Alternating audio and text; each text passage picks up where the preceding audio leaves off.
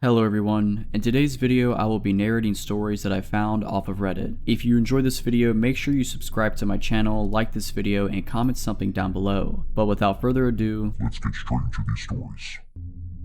For a bit of backstory, my mom was dating an abusive guy at the time. We'll call him Ian. Because of Ian and the crazy fights they had gotten into, we couldn't lock up my house at all. He had kicked in both the front and the back door to the house and they never fixed. My mother and Ian were at the bar all day, every day. I told you this so you would know why the house wasn't locked up and where my parents were when this happened. This incident occurred when I was around 12 years old and my little brother around 10. I was a really small girl at this age and my brother was sick all the time, so he was very tiny and frail. My mother and Ian were at the bar as usual. When you opened my front door, it put you in the living room and you could see the back door. There was a hallway to the right that led back into the bedrooms, and that is where my brother and I were. We were in his bedroom with the door closed playing something on a PlayStation. It was around midnight or 1 AM and we were playing and having a good time when I heard a weird noise. My brother didn't hear it and I didn't want to creep him out. I told him that I wanted to go get a drink and told him to stay in the room and I would bring him something. To get to my kitchen, you would have to walk down the hallway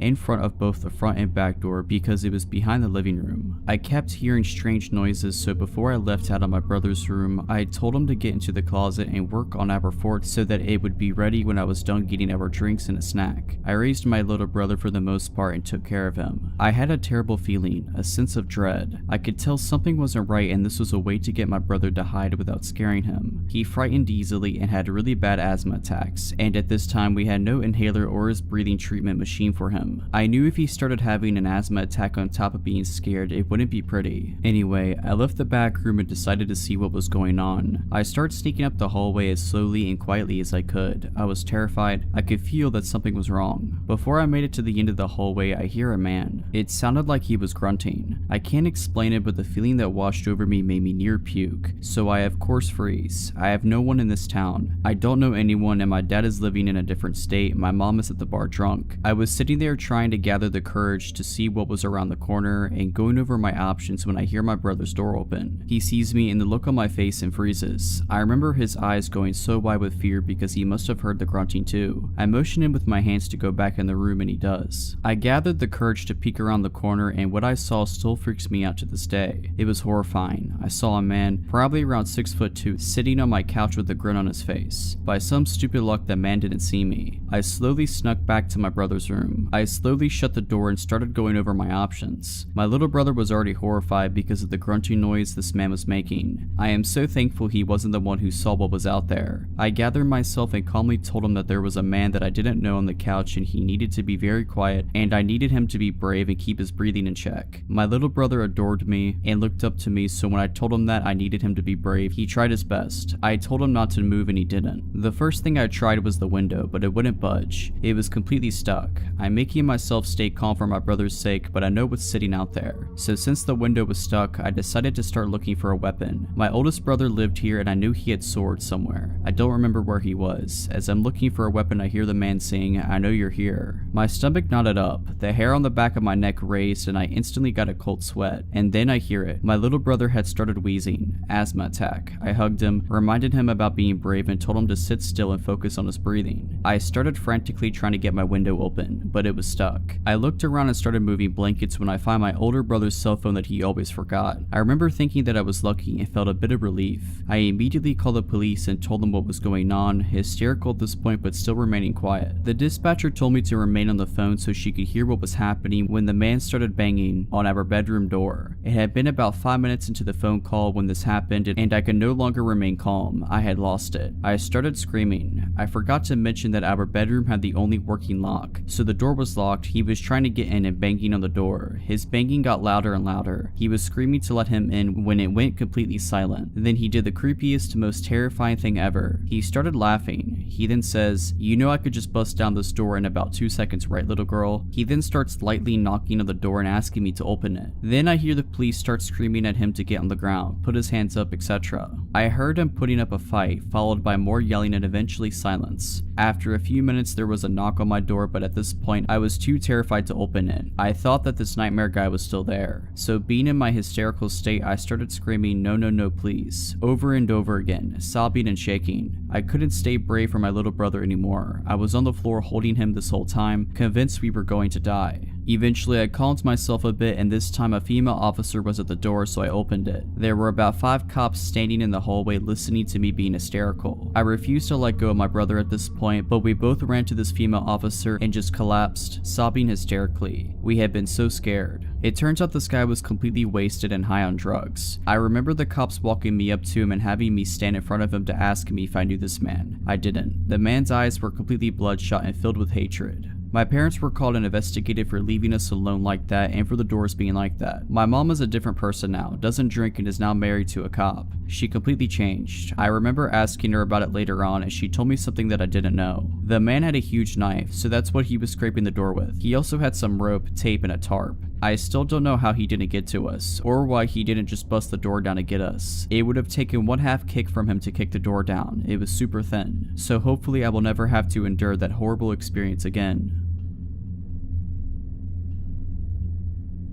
This story starts around the fall of 2017. I was walking back to work from lunch when I passed this girl and noticed she got up and started walking behind me. She took a different route and didn't follow me. A few days later it happened again, but this time she was following me. I assumed she wasn't following me at the time because where my office building is situated, you have to go up a set of stairs and pass a few other buildings, and she did not follow me up to my building. After a while, I noticed we took the same train home. A lot of the time she would be watching me. When we made eye contact, she'd look away. Then she'd continue looking when she thought I wasn't looking. There's a Whole Foods across from my office. I went there for lunch a couple times during the week. I started seeing the girl sitting in the window for lunch, and she would almost always get up as soon as I left and walk the same way I did. Around this time, I began seeing her more frequently. During lunchtime or when I got to the metro, she was almost always there. After a couple of months of this, I started noticing that she would get off at the same station as me sometimes. Sometimes she would walk the same way as me. Once I got to my place,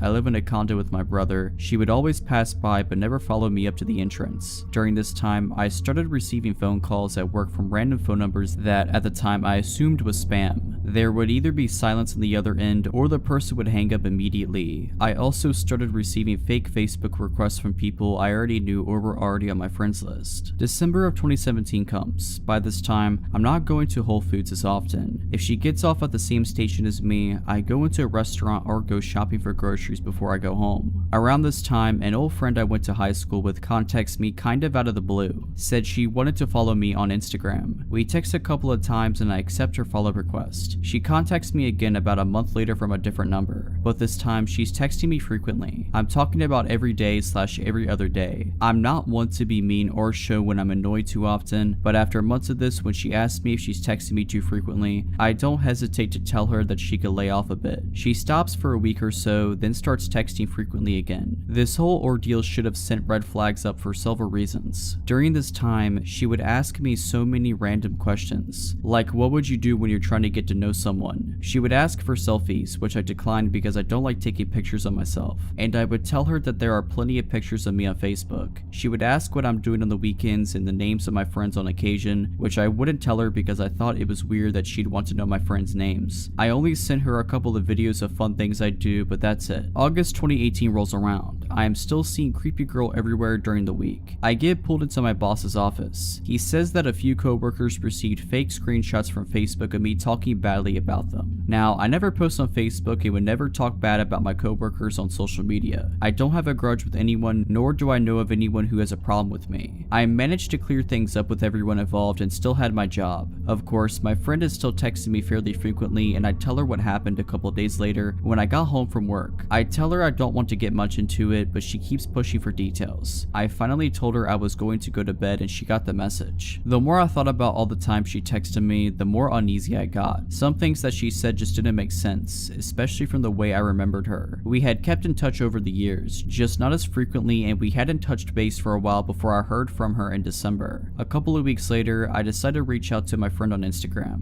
but the Instagram she last messaged me through wasn't there. However, there was still an Instagram for her I followed and that follows me back. I reach out to her and ask what her phone number was. Phone number is completely different, and it turns out that she was never the one texting me, nor did she request following me on Instagram. I tracked the number and it turns out to be one of those fake phone number apps. I request to be blocked from the service and I never hear from my friend again. After talking about it with my brother and a couple of friends, I'm almost 100% certain it was the girl that's been following me. These things only started after she appeared. The phone calls to my office, the fake Facebook request, etc. A few days before I was pulled aside by my boss, my friend texted me and told me that she had a weird feeling about me and wanted to make sure I was okay. I just thought that she was being weird at the time and didn't think much to it. This whole ordeal is really scary when I look back on it because I sent videos of myself and my address at one point. My friend even confirmed a post my brother made with pictures he tagged of me on Facebook. I was texting a stranger for 8 months about my life and they also apparently have access to my Facebook page. She doesn't follow me anymore, but when she did see me on the metro, she would always sit somewhere that she was able to make eye contact with me. I'm always careful now if anyone texts me from an unrecognizable phone number. I just hope that she decided to forget me and move on.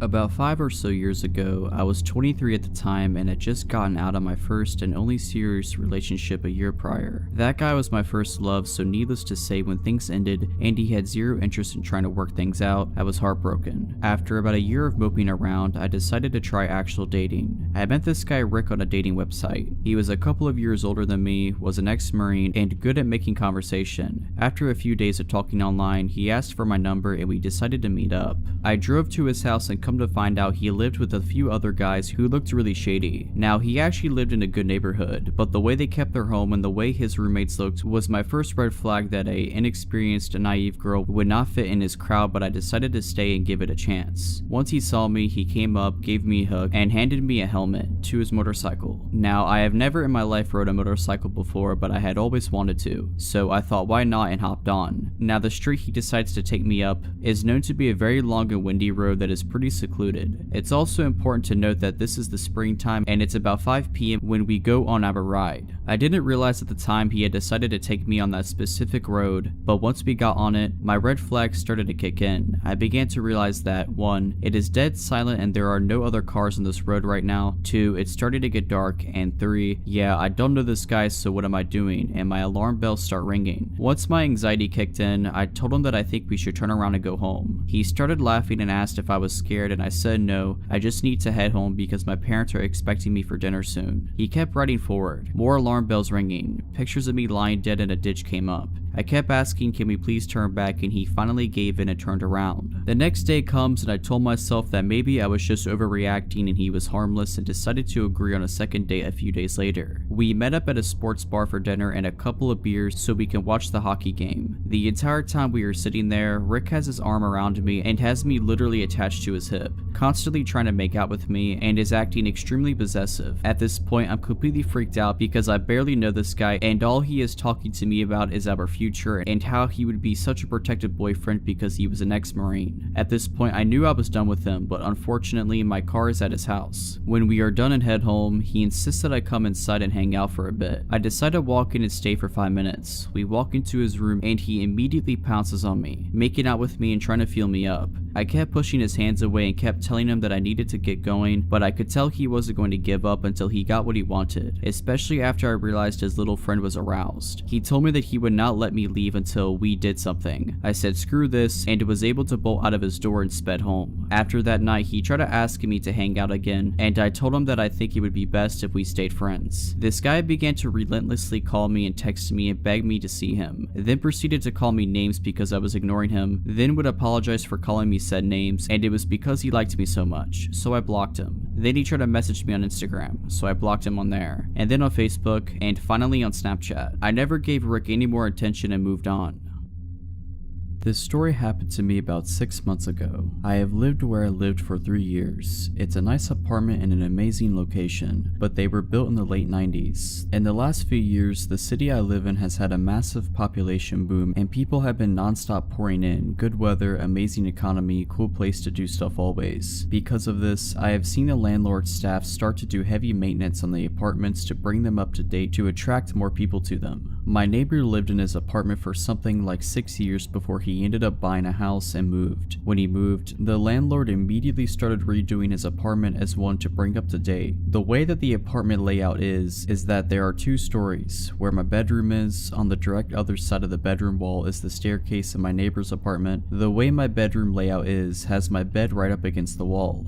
They were completely stripping this place clean. It was one of the first ones that they did such heavy remodeling to. For weeks I would always see the workers over there painting and redoing the floors, etc. A few days before this happened was no different. I left and saw them doing maintenance in the kitchen, and when I came home from work, they were gone for the day. Nothing unusual for a single bit. The part that is unusual though is what happened one particular night. I was awake around 1 AM watching TV in my room when I heard someone on the other side of the wall slowly walking up the stairs, and very obviously stopping halfway up. Where the person was stopping was directly where my head laid on the other side of the wall. I could feel him listening to me breathing. I immediately turned the TV sound off and sat there extremely quiet and still. I heard nothing for a few minutes, and then after what felt like an absolute eternity, I heard the person start walking the rest of the stairs to the 2nd floor. It was very obvious that someone was on the other side of that wall listening to me. I also knew that it was only a few days before this happened that I saw the maintenance redoing that apartment's kitchen. I knew that there was no way someone already moved in that fast. I quietly got out of bed and went to a room where I had a better view of the outside of the apartment. I obviously couldn't see if there was movement in there from the window, but I had a good angle to see if anyone walked out. I sat there for around 15 minutes just staring outside to see if I saw anything at all. Nothing. I went back into my room and laid down in bed again. I didn't play the TV. I just sat there waiting to hear something again. I was messing around on my phone for around 20 minutes in silence until I heard movement in the stairs again. This time though, the movement didn't start from the top or the bottom. The movement started in the middle of the staircase, meaning that the entire time I was sitting there in silence, this person was just on the other side of the wall listening to my every move. This terrified me, so I called the cops. I gave them all the information of what was going on, and they informed me someone would be out very soon. I went back to the one room and watched out the window again. Only a few moments later, a police car pulled up and a cop got out to examine the building and the apartment. Only a few moments later, a police car pulled up and a cop got out to examine the building and the apartment. He was looking around and shining his light in the windows. I heard him knock on the door and shortly after could hear him talking to someone, but couldn't make out what they were saying. I was totally puzzled by this. The officer walked over to my door and knocked. I went downstairs and he informed me very nicely that someone just moved in there. I laughed and was completely embarrassed. I even said to the cop that it was a heck of a way to meet your new neighbor. I felt embarrassed, but more importantly felt very relieved about the entire situation. I brushed off the whole thing as it just being late and my mind playing massive tricks on me. The next day I went to leave my apartment when I saw something that made me stop dead in my tracks. I went outside and only took a few steps towards my car when I saw maintenance over there carrying out the old refrigerator. I was puzzled. I walked over to the apartment and I looked in the door that was wide open. The kitchen was still being worked on, and not a single piece of furniture could be seen. I was legitimately speechless. I walked over to a maintenance man and said, "Didn't someone move in here?" And he informed me no, and that the apartment wouldn't be ready for showings until at least 3 weeks. I ran back upstairs into my apartment and called my landlord. I asked her if someone is staying there and she said absolutely not. I told her about what I experienced the night before. She was floored. She told me that they would change that apartment's locks immediately. She also suggested that I call the non-emergency line to the police department and inform them that no one lives there. I did just that and they asked me to come down to the station. I told them all of the information in detail of what happened. They were able to quickly figure out what officer came out to check out the situation so he could help identify the person who answered the door. The officer described the man in detail and I confirmed that I had never seen him around the apartments before. There was a search around town for a few weeks until the whole thing just sort of fizzled out and I stopped hearing about it and started seeing less and less patrol cars randomly in the parking lot. After that night, I never heard another thing in that apartment. Around a month later, an older couple moved in and they are very nice. When I saw the moving van pull up, I went out to introduce myself to them. But to be completely honest, the only reason I went out there was to see if any of them matched the description of who the cops saw. Not even close. I'm certain that the person who was in that apartment got away with it. I had an extremely hard time sleeping the following weeks of that happening to me. I actually ended up moving my bed into the smaller second bedroom because it bothered me so much. I have zero idea of what the intentions were of the person or what they were doing on that staircase.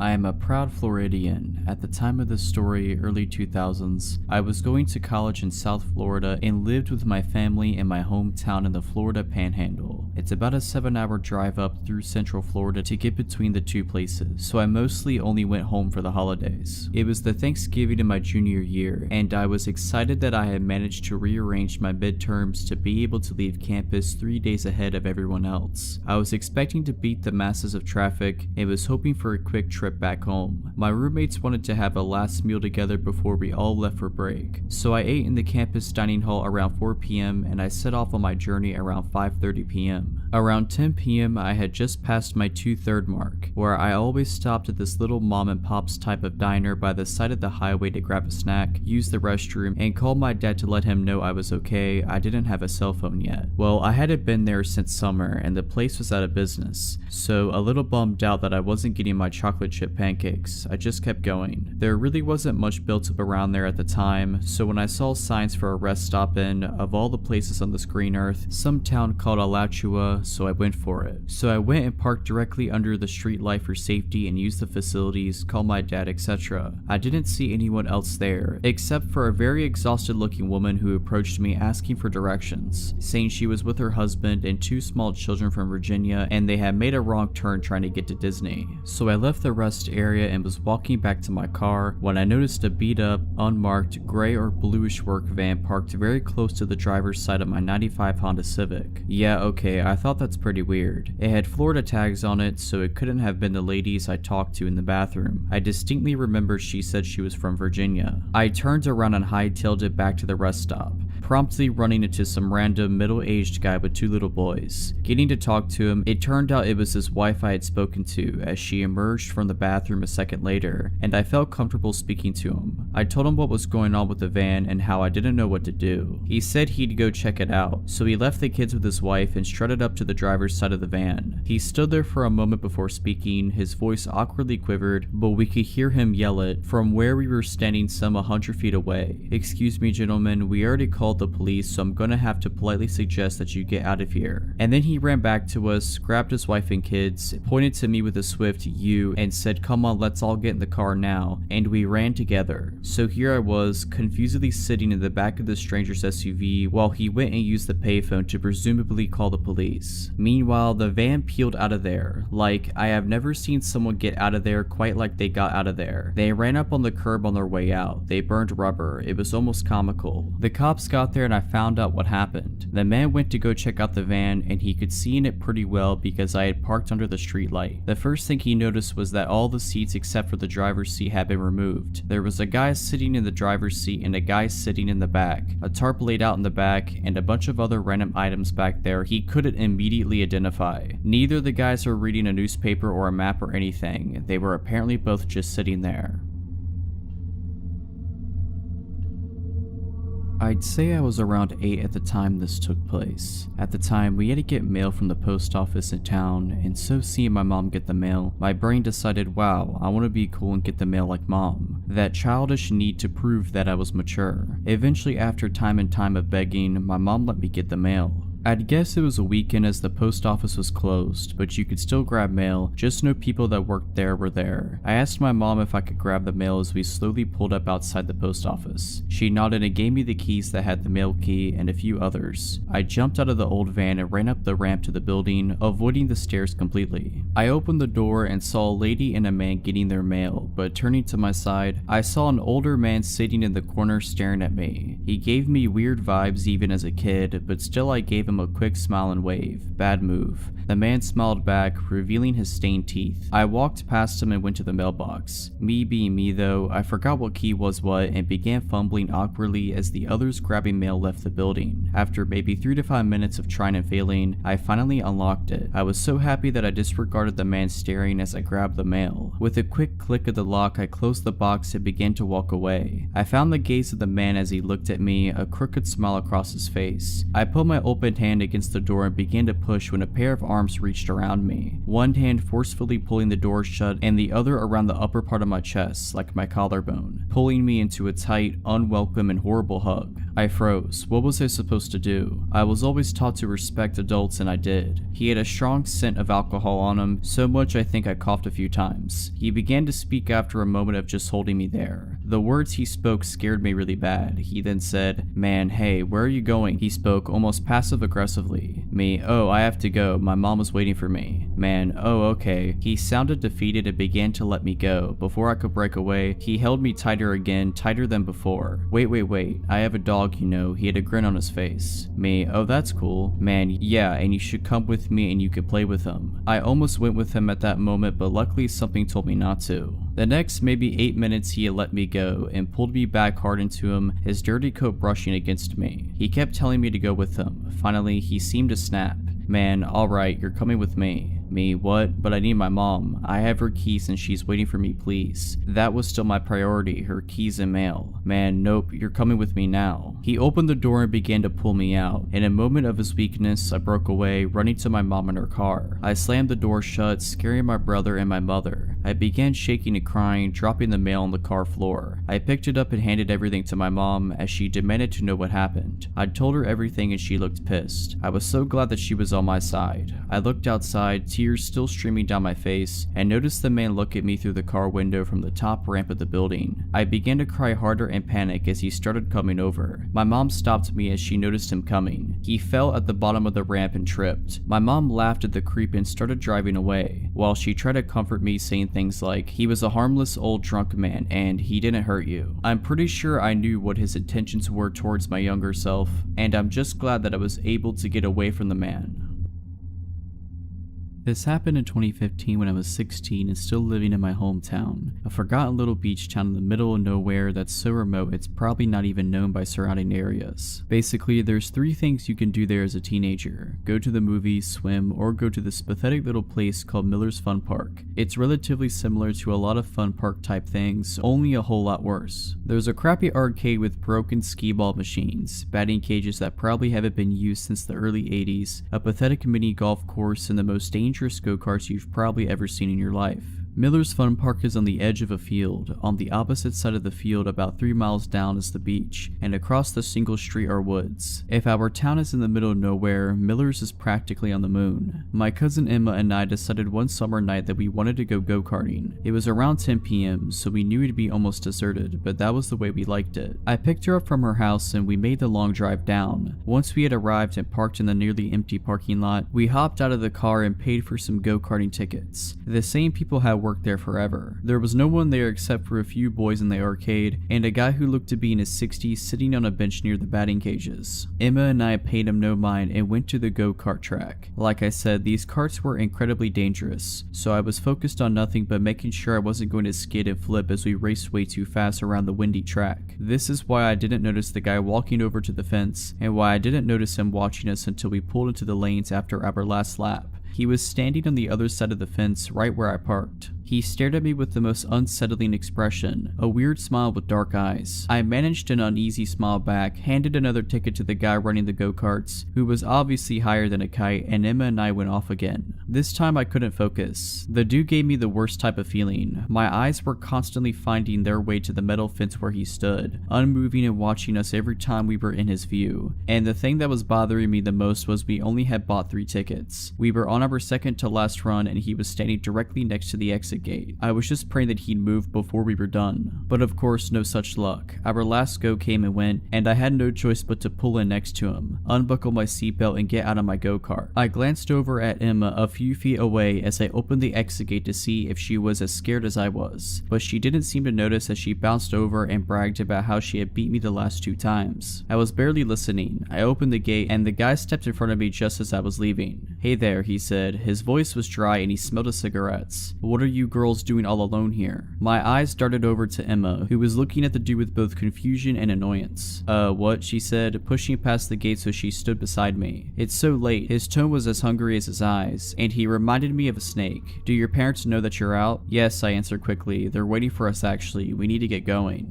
This was a lie and probably sounded like it from my tone, but I tried to push past him anyway. It didn't work. He grabbed my shoulder to keep me in front of him. Nonsense. I saw you girls pull up alone. My heart dropped to my stomach. He had? Are you heading out? Why don't I walk you to your car? He starts inching towards me and I look to Emma for help. With one swift movement, she pulled me halfway behind her and started sizing the guy up. This was pretty dumb as we're both small, and though she's a few inches taller than me, neither of us are anywhere near his size. This guy clears 6'2" easy, but she doesn't seem to care. Actually, we were just headed to the arcade, she says harshly. Her boyfriend is going to meet us here. I did have a boyfriend at the time, but he wasn't coming. He wasn't even in town, and I knew that she knew this. The guy's face immediately changes. His smile disappeared, and he now was glaring down at me with a look of annoyance in his eyes. I felt myself start to cower. Boyfriend, he says roughly. Emma didn't give me time to say anything. She grabbed my arm and tugged me behind her into the arcade. The boys from before had already left, and the usual girl who worked in there was nowhere to be found. Still, it felt safer than outside. We ran to the back and hid behind the claw machine. What do we do? I left my phone in my car, I whisper shouted. There was no way I was going out there alone, and the go-kart guy had already disappeared into the small ticket shack. I don't have mine either, I left it charging, she said, face-palming. We're just gonna have to make a run for it. Are you crazy? He's probably waiting for us in the parking lot. What about the guy who runs the go-karts? We could get him to walk us out, she said. I just shook my head. He's as high as Mount Everest right now. I don't want to risk running all the way to the ticket stand for nothing. Then we have no choice. She stood up, pulling me with her. Let's go. I swallowed hard, wanting to cry. I'd never been that scared before. There was something so wrong about that guy. We made our way out of the arcade, looking around to see if he's nearby. The park was now absolutely deserted. Emma practically had to drag me to the exit. I was looking every direction every second, waiting for the guy to come out of the woods or something and pounce on us at any second. But he didn't. Everything was still. Get your keys out, Emma instructed, and I pulled them from my pocket. We were about 20 feet from my car when I stopped dead in my tracks. What? She whispered. I stared at the car, keys in hand. I had never locked it. I never locked the car, Emma. What? I didn't lock it. What if?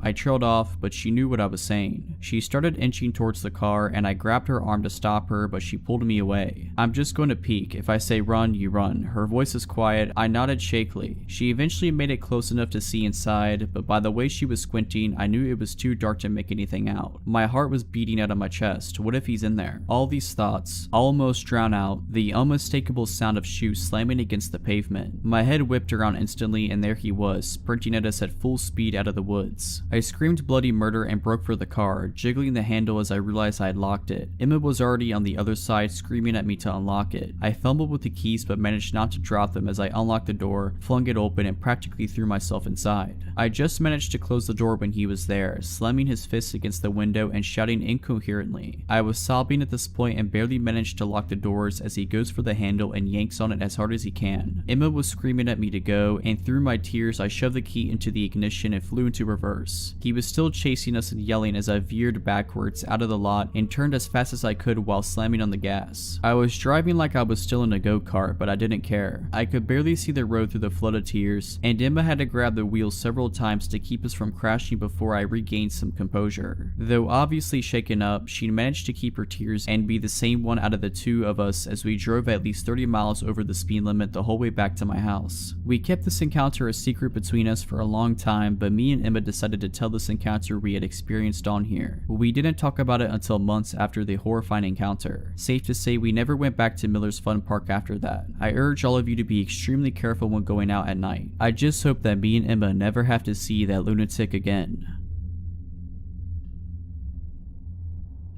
This story is about an event that happened to my mother around 1972 when she was 8 years old. To set the scene, both of my grandparents ran a restaurant/gas station in our hometown. They have always run a business of some type since the 50s. This means that a lot of days my mom would take the school bus home and stay by herself if my grandma had to stay and help run things, usually no more than an hour or two. My uncle, her older brother, would usually come home on the bus with her, but he was a little older and sometimes had football practice. So was the case on the day of the event I'm getting to. So my mother arrived home on this day, let herself in the house, and put away her things. She had just recently received a new puppy and knew the first thing she needed to do was take the pup out to the yard to use the restroom. She wrapped the dog in a white towel, this is important, and walked him outside. As she put down the dog, she shook its hair out of the blanket, flailing it about the wind. It's then she noticed the neighbor's son was staring at her from across the street. This guy was in his late 20s and was known to be very strange. My mom said he always creeped her and everyone else out. She said he would stare at her when she would play outside and made her feel generally uncomfortable. She said he appeared out of nowhere in his yard that day, and as she took out the blanket, he began grinning and waving. Feeling more than a little shook, she picked up her pup, went inside and locked the door. She began to do some homework, and after about 5 minutes of work, she heard a loud knock at the door. She slowly walked to the window to see who it was. She knew it wasn't my grandparents because of course they had keys. As she opened the blinds, her eyes locked with those of the creep from across the street, like he was already looking in the window. She jumped and said she screamed a little as she shut the blinds. She walked to the door and made sure it was locked. She said he just continued with the slow, continuous thud on the door, almost in rhythm. Knock, knock, knock. Then she really got terrified as he began speaking to her through the door. "Hi, sweetie. I saw you with your doggy. Let me in to see him." She was in shock. "Come on and let me in, sweetie. Please, I want to see your puppy." In full freakout mode, my mom screamed, "You need to leave now. You need to go back to your house. I don't know you." He kept knocking. Knock, knock, knock. I can see the fear in my mom's eyes when she describes that part. He said, "Let me in. I saw you waving your flag of surrender." I kid you not, the guy thought my mom's shaking hair from the blanket was a flag of surrender and a sign for him to come over. My mom screamed, "I'm calling my dad and the police if you don't leave now." With this, the knocking stopped. She tried to catch her breath and shake off her fear. She then got up from the door and ran to the basement level of the home. It was an old house, so the kitchen and the rec room were down there along with the only phone in the house. She made it to the phone and began to dial 911. All of a sudden, she heard a shatter from the next room. She looked over to see the crazed neighbor attempting to crawl through the kitchen window. He was ripping down the curtain as his upper body got through, and my mother screamed what was happening to the police on the phone. All of a sudden, he was bleeding from the abdomen where the window glass had cut him as his lower half couldn't squeeze through. Then my mom began hearing my grandmother's screams, "What are you doing?" Then the guy yelling in pain and squirming out the window as she hit him from behind with some tool that was laying in her garden on the side of the house where the entrance to the window was. He managed to get out the window and bolted to his house. The police came, grandma called my grandfather, and he arrived as well after shutting down the business as soon as she told him. They arrested him for breaking and entering. On the day of his court date, he told them the white flag of surrender story, but this was the final nut on his crazy cake as they put him in a mental institution that day. He may have gotten out but went back because my mother said he later died in an institution. Outside the courthouse, the crazy family of the creep tried to blame my 8-year-old mother, and the man's father called my mother a harlot. We always can't help but wonder though, what would he have done to her if my grandma didn't come home at that moment?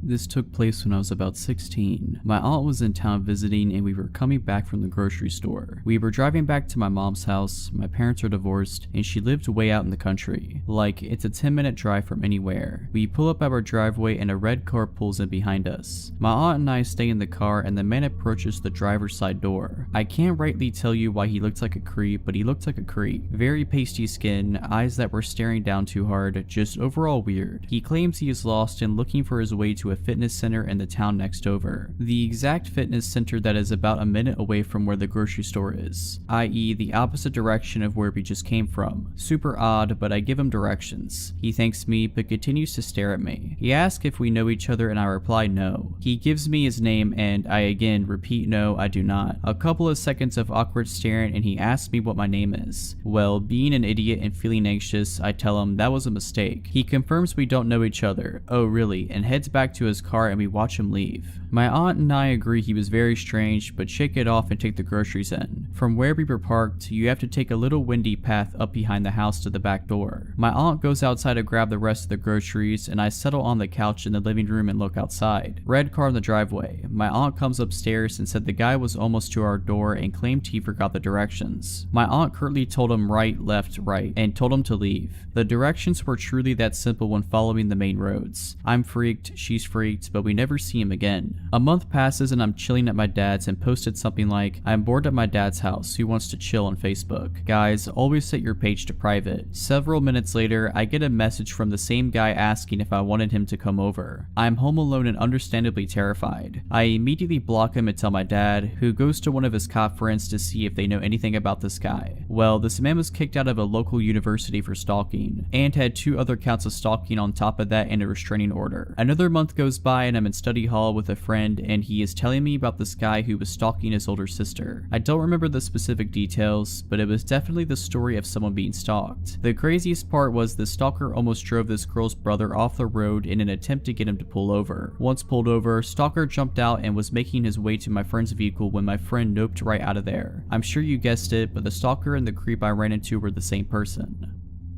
I was always the weird kid growing up, so making friends was never easy for me. I was a bit of a punk in high school, so living in a preppy, religious town was not my ideal place. Eventually, I met this boy, Sean. I was so happy to finally have someone I connected with. We quickly became best friends and hung out almost every day. He was odd, but so was I, so I just looked past it. Most of the time we were hanging out, we were also on drugs, so I figured some of the stuff he said was just the drugs talking. But one day he said, "I'm gonna stab someone this week." 4 days later, he threatened to shoot up a place on Instagram. He played it off as a joke when I confronted him about it. His parents took away his phone and forced him to move away for a few weeks to let the air clear, but we kept in contact. At this point, my dumb self realized I was in love with him. I did everything I could to clear his name. I even got into arguments with parents on Facebook. My parents begged me to stop talking to him, but for some reason, I truly believed he was good. I didn't want to believe he was capable of hurting anyone. The whole shooting thing never really blew over. When he came back to school, students would run from him in the hallways, people were sending him threats, his reputation was ruined. After all of this, something in him changed. He was angrier. We would be talking and joking around about something, and he would start attacking me with words. If I made a new friend, he'd go out of his way to ruin my new friendship.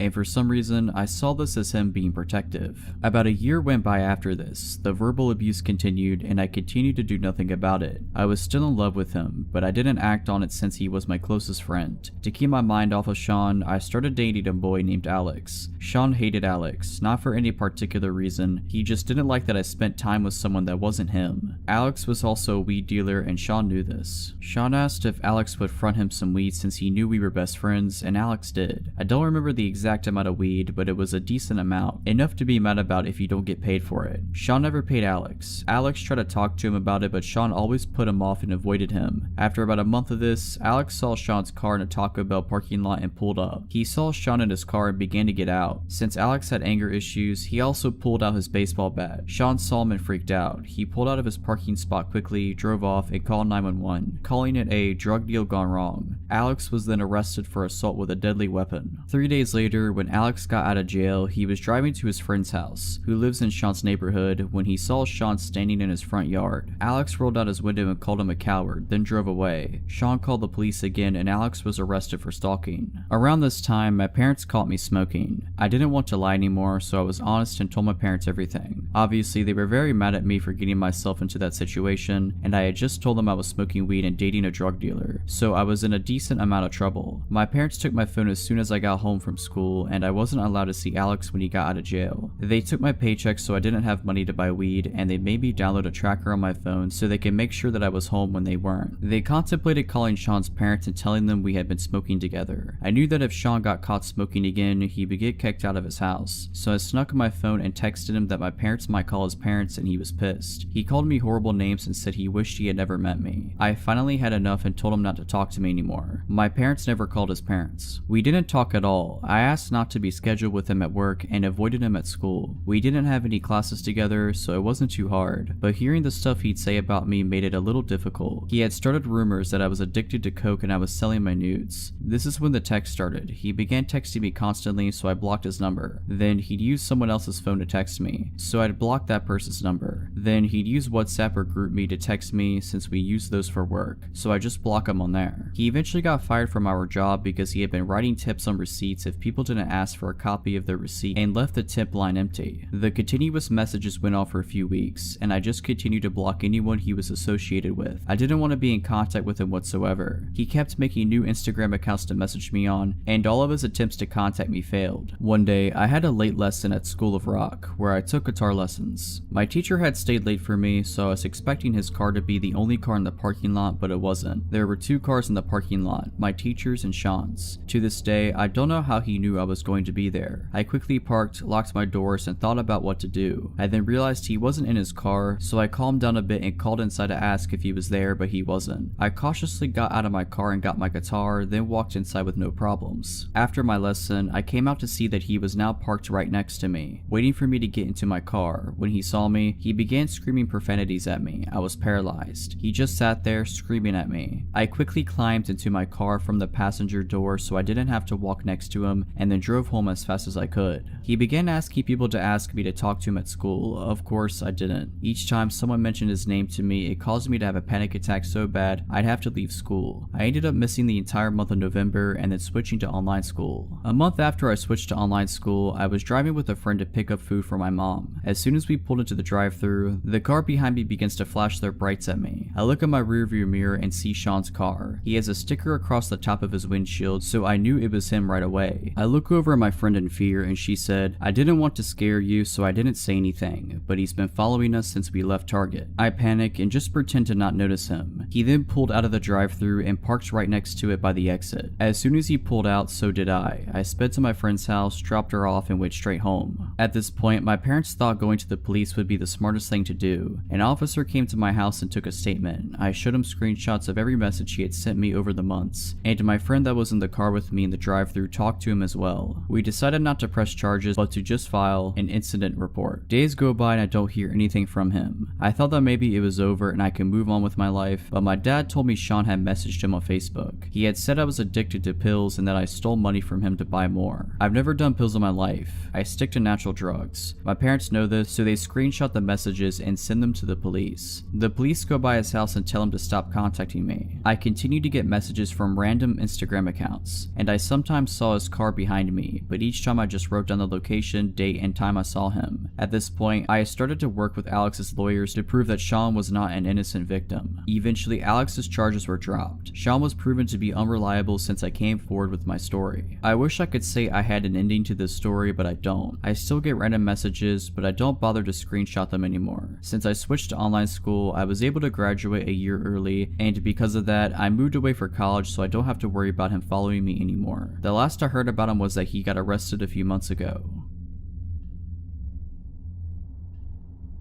I went on a Tinder date some time ago while I was adjusting to a new city I had moved to. I didn't really know anybody there, so I used some online dating apps to see the dating scene around town. I landed one from a girl that seemed just like a chill person. We had a few exchanges through the Tinder app and then decided to meet up for a drink. I picked her up at her house and she greeted me at the door and gave me a hug. She said the name of a local bar she wanted to go to for us to chat and get to know each other. I told her I would drive and proceeded to my car. The first red flag I noticed was when I walked to my car and opened the door. She had just followed me to the driver's side and was standing behind me staring. I looked at her blankly for 15 seconds and asked her if she was going to get in. She said sure, I would love to, and went the long way to the passenger side around the back of the car. Since I had just met the girl, I figured she had just maybe smoked some weed or something, as I had kind of got the vibe she was a bit of a stoner. As I was driving to the bar, she talked in a very low voice, almost as if she was trying to whisper. I am not hard of hearing or anything, but I had to ask her to repeat herself several times just so I could make out the full sentences she was saying. When we got to the bar, I made sure we got a seat closer to the back away from most people, just so I could have a little quiet in order to hear her. The conversations honestly carried on as normal from this point, and it was actually a fun time for the time being. We talked about different things we were interested in, and she did bring up she did recreationally use weed and a few other tripping substances like shrooms and such. I am not much of a fan of these, but it at least made me relax in the back of my mind to think maybe she was just high off marijuana, and that rationally explains some of the out of their behavior. Granted, I had a few drinks at this point, so I was honestly not thinking straight. I asked her if she wanted to go to my place after drinks and she agreed. When we got to my place, we had a few more drinks, then she started talking about her jewelry. This is where it gets weird. She told me her jewelry was her big secret and it defined her. When I asked her why it was so important, she said, I'm actually Anastasia, and I was never killed in Russia. My jewelry is my link to my past. It was hard for me to take that serious at this point with how much I drank, so I kind of challenged that statement using the little bit I knew about history. At this point, she freaked out and started yelling at the top of her lungs about how I don't respect ancestors in history. And then she got quiet and tiptoed right up to me and grabbed me by my neck. She then brought my face eye to eye with hers while still holding my neck. She says at this point, "I am a shaman and I will curse you. My ancestors have destroyed many people and you do not respect that. You are from oppressive ancestors and they will be punished." And then she put her hand in a whiskey glass and made a cross on my face and kissed my forehead. At this point, I started to sober up a little. I talked to her to calm me down, telling her I was only joking. Then she slowly started getting back to normal. Then she started talking about her cats. She tells me she has a list of people who she tames to act as cats. I am not about judging people on their interests, so I listen in. She then tells me all the things she does to them and starts acting like a cat in my living room. My red flags in my head were tingling like crazy at this point, so I just listened to try not to set her off. She noticed sage on my kitchen counter and asked me to let her light it and bless the house. Side note, I use sage to make my house smell better occasionally. It's kind of a ritual I like to do, but it's mine and mine alone. Something I take very personally and I like to do myself. I tell her no, she can't light it and that it's my thing to do on my own. Then she freaks out telling me I am a horrible human being and screaming all over the place. I tell her I can take her home now and she runs to the door and goes outside. As I get outside, she is screaming at the top of her lungs that I am a horrible person and I should go die. I tell her she can walk herself home then, and I go back to my place and lock the door. She then starts banging on the door hard in about 10 minutes saying she left her phone in there. I grab her phone off the kitchen counter and open the door to hand it to her. She tries to barge inside and I block her with my forearm. She then acts like she's about to punch me. I just hold my ground and tell her she is not coming in. She screams she wanted the whiskey bottle we were drinking from. I told her no, because I paid for the thing. I slam the door at that point and lock it. I hear her bang on the door for a minute. I then hear her footsteps going down the stairs. I waited about an hour and then went walking outside to see if she was still hanging around. I didn't see her, nor did I ever see her again after that.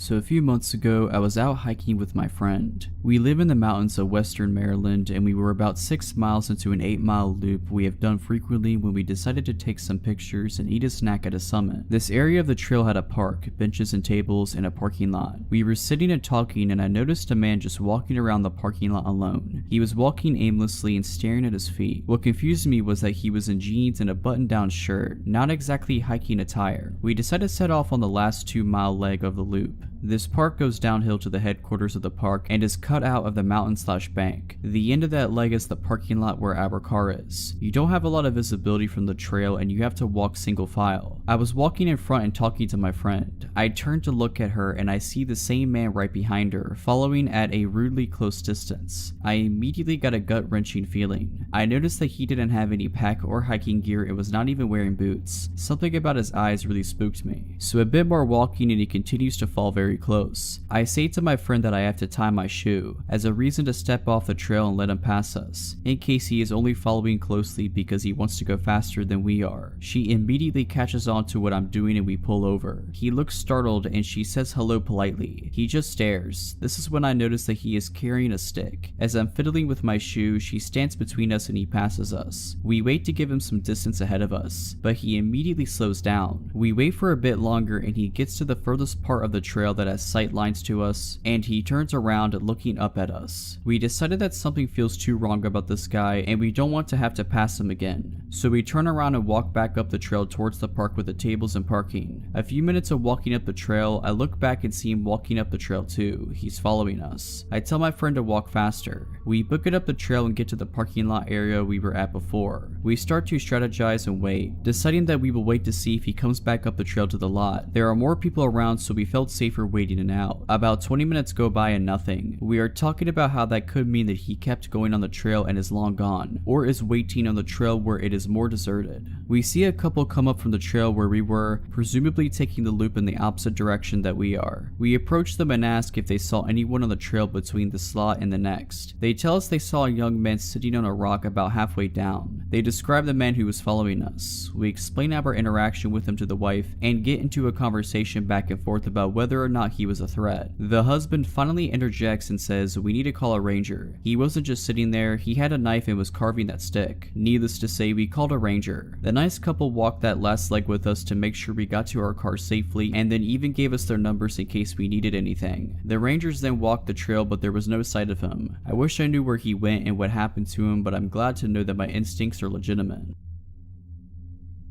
The events of this story happened 13 years ago and it still messes with me to this day even though I'm not in any sort of danger. When I was in college, I got super depressed and stressed out near my junior year. I was always super into school and just started slipping near the end of my college terms, so it threw me off bad. Never experienced failing at subjects before and it threw me into a ridiculous stress. I graduated and figured everything would go away with that, but I found myself still feeling very mentally foggy. My sister knew how bad off I was from the last few years of school, so she hatched a plan to surprise me. I always wanted to go to Miami growing up. I know how lame that sounds, but being a girl who grew up in the Midwest and even went to college there, it was always super exciting looking to me. Up to this point I traveled but never went anywhere as lively or big as Miami always seemed. My sister planned a 5-night vacation with me as a way to get me out of this mental fog and also celebrate in our own way me graduating college. I was super excited. The few months passed and it was time for the trip. We get there and the first few nights were incredible. We hit up the restaurants I had on my little list of places to try and spent many hours by the ocean. I was never a big party girl. Up to this point in my life I was drunk maybe twice. My sister was the opposite, who was at every party that happened in our hometown. She got bored of going back to the room so early every night and convinced me to go to a nightclub with her for the first time. I fought it a bit but let my guard down because I was feeling great for the first time in a long time and was ready to try new things. It was a Saturday night downtown in the middle of summer. We get to this nightclub and the line is legit wrapped around the building. It was massive. We waited in line for what felt like forever and were let in finally. I walked in the door and felt like I got shot because of the loudness. My sister dragged me to the bar and ordered some shots of some drink with a funny name. Again, I decided to just let my guard down and try new things. As more shots went down, I decided that would be the theme of the night, trying new stuff out. I was aware how boring I was and was, in my opinion, in the most exciting place in the world. Around 45 minutes into dancing and drinking, I became very drunk.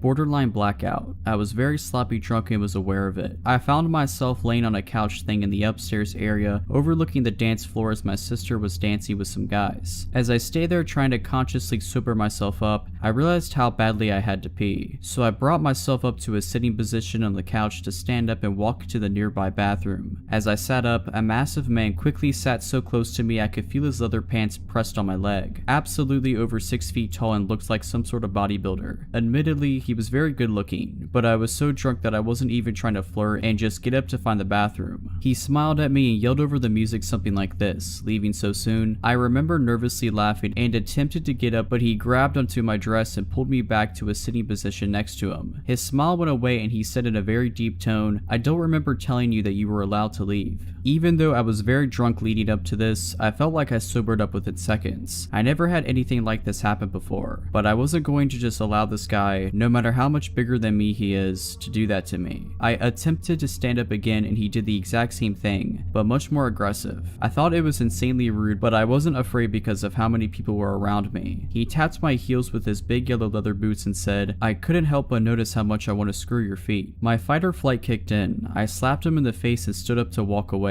I was very uncomfortable, but I still wasn't afraid just because of the amount of people around. As I was walking away, I heard him laughing and he yelled to me, "I'm trying to decide if I want to keep your feet after I cut the rest of your body up into little pieces." I walked away very quickly as I attempted to search for my sister on the dance floor from above. I couldn't find her, so I decided to take my phone out to text her just to see I had missed a call from her. I was out of eyeshot from this dude and cut away into the bathroom so I could call her back. It was still pretty loud in there, but it wasn't loud enough to where she couldn't hear me on the phone. I went into a stall and called her back. As I was in the stall, I heard the bathroom door open and someone went into the one directly next to me. I was waiting for her to pick up when I looked down underneath the stall and saw the same guy's very distinct yellow leather boots. He was just standing there. I felt like I was about to die. I knew he knew I was in there. I held my breath and hung up on the phone just staring at his shoes, not moving a single bit from when he shut the door. I heard the main bathroom door open again and I immediately ran out the stall, out the door, and straight to outside the club without slowing down once. I was terrified. Just so happens my sister was close to where I came out trying to call me to ask if I was ready to leave.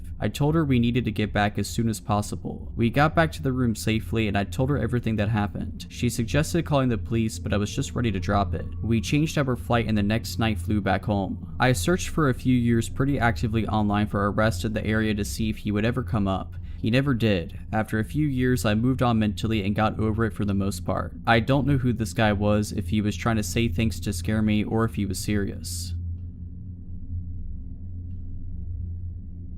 This story begins when I was in 4th grade, so I was about 9, as I was a bit young for my grade. Because of me being younger than the other kids, I didn't get along with them very well, so whenever we would go out to recess, I would make sure to bring whatever book I was reading at the time. I had my own special place I liked to sit and read. It was a little corner of the playground where barely anybody went. It was a large patch of clovers and other overgrown plants and had a large bush with a gap between it and the fence. I used to love to sit there. One day, I went over to my normal spot and sat with my back facing the bush. I had been reading for a while when I thought I heard a rustling sound behind me. Sometimes squirrels and chipmunks would hang out in the gap between the bush and the fence, so I didn't think much of it. That was until I heard heavy breathing and something tugging on my hair. Surprised, I whipped my head around thinking my hair had gotten caught on a branch or something, but instead there was a boy. He was sitting hunched in the gap between the fence and the bush, leaning forward between the branches with his face mostly obscured by leaves and his arm outstretched, trying to grab at my hair. I screamed and bolted for the picnic table area where the supervising teachers were. I was very shy back then, so I didn't say anything. Instead, for a long time after that, I sat and read by the teachers during recess. About 3/4 of the way through the school year, I made a friend who we'll call Matt. Matt was also a bit of an outcast, and when we got assigned to be in a reading group together, we became fast friends. He was nice enough, but even my 9-year-old self could tell that there was something off about him. He was way too clingy, barely ever leaving my side, and constantly coming up with excuses to touch me. I of course didn't have any other friends then, so I ignored it. However, one day he told me that he liked me. I had no idea how to react to this and just said nothing. He apparently took my silence as a yes because he called my home phone later that night. My mom handed me the phone saying that a friend was asking to talk to me. Since my parents were watching TV downstairs, I decided to go up to my room so I wouldn't bother them. It was Matt. I could barely even say hello before he started saying some seriously weird stuff. He started saying things like, "What do you want to name our kids? When we get to high school, let's run away and start a family. I bet you look really cute when you're asleep."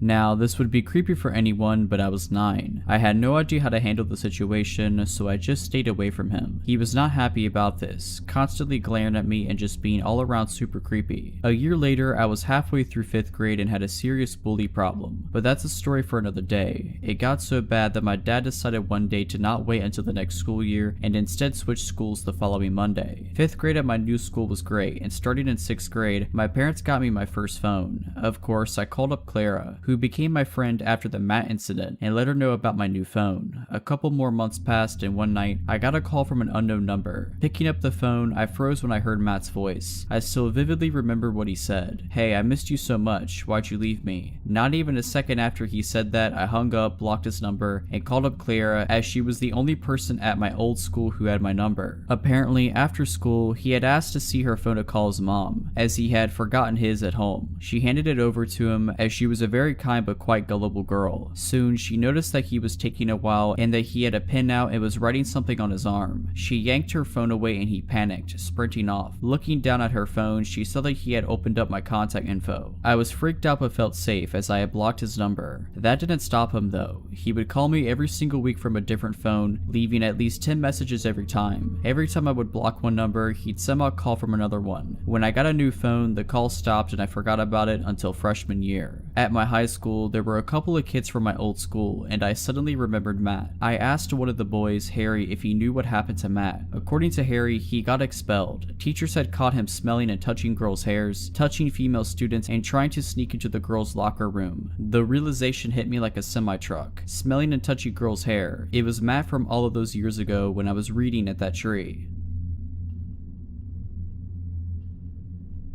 I'm a 24-year-old woman, and I once worked at a pharmacy store for about a year as a cashier. I had many weird encounters because people were sometimes behind in their medication doses when they came in to pick them up, mostly harmless. The shifts were usually just one cashier and a supervisor, with the supervisor in the back of the store and the cashier alone up front. This happened close to Halloween at about 9 a.m. on a sunny, innocent day. I was just chilling at the cash register waiting for customers when a man came in and stood in the aisle across from the register register and just stared at me for a good 5 minutes. I didn't realize that's actually what he was doing until he made eye contact and he didn't look away. He was tall and reminded me of Tyler Labini's character in Tucker and Dale vs. Evil, just not the least bit charming. I immediately called my supervisor up front over the loudspeaker and the guy walked down the aisle towards the pharmacy. When my supervisor appeared, I told her what happened. She downplayed it, didn't look for him, and said just to call her if he did anything. Comforting. When she was gone, the man made a loop around the store and came right to my register with a bag of Halloween candy and nothing else. I tried ringing him up quickly, but he started asking me ridiculous questions about our savings card program and insisting he sign up.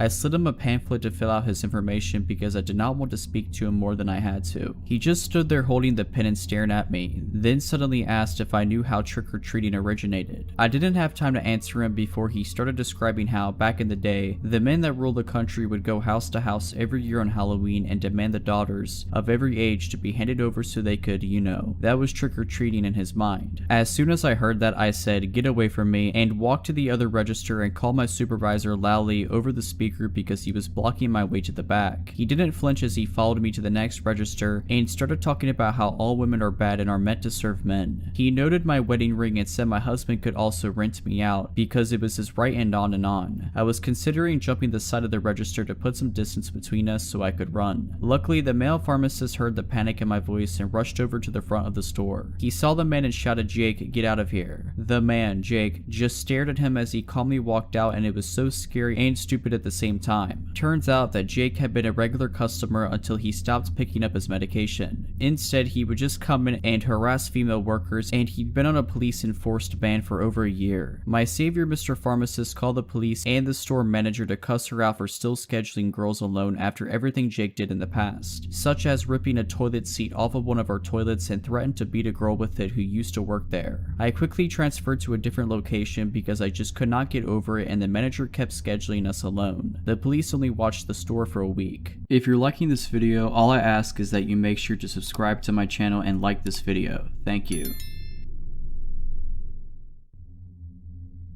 I'm going to tell you the story of a terrifying old creep that had stalked me since I was 16 years old. I'm currently 20 years old. I worked in a restaurant which was inside a bigger shopping center. My stalker, an old man named Eric, worked for the actual shopping center itself and not a store inside it like me. I had one other friend at my job who was my age, and her name was Jessica. Jessica had worked there for longer than I had, and one day she asked if I heard of this guy who worked in the shopping center called Eric. Jessica described Eric as very strange. She didn't describe him as frightening or unsettling, or even someone to be afraid of, just as a very eccentric man. Jessica has also told me that Eric had brought her a present on Valentine's Day, chocolate. Anyone would think this was friendly behavior or harmless flirting, if he wasn't a 50-something-year-old man bringing chocolates to a 16-year-old girl he barely knew. I began to see for myself that Eric wasn't just an innocent old man with a slight crush. He had other intentions. The first time I remember Eric approaching me was when I was filling up a machine near the entrance of my work. This machine was out of the view of all the other employees and the restaurant was empty. Eric wasn't supposed to enter my place of work when he was working at the shopping center, so he had deliberately gone out of his way to come and speak to me. To describe his appearance, he had gray hair with bald patches and had beady little eyes which he never averted from yours. Eric must have sneaked up on me as I looked up and he was standing right next to me, a little too close. "My name is Lucy." Eric asked me, "Lucy, are you married?" He almost laughed after he asked me this. He had a smirk on his face. Eric liked to ask me questions that he already knew the answer to, just to see my reaction. I began to clock on to the fact that Eric had been going a little further than just approaching me at work, and instead stalking my social media accounts in the weeks following this first encounter, such as Twitter and Instagram, when he began asking me very specific questions about things I had posted about in the days before. For example, I had posted on Instagram about a tattoo I got, which was in homage to my favorite band. I was serving a customer one day only to be interrupted by a shrill but quiet voice. It was Eric. His eyes were huge and he had a look of pure excitement and menace on his face. He had yet again entered my workplace when he wasn't supposed to, just to talk to me. He asked me, "Lucy, what's your favorite insert band here song?" I felt creeped out. The tattoo I had gotten was covered by my work uniform, so the only way he could have seen it was going through my Instagram page. I forced myself to forget all about it and carried on working. Over the course of a few months, Eric would come into my workplace more and more frequently, asking me bizarre questions and still reciting back to me things that I had tweeted about or posted on Instagram. Every time I would see him, I would get visibly uncomfortable, and he liked it when I got uncomfortable. All while this was happening, Jessica approached me and let me know that Eric had followed her in his car on her walk home from work, slowing down to ask her where she lived. I had also been told other disturbing news about Eric from multiple different people. It seemed as if he was becoming more invested in whatever his intentions were towards me and Jessica. News had traveled to one of my managers about Eric's unsettling actions towards me, and this manager informed me that a few years ago, Eric was rumored to have followed a young girl who used to work for our restaurant into a toilet. Things didn't quite make sense to me. He was known for being a creep, yet still employed at the shopping center. On one hand, I was glad to know I wasn't just creeped out for no reason, but on the other hand, I was frightened as he'd been doing this for years, yet no one had stopped him. There was a woman who worked at the same place as me called Rebecca, and she had some sort of disability which caused her to befriend and be trusting to people without knowing anything about them. It seems that Eric took advantage of her, as he had asked for her phone number and she gave it to him. Rebecca had shown me her text with Eric. He had texted her things like, "Rebecca, are you alone?" and "Rebecca, are you sat on the bus alone?" But the most unsettling part of it all was the text from Eric that read, "Rebecca, could you please let me know any information on the girls that work at insert restaurant name here?" I was stunned. I was constantly questioning why this old man was so bent on finding out everything I do in my life. He had gone out of his way to source information about me through a vulnerable person I worked with, and I was scared he was going to go further. One night I was watching the movie Grease with my family, and I tweeted something stupid like, "Grease is my favorite film because it's a great film, right?" Anyways, the morning after my tweet, Eric approaches me in his usual way and utters, "Do you like the film Grease, Lucy?" The same usual smirk lit up on his face. I tried to carry on with my day, but spent the entirety of my shift feeling a little shaken up.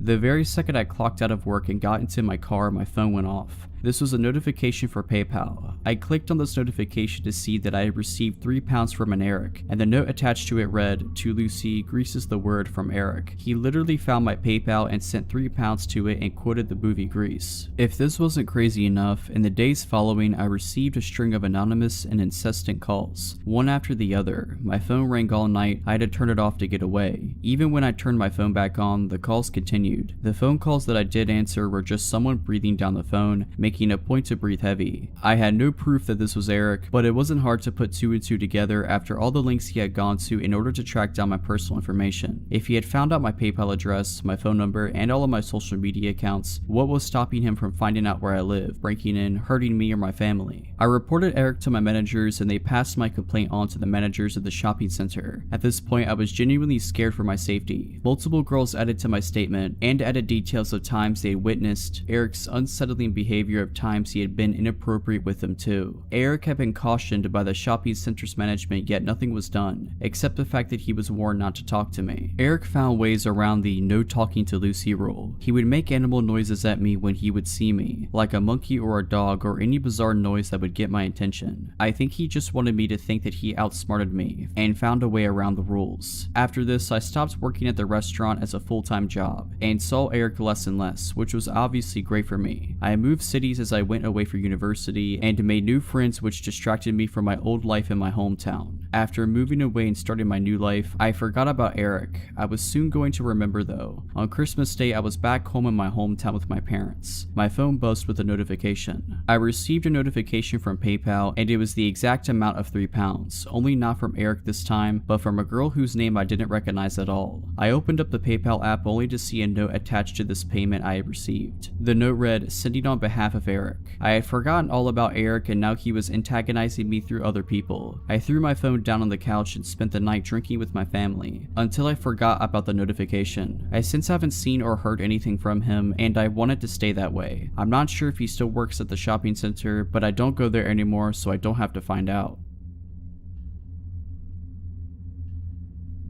So this was back in 2011. There were 4 girls living in the house, including myself. Parents' place and I would sublet rooms. First girl was a child friend who moved in to get away from an abusive ex. Second girl applied via online ad and was normal enough except for telling everyone her daughter was actually her niece. Party girl. Third girl was a run-of-the-mill insurance claim processor and quiet type who kept to herself and usually declined any invitation from the rest of us when going out or socializing. Quiet girl. So party girl and I buy tickets to go to a concert at out of town. Childhood friend can't get the time off of work and opts to stay behind, as does quiet girl, no surprise there. So party girl and I leave on our trip and spend the night dancing away. Meanwhile, childhood friend comes home from work to find quiet girl sitting in the shower screaming/crying with the bathroom door wide open. She asks if she's okay and calms her down. Quiet girl says she wanted to make dinner for all of us, and party girl and I have ruined her cosmic plans. Childhood friend sees spoiled chicken breasts in the sink and thinks, oh, she just wanted to do something nice, and offers to go out to dinner together, as party girl and I will be back tomorrow night and we can all do dinner then. While at the all-you-can-eat Chinese food restaurant, childhood friend notices quiet girl is stuffing her purse with food. This is odd. She's not wrapping it in napkins, just shoving it in there. When they get home, quiet girl started talking all this crazy stuff that made no sense, and childhood friend gets a little nervous and goes to bed early, locks herself in her room, and nopes out for the night. When party girl and I get home the next afternoon, we notice a few things. Childhood friend is already at work, but quiet girl is sitting on the living room couch completely naked and has covered her body in the stuffed animals that belong to the rest of us. Rotten chicken is still in the sink and smells strongly of bleach and other chemicals. Knives are laying around and pictures have been removed from the walls. I go to my room and see all the pictures of my dad have been piled up in the middle of my bed. I ask quiet girl about this and she explains I need to be reunited with my father. He died in 2003. Party girl emerges from her room wondering why her underwear is piled up in the middle of her bed and several other possessions have gone missing. Quiet girl says she needed them for the ritual and explains we can find what we are looking for in the backyard. We find the charred remains of our things in the smoldering fire pit. We are both angry at this point and demand she explain this behavior. This is where she goes full crazy and explains how our souls are all linked and only through death can our bonds be truly realized. She explains that her and my cat are one soul and that he has been telling her about all of our sins and bad behavior. Also that it's actually her cat. She then full on threatens to end our lives as soon as the last member, childhood friend, has arrived. I grab the largest knife I own while party girl and I barricade ourselves in my room in the basement. She calls childhood friend telling her not to come home as it isn't safe, and I call 911 as my life has been officially threatened by someone who has clearly lost her grip on all reality. Cops arrive within minutes and ask quiet girl her name. At this point she just starts screaming her first, middle, and last name repeatedly, over and over again, will not stop. My cat is trying to sneak out the front door and I ask one of the officers to grab him. She begins to scream that it is her cat and not to touch him. I am in tears and offer to retrieve his adoption papers. I am terrified and don't know what to do. Party girl is hiding behind me. Then quiet girl loses her mind, jumps up and attacks the officers. It took 3 of them to pin her down and arrest her. Once she was removed, I wrote up a letter of eviction and we began bagging up her room. That's when we discovered that she was a schizophrenic who was offered schizophrenia medication. Her boyfriend came later that day to collect her things as I had called him to notify him of the situation and he was totally clueless. He accused the rest of us of running a drug-ring party house and driving her insane. Not true at all. We changed the front and the back door locks that night and put new locks on each bedroom door as well. She later tried to serve me papers and sue me for wrongful imprisonment. Pretty sure the cops made that call, not me. Nothing ever came of it, obviously. I have not had a roommate I wasn't related to since.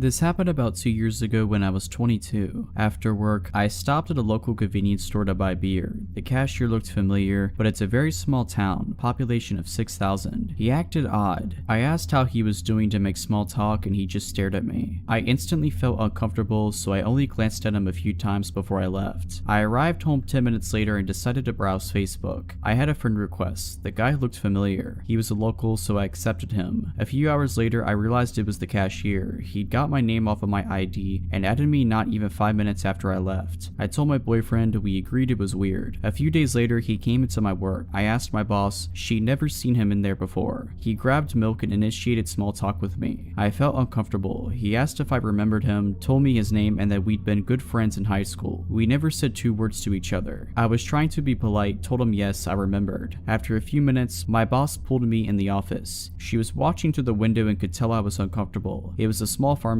and we were all close. He started coming in every few days. If I wasn't there, he'd ask for me. After a few weeks, my boss would pull me in the office whenever he'd walk in. All the managers were briefed and did the same. That was all they could do until something happened. Then he stopped coming in. We didn't see him for a few weeks. I was relieved and went about my business. I was allowed to carry my cell phone on the floor. My mom was very sick, so if she needed anything, the managers were fine with her calling me. I got a text from a random number shortly after. I asked who it was and they replied, replied, "You don't remember? You gave me this number. It's my stalker. I'll call him George." My heart started pounding. I sent a polite, short message back. After I work, I checked to see if my phone number was anywhere on my Facebook. It wasn't. George started messaging me daily, calling me babe. I was freaked out to say the least. My boyfriend was working out of town with limited cell reception, so I couldn't let him know what was going on. A few days later, I got a message from an old classmate I still talk to once in a while. "Hey, did George ever get a hold of you? He said there was an emergency and needed to contact you. Is everything alright?" I broke down crying, finally acknowledging that yes, I was being stalked. I didn't know if he was violent and he knew where I worked, so I sent him something like, "Hey, I just wanted to let you know that I have a boyfriend. I didn't want there to be a misunderstanding between us." That's when it got bad. He called me a liar, telling me he doesn't know why my ugly self would even think he was interested in me. "No man would be interested in your nasty self." I asked him to leave me alone. The insults got worse. I shut my phone off and tried to ignore him. A few hours later, after calming down, I turned it back on. The last message he sent read, "I know where you work. I know where your house is. I could kill you in your house. Try to call the cops on me. I'm in New York right now. Do it. They can't protect you." Obviously not as legible. I could tell he was mad and wrote it in haste. I called a friend and explained, showed her the text. She took me down to the police station where I showed them the text. I filed a report and later got a restraining order against him. Turns out he already had 2 other restraining orders from girls he'd done this to as well. My boyfriend came back a week later and I told him what happened and had to stop him from hunting him down. Last year, he tried getting my number from a friend over Facebook. She blocked him. I haven't seen or heard from him since, thankfully. There have been very few times in my life I've been that scared. For some context, I'm a 32-year-old female. This happened to me when I was about 25 or 26. I work full-time as a researcher at a university, which is where these encounters took place. I'm not a professor or anything, and because of my age at the time, I could have easily been mistaken for just another student wandering around campus. On some days, when the weather was nice, I would prefer to spend my lunch hour strolling around the university grounds outside, or sitting underneath a shady tree on a bench, enjoying the time I was not sitting in a cramped corner of a lab. On one of these days, I was sitting on a bench enjoying the fresh air, and a male student walking by asked if he could sit next to me. I'm a pretty shy and awkward kind of person, so even though I really would have preferred sitting alone, I said sure. He initiated simple conversation, to which I obliged, but being careful not to be too forthcoming. He mentioned he had seen which apartment building I came and went from, which slightly alarmed me, given I had never seen this person in my life. But I pushed the thought from my mind. After all, the weather had been decent lately, and I had nearly spent all of my lunch hours for the past week outside. He asked if I was studying within the mentioned apartment, to which I told him I was not a student, but rather I worked there. He told me he was an engineering student and then followed up with asking me out to coffee sometime. I apologized and told him that I had a boyfriend and would have to decline. We parted ways after that, and I assumed I probably wouldn't see him around again. About a week or 2 went by, and I was spending another lunch hour outside on campus, sitting on a different bench somewhere, seemingly out of nowhere. The same man from before asked if he could sit next to me again. Admittedly, I don't remember what he started talking to me about at first. My mind was reeling and I was rather uncomfortable having to potentially turn this guy down a second time. Sure enough, he asked me again if we could go out for coffee sometime. I apologized and reminded him that I had a boyfriend and I would not be meeting him for coffee. And again, he left after that. I was feeling rather anxious now, but it still hadn't reached a level where I felt I had to be too concerned. A few days later, I had finished work and was leaving the building to walk to where I had parked my car. The university charges a fortune for parking passes, even if you're employed by them, so I had always opted for free street parking about a 10-minute walk away from campus. My walking route would take me down several quiet residential streets, with minimal car traffic. Even pedestrian traffic was pretty sparse on the busiest of days. It wasn't until I was about halfway to my car, down one of these quiet back streets, that I noticed someone walking directly across the street from me, but keeping a few faces behind. I noticed him from my peripheral vision and didn't want to flat out turn around to stare at him. It wasn't uncommon to see someone else by any means. I was just always trying to be aware of my surroundings when walking the streets alone. I had to make a few turns coming up anyways, and the chance that they would be going the same way as me was slim. But he did. He made all the turns I did, still walking on the sidewalk across from me, a few steps behind. I still did not want to look at whoever this was. I didn't want him to know that I was aware of what I thought he was doing. I quickened my pace to a speedy speedy walk.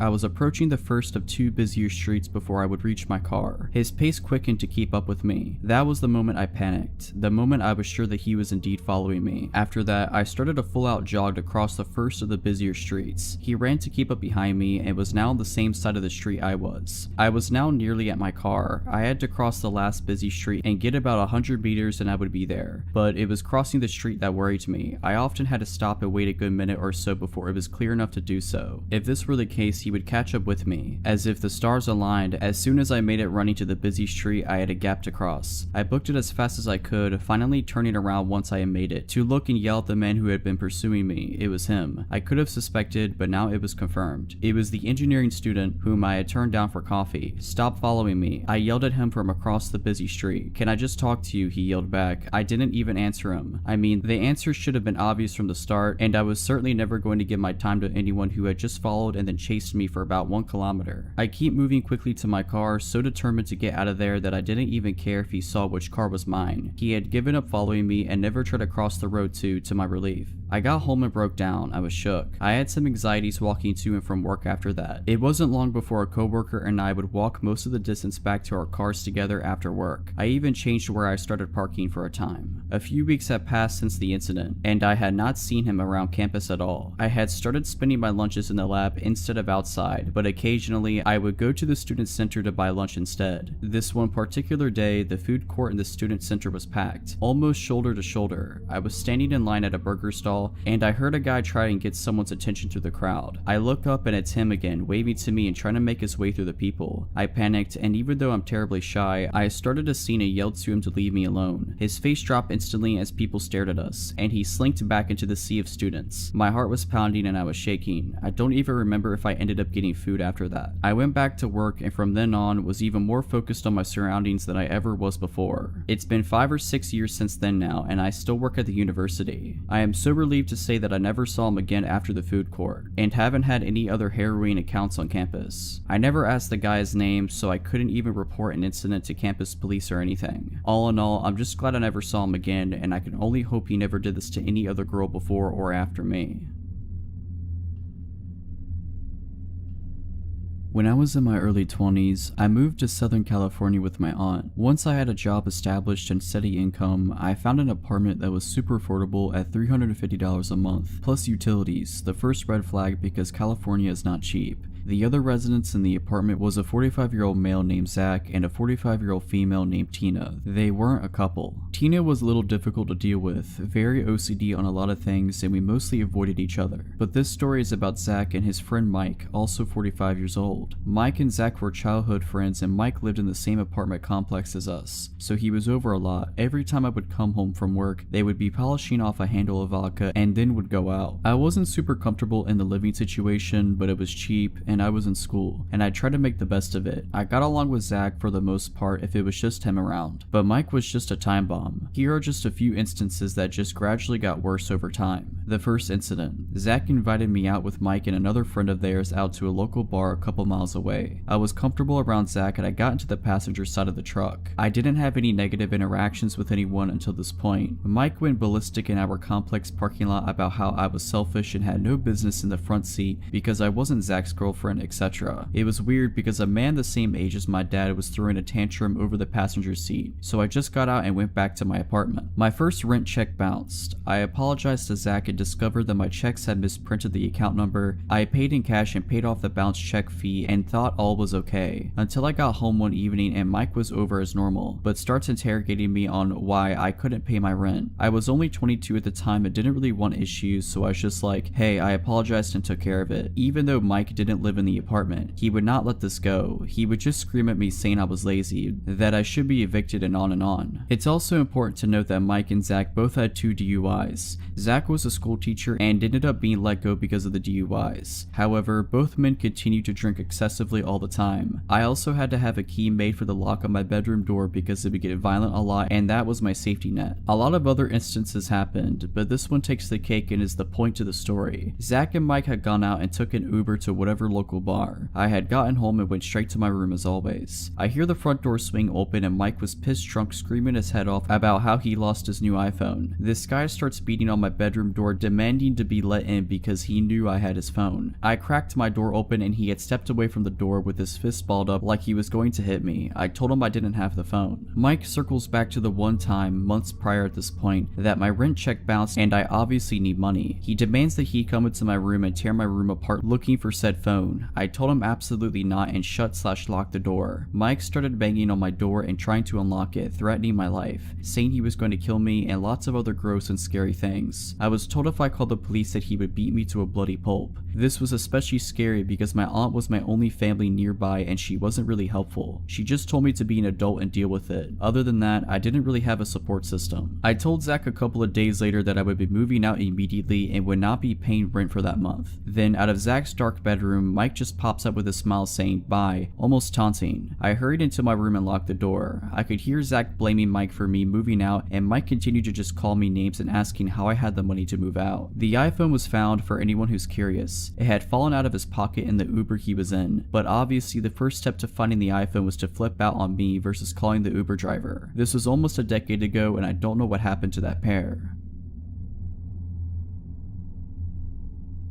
About 2 years ago, I worked at a movie store inside a mall. I was 20 at the time. This guy was over 6 foot, late 40s, very hefty, and always had this weird zombified expression on his face. He came in about once a week. One of my coworkers had even warned me about him, how he was a little off, but I still treated him with as much respect as I did everyone else. One day, he came in and we talked for a bit, but it got a little awkward and I kept trying to end the conversation and look busy by tagging items behind the counter. He stood there in silence, watching me for about 20 minutes and finally left. A few days later, he comes back in and walks up to me, holding a large container. He says, "I made 4 pounds of enchiladas at home today, just for you. I remembered you like Mexican food." I don't remember at all telling him that I liked it, but I do know that I went to the Mexican restaurant across the way every lunch break. I just politely accepted it and put it in the back office. Another few days later, he came back in and had a drawing for me of a dragon. Now, I love dragons, but I never told him that. This drawing looked like it took hours to make, and at this point I was a little freaked out. I had him leave it on the counter so I could just throw it away later. Later on, I was given about a week vacation. During that week, I had cut my hair about 12 inches. The day I came back, I got a shift with my manager. I told her all about the guy and immediately she was weirded out for me. A few minutes later, I see the dude walking around in the mall. He was going towards the exit and didn't look at me once. My manager tells me to go back to the office. I go and wait until she comes to get to me, and when she does, she tells me I need to make a report to mall security immediately. Apparently when I ran back there, he turned around to come in and walked all throughout the store. When she asked him if he needed help with something, he said, "I can't believe she cut her hair," and briskly walked out. I go to the mall security office to make a report, and we went through all the videos from the cameras of when the guy came to visit me, but there was one video that really stood out. The video shows him pull into the parking lot of the mall, and about 3 minutes later I arrive.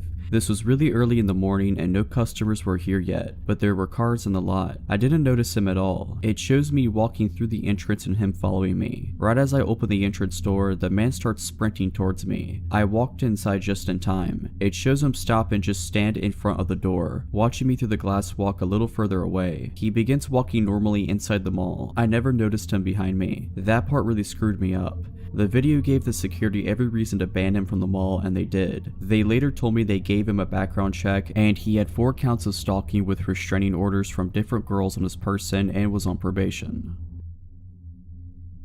When I was like 13 years old, probably close to 12 years ago, I went trick-or-treating with some friends from school. We were the type to bring pillowcases and get as much as we could, then wait at the end of the night. We've been all over the neighborhood. We lived in a suburban area, but we were quick. We were able to get most of the houses before lights started turning off, and we all had a hefty turnout of candy. Trick-or-treating was starting to calm down by this point. The time must have been around 9:30 or 10 maybe. There was this one house with the lights off, but we still walked up anyway because there were a couple couple cars parked outside. We rang the doorbell and nothing, so we rang a few times, still nothing. I'm not defending what we did at all, we were seriously stupid kids back then. One of us starts banging on the door and talking bad like, we're gonna egg your house and so on. Right after that, this man jumps out of the door and basically slams it open. We all jump back startled. It was pitch black inside his house. Where were the other people? There were 2 cars right in front of his house. He had to be late 20s or early 30s with a scruffy beard, wearing a white beater and black zip-up hoodie, and had this look of total rage in his eyes. He comes out with this huge dog on a leash that starts barking, growling, and showing his teeth in our face. I couldn't really make it out at the time, but it appeared as though he had a knife in his other hand as well. We're terrified because we didn't expect this. He just busts out the front door and starts chasing us down, and we start sprinting away in total fear. He's screaming things like, I'm gonna kill you, and you shouldn't have screwed with me, or better hope my dog doesn't catch you, or get back over here. He ran after us for probably 10ish minutes. The whole time he was just frantically waving his arm with a knife, shouting mostly incoherently with his dog by his side on that leash. It was horrifying. We got away thankfully, somehow managed to lose him after running for a while, but I can't imagine what would have happened if we stayed there for any longer. I'd probably be chow for his dog, but thankfully we were all pretty healthy kids so we could outrun him. I'm honestly surprised that nobody else was really around to see this maniac chasing us in the middle of the streets. I knew it was later at night, but still. We had to beeline back to my place looking over our shoulders the whole time because we didn't notice when we lost him and we didn't see him walk back towards his house. He was just gone after we turned a few corners. Now, I understand it would be frustrating for some kids to be at your door being annoying like that, but what gets me is that the reaction from this guy didn't really seem appropriate. I would have just opened the door and told the kids to screw off or threatened to call the cops or something like that. We went back to my parents' house and played Smash Bros on the Wii all night and ate a bunch of candy. We managed to hold onto our pillowcases of candy the whole way home. My friends started crying after we got back. We locked all the doors and windows obviously. We were pretty sure he wasn't around when we went into my house, so it seemed safe. That guy's house was right in front of the middle school I went to, and I had to walk right by his house to get to school every day. So fearing for my safety, I told my dad. We went back to that house the next day to knock on the door. In hindsight, we probably should have called the cops and let them handle it, but my dad is a confrontational, no BS type of guy, so we went over and knocked on the door. This time there were 3 cars in front of the house. This mother opens the door and we could see inside their kids watching TV. When we told her what happened, her face went pale and she immediately rounded up her family and got them outside, fearing this crazy person might still be in her house. She told us that her family went out to another friend's house in the city next to ours for Halloween that night to do all their trick-or-treating. They didn't get home until the next morning because they stayed the night there. It was at that point that cops were called to search the house while we all stood outside. They didn't find anything though, no trace of him turned up. He must have been long gone by then. It turned out that the guy was able to get into their house because there was a window unlocked in the daughter's room on the bottom floor near the front door. Luckily, nobody was in the house that night. The only notable thing the woman could tell the police was that she noticed a car with dark windows parked down the street for a while but didn't think anything of it. He must have been posted up in there with his dog scoping out houses and noticed this whole family get in a car and leave and figured that would be a good opportunity to make his move. So who was this guy? Nothing was stolen from the house, and nothing looked ransacked or the family obviously would have noticed. The family said the front door was still locked when they got back too, so he must have locked it again and went out through that same window to cover his tracks. I'm pretty sure this was before those Ring doorbell cameras were popular, and I don't think they had any security cameras set up either. I'm not sure to be honest, maybe he was just a drug addict and didn't have a reason for any of it. His eyes did seem pretty crazy and wide open, like he was strung out on something.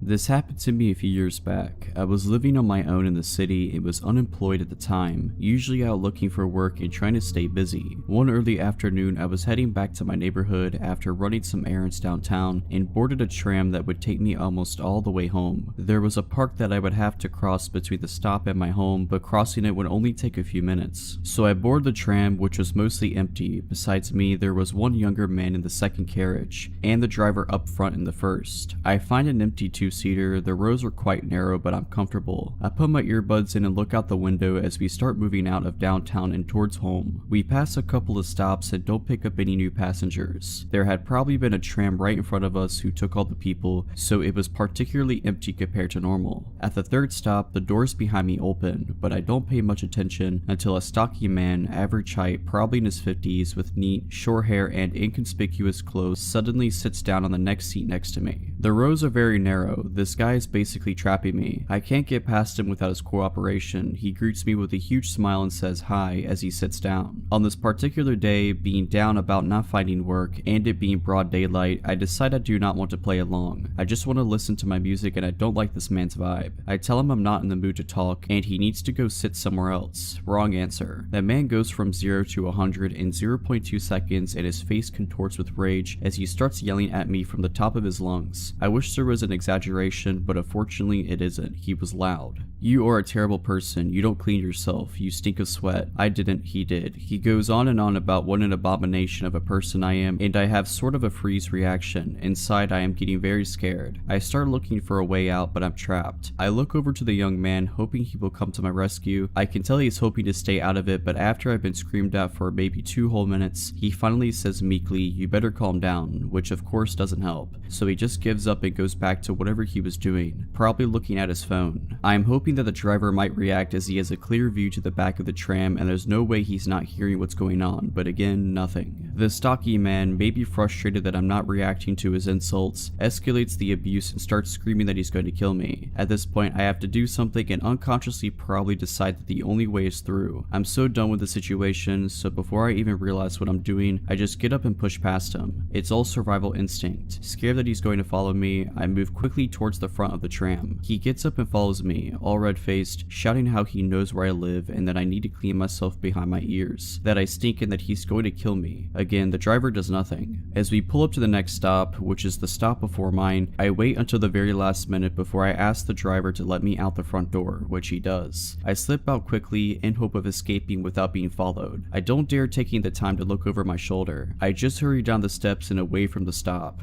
I am so scared. Only when the tram has left the station do I take a second to look around me and he's not there. A brief sense of relief washes over me before I start worrying that he's going to get off at the next stop, which is normally my stop, and that he will be waiting for me there. It should have come as no surprise that I do not want this guy to follow me through the park or know where I live, so I spend a good hour just walking around, trying to get my nervous system out of panic mode and staying close to shops where there are other people around before I finally make my own way home.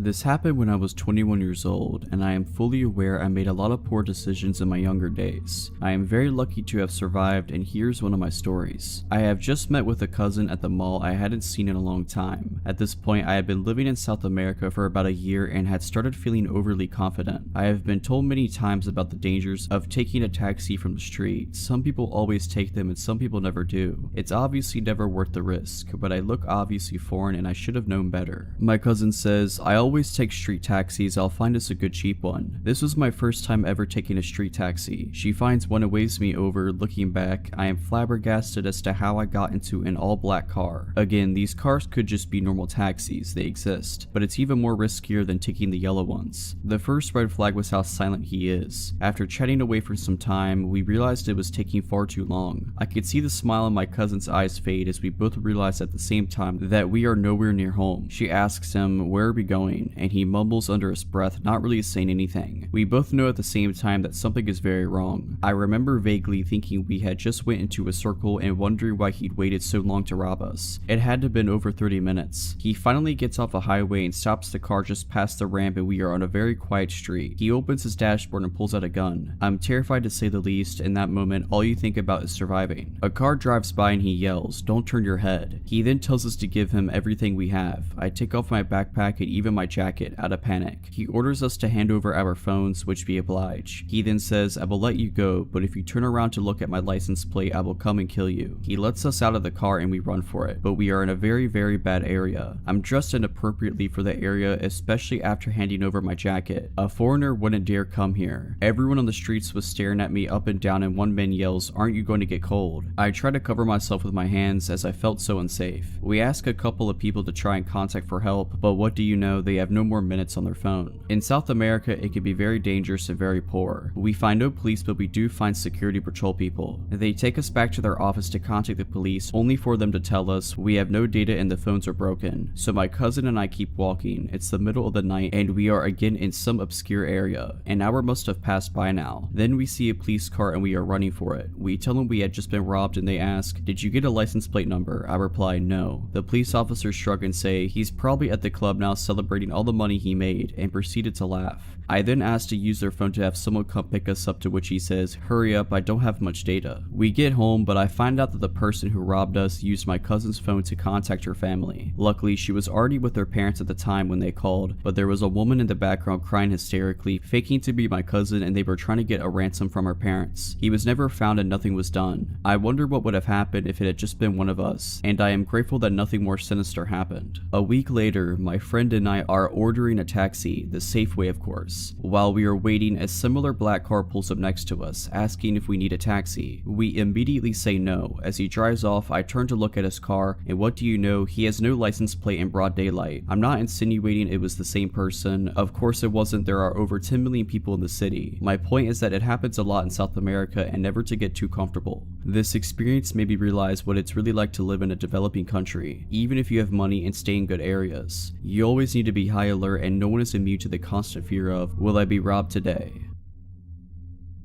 Brief setting and context. I'm a woman in my 30s, caring for my elderly parents, so staying in a downstairs room in my childhood home at the moment. The window faces the main street, which is an average residential street in a fairly quiet area. The bed faces the window. I often leave the window open at night since I need it to be cool to sleep, and I haven't really worried about it since there's a cabinet with an aquarium in front of the window area, not blocking the window from view, and I can reach to open and close it, but it would make it difficult for someone to climb in. My dog, Sable, also always sleeps in the room with me. While she's a sweet-natured, medium-sized dog who doesn't look the least bit threatening, she's a fantastic guard dog in that she's always alert to any noises, and will stand her ground and bark and growl if she senses a threat, so I've never really worried about the open window. After tonight, I won't be able to do it again. It started at maybe 3:30, 4 a.m. sometime. I was awake. Since I care for my parents, I often have disrupted sleep patterns and I'm awake at odd hours. I was reading a book and heard Sable growl, low and deep. Then she jumped off the bed and began pacing a bit, looking up at the window before jumping up at the cabinet by the window, barking. I shouted, "Hey, we're calling the police, my dog will bite," just in case there was someone there, and went to look out of the curtains to the side. I didn't see anything. I pulled the curtains closed again and made sure to pull the right curtain over, then drew the left side curtain, the one that covers the open part of the window, all the way over, covering the right side curtain too, tucking it down so any wind wouldn't be able to move it. I wasn't really alarmed then. It's a fairly quiet residential street, but there are foxes around that we sometimes hear, and occasionally someone passing by or the neighbor's gate next door will make Sable growl or bark, but she doesn't usually react the way she did this time. She'll usually growl but stay on the bed, and her reaction was much stronger than normal. I thought that even if it was someone scoping out the open window to potentially break in, they'd see now that the room was occupied by a person and dog, and would go find an easier target, but mainly I guessed it was just a random noise that she heard outside. I was wrong. It was a good half hour or more later after I'd relaxed and thought I might doze off soon. Then I heard her growl again, a really serious, deep and low growl, and I listened, again, thinking it might be foxes or something, but I heard what sounded like deep breathing noises. I sat up and looked up at the window and my heart stopped. The curtain had been pulled back and lifted at the bottom, like someone peeking under it, and I could still hear the heavy breathing. I shouted "Hey" again and moved from the bed to the side of the window so I could see past the curtain, and saw the figure of a man move away from the window to the right towards the front door and the exit of the front garden. Too dark to make out features or clothing, it was just a dark male figure. Shaking, I immediately thought that since I knew he'd moved away and wasn't at or under the window, I reached and pulled it shut, grabbed my phone and called 911. One thing that creeps me out in hindsight is that it would have taken a few seconds for me to move from the bed to the side of the window, and that was after I'd shouted and he knew he'd been seen. But he must have stayed there even knowing I'd seen him until I moved the curtain and could see out. Then he moved away. The heavy breathing also had to be deliberate. It was so loud, like someone trying to frighten me. While on the phone with the police, I went around the ground floor of the house turning lights on, making sure the rest of the house was still secure, and it was. Very careful to lock doors doors and all the other windows at night, and everything looked undisturbed. 2 patrol officers came shortly before 5 a.m. and took the report. They suggested asking the neighbors if they have camera footage and to let them know of a potential prowler in the area tomorrow, and they went to drive around the area, saying that they'd be wanting to know what someone was doing wandering around at 5 a.m., the time the police arrived anyway. Since the dark meant I only saw the shape of a person, no real description, I doubt they can do much. I couldn't even be 100% certain it was a man, but the breathing and the figure I saw instantly made me think male. The outline of his head looked smooth, so either bald or wearing a tight cap, and height would have been probably around 5'8" to 5'10". I'm still shaken but feeling angry and violated, and wishing we had a camera system now. We'll be looking into that. I never thought anything like that would happen. Don't have any enemies, no recent exes, no one I know of harboring any grudges, since I'm caring for my parents full time now. I'm not out socializing or making any enemies, nor are my elderly and disabled parents. I have to think it was someone who was looking to break into a house, but for the fact that they came back so much later, maybe someone on drugs or having a mental health episode. There's a passage around the side of the house to go from the front to the back of the garden with only a small side gate, meant to keep the dog confined, not designed to keep others out. It would be easy for someone to access against the back of the house. They were bold enough to come back a second time, even knowing a person and a dog were in the room, perhaps hoping I would have fallen asleep by then maybe.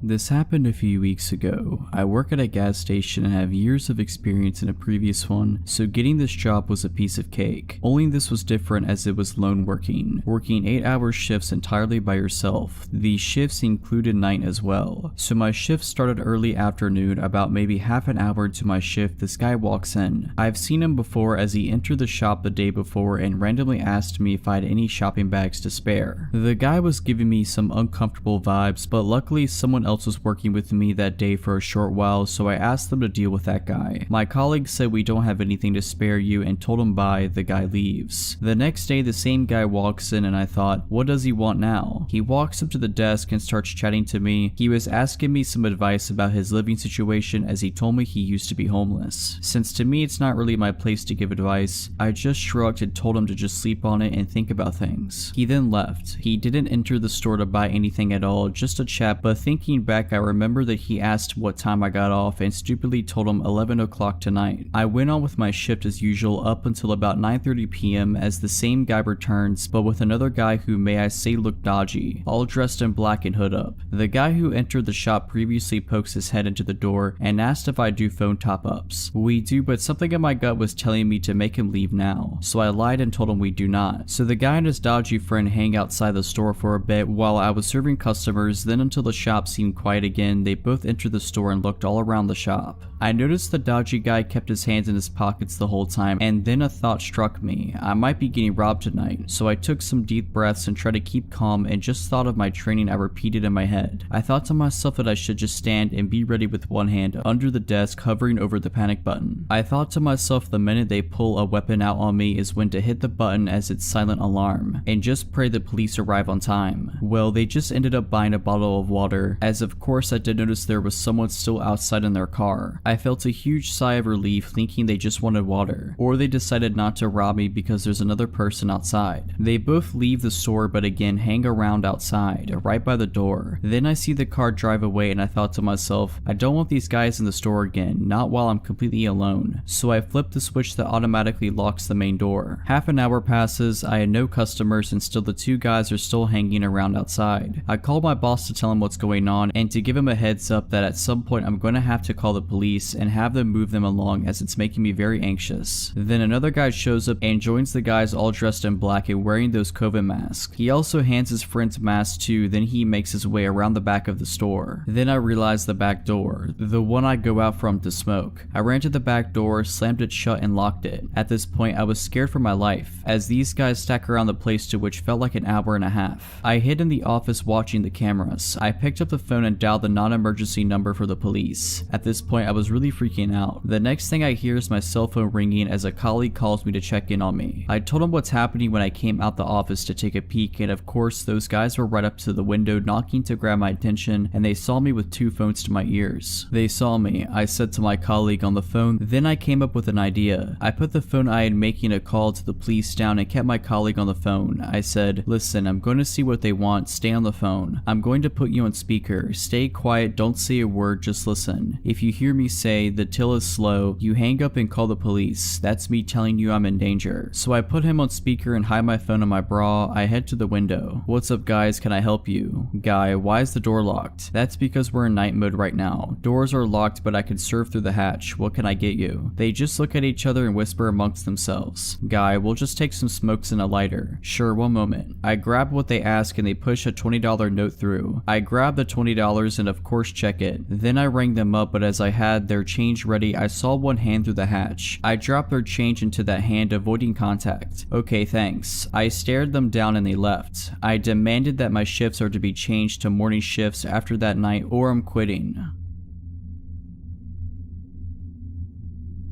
Back when I was around 17 or 18, I would go out to parties with my friend at night. It was my best friend at the time, Ivan, and his cousin Caesar that would invite me out that night. I had been talking to a friend of Ivan on Facebook about meeting each other. This girl had a birthday party that day and invited us all to join her. So I took a bath, got ready, and my friends pulled up for me in a small car. I said bye to my mom and got in, and we went to buy beer for the night and a pack of smokes for everyone. Back then I would smoke a lot. My friend told us that he had been in contact with this girl on Facebook and that she accepted to come to the party with him tonight. We were all impressed and happy for him. We pulled to her house and parked near a park to wait for her. I remember a group of people walking around the park, but since they seemed our age, we weren't too bummed out. My friend called her to come out and my friend Caesar stepped out for a smoke. I was sitting in the back not wanting to come out because of these guys outside. They seemed to be asking for trouble because they begun to argue about something really dumb with him. So my friend Ivan told me to step out just to have his back in case anything went down. We went to the party and had a great time. I hit it off with the girl I was talking to and later found out she kissed pretty much every dude that was there before me. Nevertheless, I was still grateful for the opportunity and said goodbye. As we headed back to my house with my friend's date, she seemed very quiet. I knew they hit it off during the party but now looked stiff and even scared. My bud and I were riding in the back to let them have the front to themselves, but she was just nervously looking at her phone. When we arrived, she wanted to get out and my friend trying to score points said, "Wait, I'll walk you in." She did not like this and said just go. We were a bit buzzed in the back and wanted to have a smoke, so we all stepped outside and watched them go to her door. I remember laughing about something with my friend when the mood suddenly became so dark. She started screaming, "Go now, get out of here." A car pulled out nearly in front of us and people with bats and blunt instruments got off so fast I barely remember how I got back into the back seat. The girl said something along the lines of "leave them alone" and held him while a bunch of dudes got out. My friend Ivan got into the driving seat and started the car. Thankfully, it started right up without trouble, but a big bottle of liquor then hit the windshield, cracking the top corner. I saw some guys come from the right side of the car where we were standing and quickly went to the other side to let my friend have easy way in into the back right seat. As I turned the corner, I saw this massive looking guy come up to me and barely had time to close the door and pull the lock down. Dude was punching my window. My other friend wasn't so lucky since he actually got hit in the head and had barely made it in the car. He couldn't even close the door because one guy was grabbing his leg. All of this happened in the span of 6 seconds. I acted all out of instinct and thankfully we got in and my friend stepped in the gas while zigzagging in case they would shoot at us. We were all scared and wondered what had happened. As we got back to our neighborhood, my friends were fuming. Both of them knew their way around the fight and could hold their own. Thankfully, I still had some cash left and told them we should go buy some illegal beer at midnight and tried my best to calm them down and convince them to not go back. My friend Caesar had actually woken a dude up in the middle of the night with a phone call and the man was ready to show up and throw down. After a few beers and a lot of talking, I convinced them it wasn't worth it and to just let the night end. I got home and my parents never found out and I just fell asleep. The next few days, my friend Ivan called me and told me that the girl's ex-boyfriend was actually a lead gang member. My heart dropped out of my chest. We had been seconds away from getting beat down and maybe killed by a bunch of people for a date. If it wasn't for our quick reaction and her backing them up a bit, we may have not made it. All I can say is trust your gut and your instincts in the end. It can all happen so fast.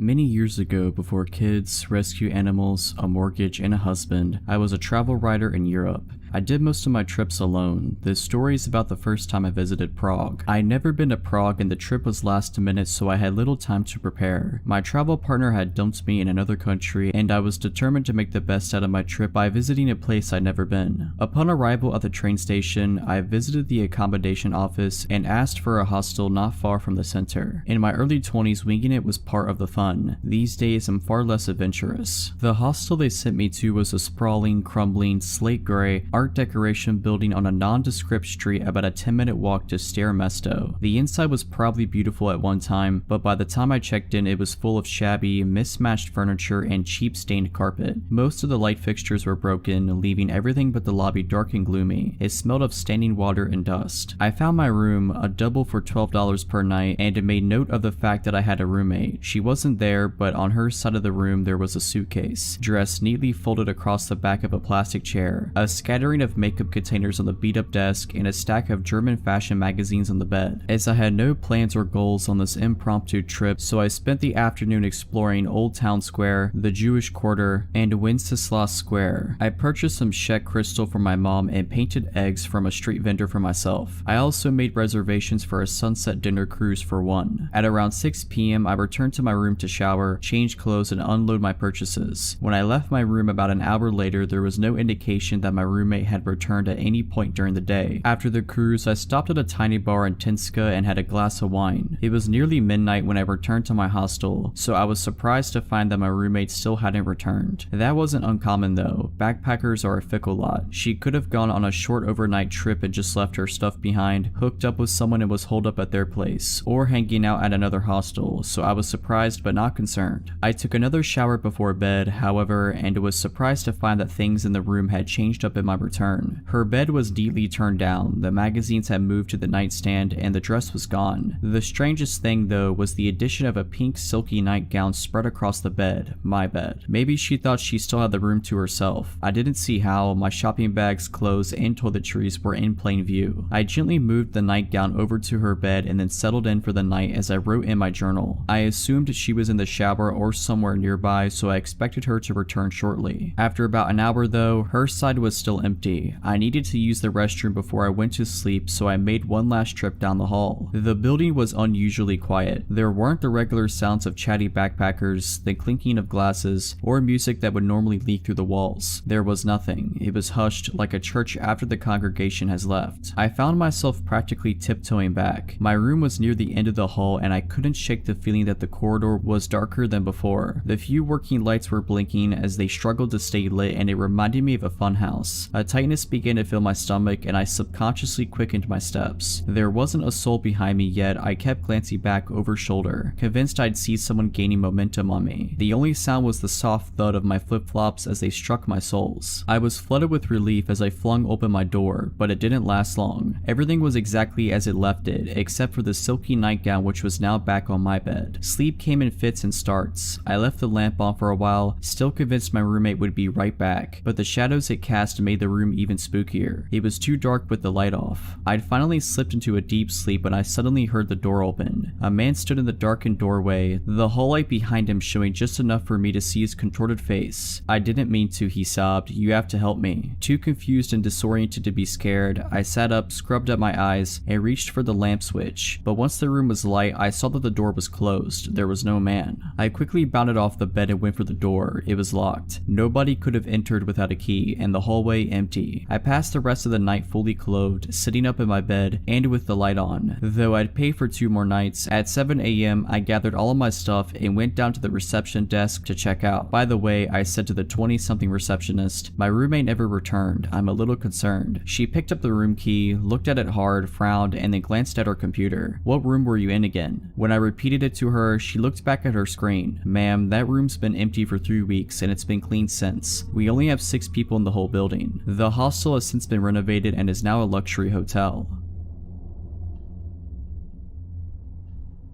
At the time of the story, it's mid-October, I'm 20 years old and a senior in college. I got out of class at 9 p.m. and headed downtown in my college town to see about an open mic thing that was supposed to be happening at a lounge. And around that time, there was a guy who would play accordion on one of the corners of the main thoroughfare. Didn't find accordion guy, and either the place was closed or it wasn't an open mic night. Don't quite remember. But as I'm walking back down one of the main streets in downtown that heads back onto campus, I came across this very drunk woman begging two other women for a ride home. I think the girls were getting into an Uber or they didn't have space or something. Point is, the other women weren't taking her and couldn't/wouldn't help her. Mind you, this is a Thursday at 9-ish at night. When she finds that the other women can't help her and I'm walking past, she turns to me to ask for my help getting home. For context, I still have my backpack on. My phone's running low, but I've been at this school and in this town for 3 years at this point, so I know downtown and campus pretty well on foot. To note, I do not have a car at this point in time. She gives me an address and it's maybe 15 to 20 minutes walk north, slightly northeast of where we were at, and I knew the general area where it was, so I was more than happy to be a good Samaritan and walk a drunk woman home who didn't feel safe. I would regret this later. She's incredibly thankful and overjoyed that someone is willing to help her get home. The route we were going to take was super straightforward and I knew exactly where I was in relation to the rest of the town. She says that she has to pee really badly. I reassure her it won't be that long and she'll be back at her place. She says that she was out with her boyfriend and he left her at the bar alone, drunk and mad at her about something. Says she's from out of state. I commiserate with her that what he did was bad. She asked me about what I'm studying. I confided that I was finishing a bachelor's of science in information technology. She's bemoaning this boyfriend that's at home that I'm walking her back to. She keeps trying to walk with me up against my side or slightly behind me, and I'm like, no, walk slightly ahead of me or keep some space. She has a dermal piercing on her cheekbone that's hard to miss. She's getting more and more manic and weird as we walk along. We get about a half a mile into north downtown, less than a mile from the address she gave me, and the boyfriend's calling her and being a real douche. I'm about done with this guy from the stuff she's telling me about this and that and the other thing, so she puts him on speakerphone and I tell him to chill out. We're on such and such road close by. His tone changes in an instant. He goes from hostile and angry to surprisingly chill. That threw up a million more red flags for me. She starts saying that I'm going to have a good time at her house. I'm looking for an exit. Every bone in my body is screaming at me to get out of this situation. We get to the end of the road, which coincides with an intersection that has a gas station. I say, hey, let's stop here to use the bathroom. She says that she doesn't have to use the bathroom anymore. I'm scared. I tell her, well, maybe you don't have to, but I do, which was true. We go into the gas station. I head immediately to the bathroom and text one of my friends asking if she was working and if she could pick me up or if I needed to call the campus safe ride home program. Friend says it'll be a minute if I'm willing to wait. I agree to wait. I come out of the bathroom and this drunk woman, if she was even actually drunk to begin with, has vanished. Nowhere in the store, nowhere outside that I care to look. I buy a soda and wait for my friend and her friends to come save me effectively. I'm later told that maybe the woman was affiliated with human trafficking, and to be honest, with the vibes and the changes in tone and the narrative that was being spun around me walking this woman home and how she just completely vanished on me when I got to a safe place with lights and cameras and such, I have to wonder if that wasn't the plan. I won't ever know for certain, but it certainly scared the ever-loving daylights out of me as a 20-year-old. My friend and her friends pull up and take me back to one of their dorms and I spend more of the evening with them so I wasn't alone. Forever thankful for 3 underclassmen for rescuing me from a gas station at 10 p.m.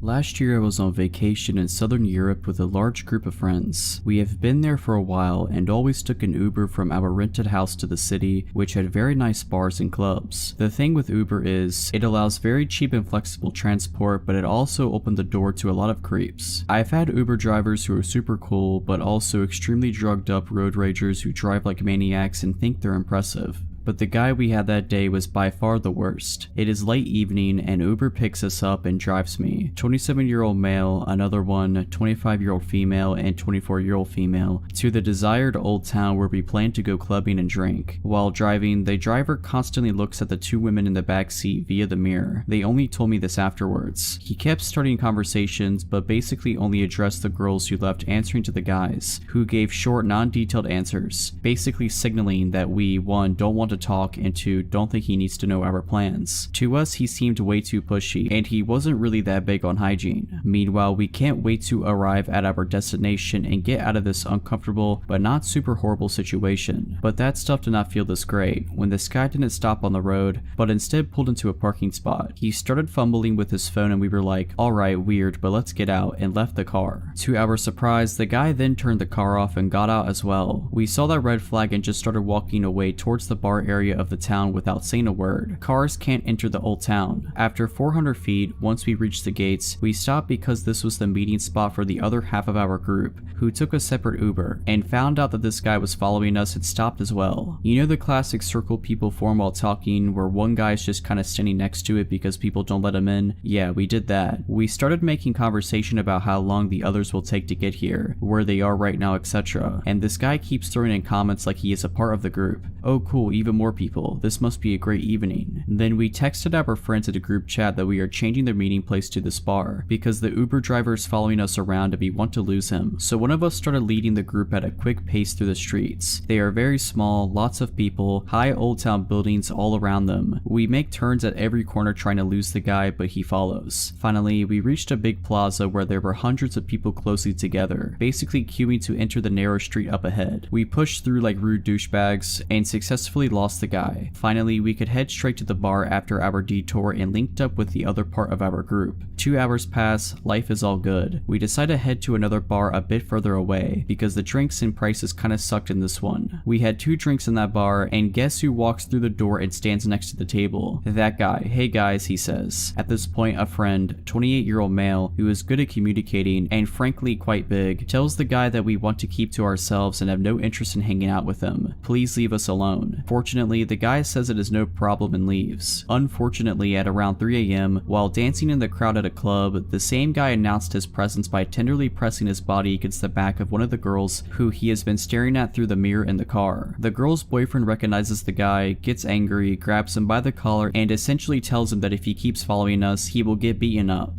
A bouncer sees this and approaches them. I start talking to the bouncer, who is super annoyed by anyone intervening at first, but after hearing how this guy stalked us from this car to this club, he just asks the Uber guy a few questions, then proceeds to throw him out. We stayed a bit longer than we wanted, in hopes of him not waiting for us. After that, we reported the guy for being a creep in the app and called another Uber, which thankfully wasn't him. If you're liking this video, all I ask is that you make sure to subscribe to my channel and like this video. Thank you.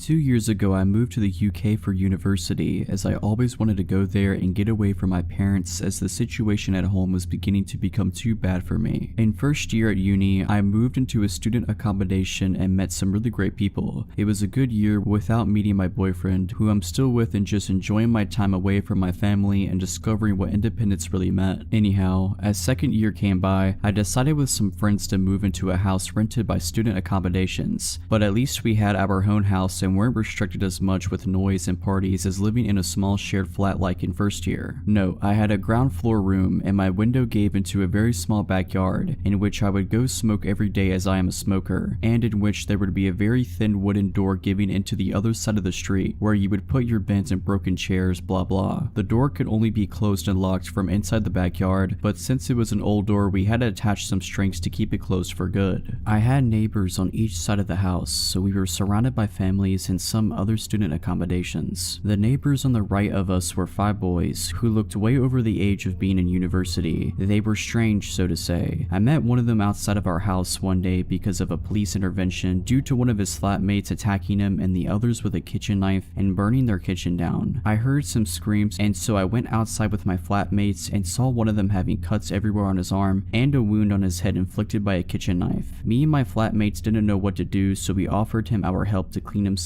and gave him an old t-shirt to change out of his clothes. We then saw the guy who hurt these flatmates being escorted out by the police and into a van and driven off to be arrested. I don't know anything more about the story. The police didn't really tell us anything else. Anyway, the guy who we helped was quite weird. He said a lot of BS and kept trying to grab me and flirt with me, but we just wanted to make sure he was okay as we didn't know him. Then after some time had passed, I would go to uni and come back home and see him quite often in the street and just never said a word to him again. But one day he came up to me in the street while I went to the corner shop and started talking to me weirdly, and I didn't feel comfortable at all with that for some reason, so I just didn't respond to him. He then just said, "Oh, that's okay. I'll just wait in front of your house then, and we can talk further." No need to say I was creeped out and just thought he was joking. So I bought my drink at the shop and headed back to my street, and as I turned into the street where my house was, I saw him with his flatmate sitting on my doorstep and waiting for me. So I went back to the corner shop and called my only guy flatmate to ask him to open the door and tell the guys to go away, but obviously he wasn't home and no one else was there either. So I literally just waited it out until they left about an hour later, and then sprinted back home and locked the front door. Note, my front door had a glass panel on it where you would be able to kind of make out who was standing in front of it. After this already pretty scary encounter, I just tried to avoid the guy and mostly succeeded for a while. But then one day, as I went smoking in the backyard, I noticed that the wooden door, which is always closed, was open, and the strings that were put there to keep it closed were cut off. For whatever reason, I didn't think anything of it and just closed the door again and put a new string on it, thinking it was one of my flatmates who took the bins out and just didn't tie it back. The weird neighbors would very often scream and yell and fight in their house, and it would take me and my flatmates up in the middle of the night, but we kinda just got used to it after a while. But one evening, my boyfriend slept over like he usually did, and he, who usually never ever wakes up because of a noise, woke up in the middle of the night because of a bang and some whispering. I was sound asleep, so he very silently woke me up, and we both just waited in the dark and listened for any other noises. Suddenly, we heard the wooden door just bang, just shot open, and some footsteps next to my window. I always have my window open because it would get really warm inside, so we both just froze. And then we heard the door leading to the backyard get shaken softly as if they were trying to get inside, and then they stopped. Luckily, we had the curtains closed so they couldn't see us, but we were ready to get dressed and get out of the room and lock them in if they came in from the window. Then we just heard my window move and get more open, and one of the guys saying something in a different language that we didn't understand and started hearing them trying to get in. My boyfriend and I just shot up out of bed, took my phone, and put clothes on and ran out of the room and out of the house. So I then called my flatmates and told them to lock themselves in their rooms, and then the police, who luckily came in less than 5 minutes as the headquarters were a couple of streets down from us. I don't remember anything after the police came. I think me and my boyfriend were in shock. They ended up catching one guy, the other fled and was later found a few streets up smoking weed. The police told us that they were inside of their house and found a lot of meth and heroin, and that they were carrying a massive kitchen knife with them. I was so confused as I've never done anything to offend or do anything wrong to my neighbors, so the idea of them breaking in with whatever knows what intentions with a kitchen knife terrorized me and my boyfriend. The two guys ended up being arrested, and one of them was put in prison for 2 years for carrying a weapon with intention to harm. I never heard anything else from the police, and I moved back home a few months later.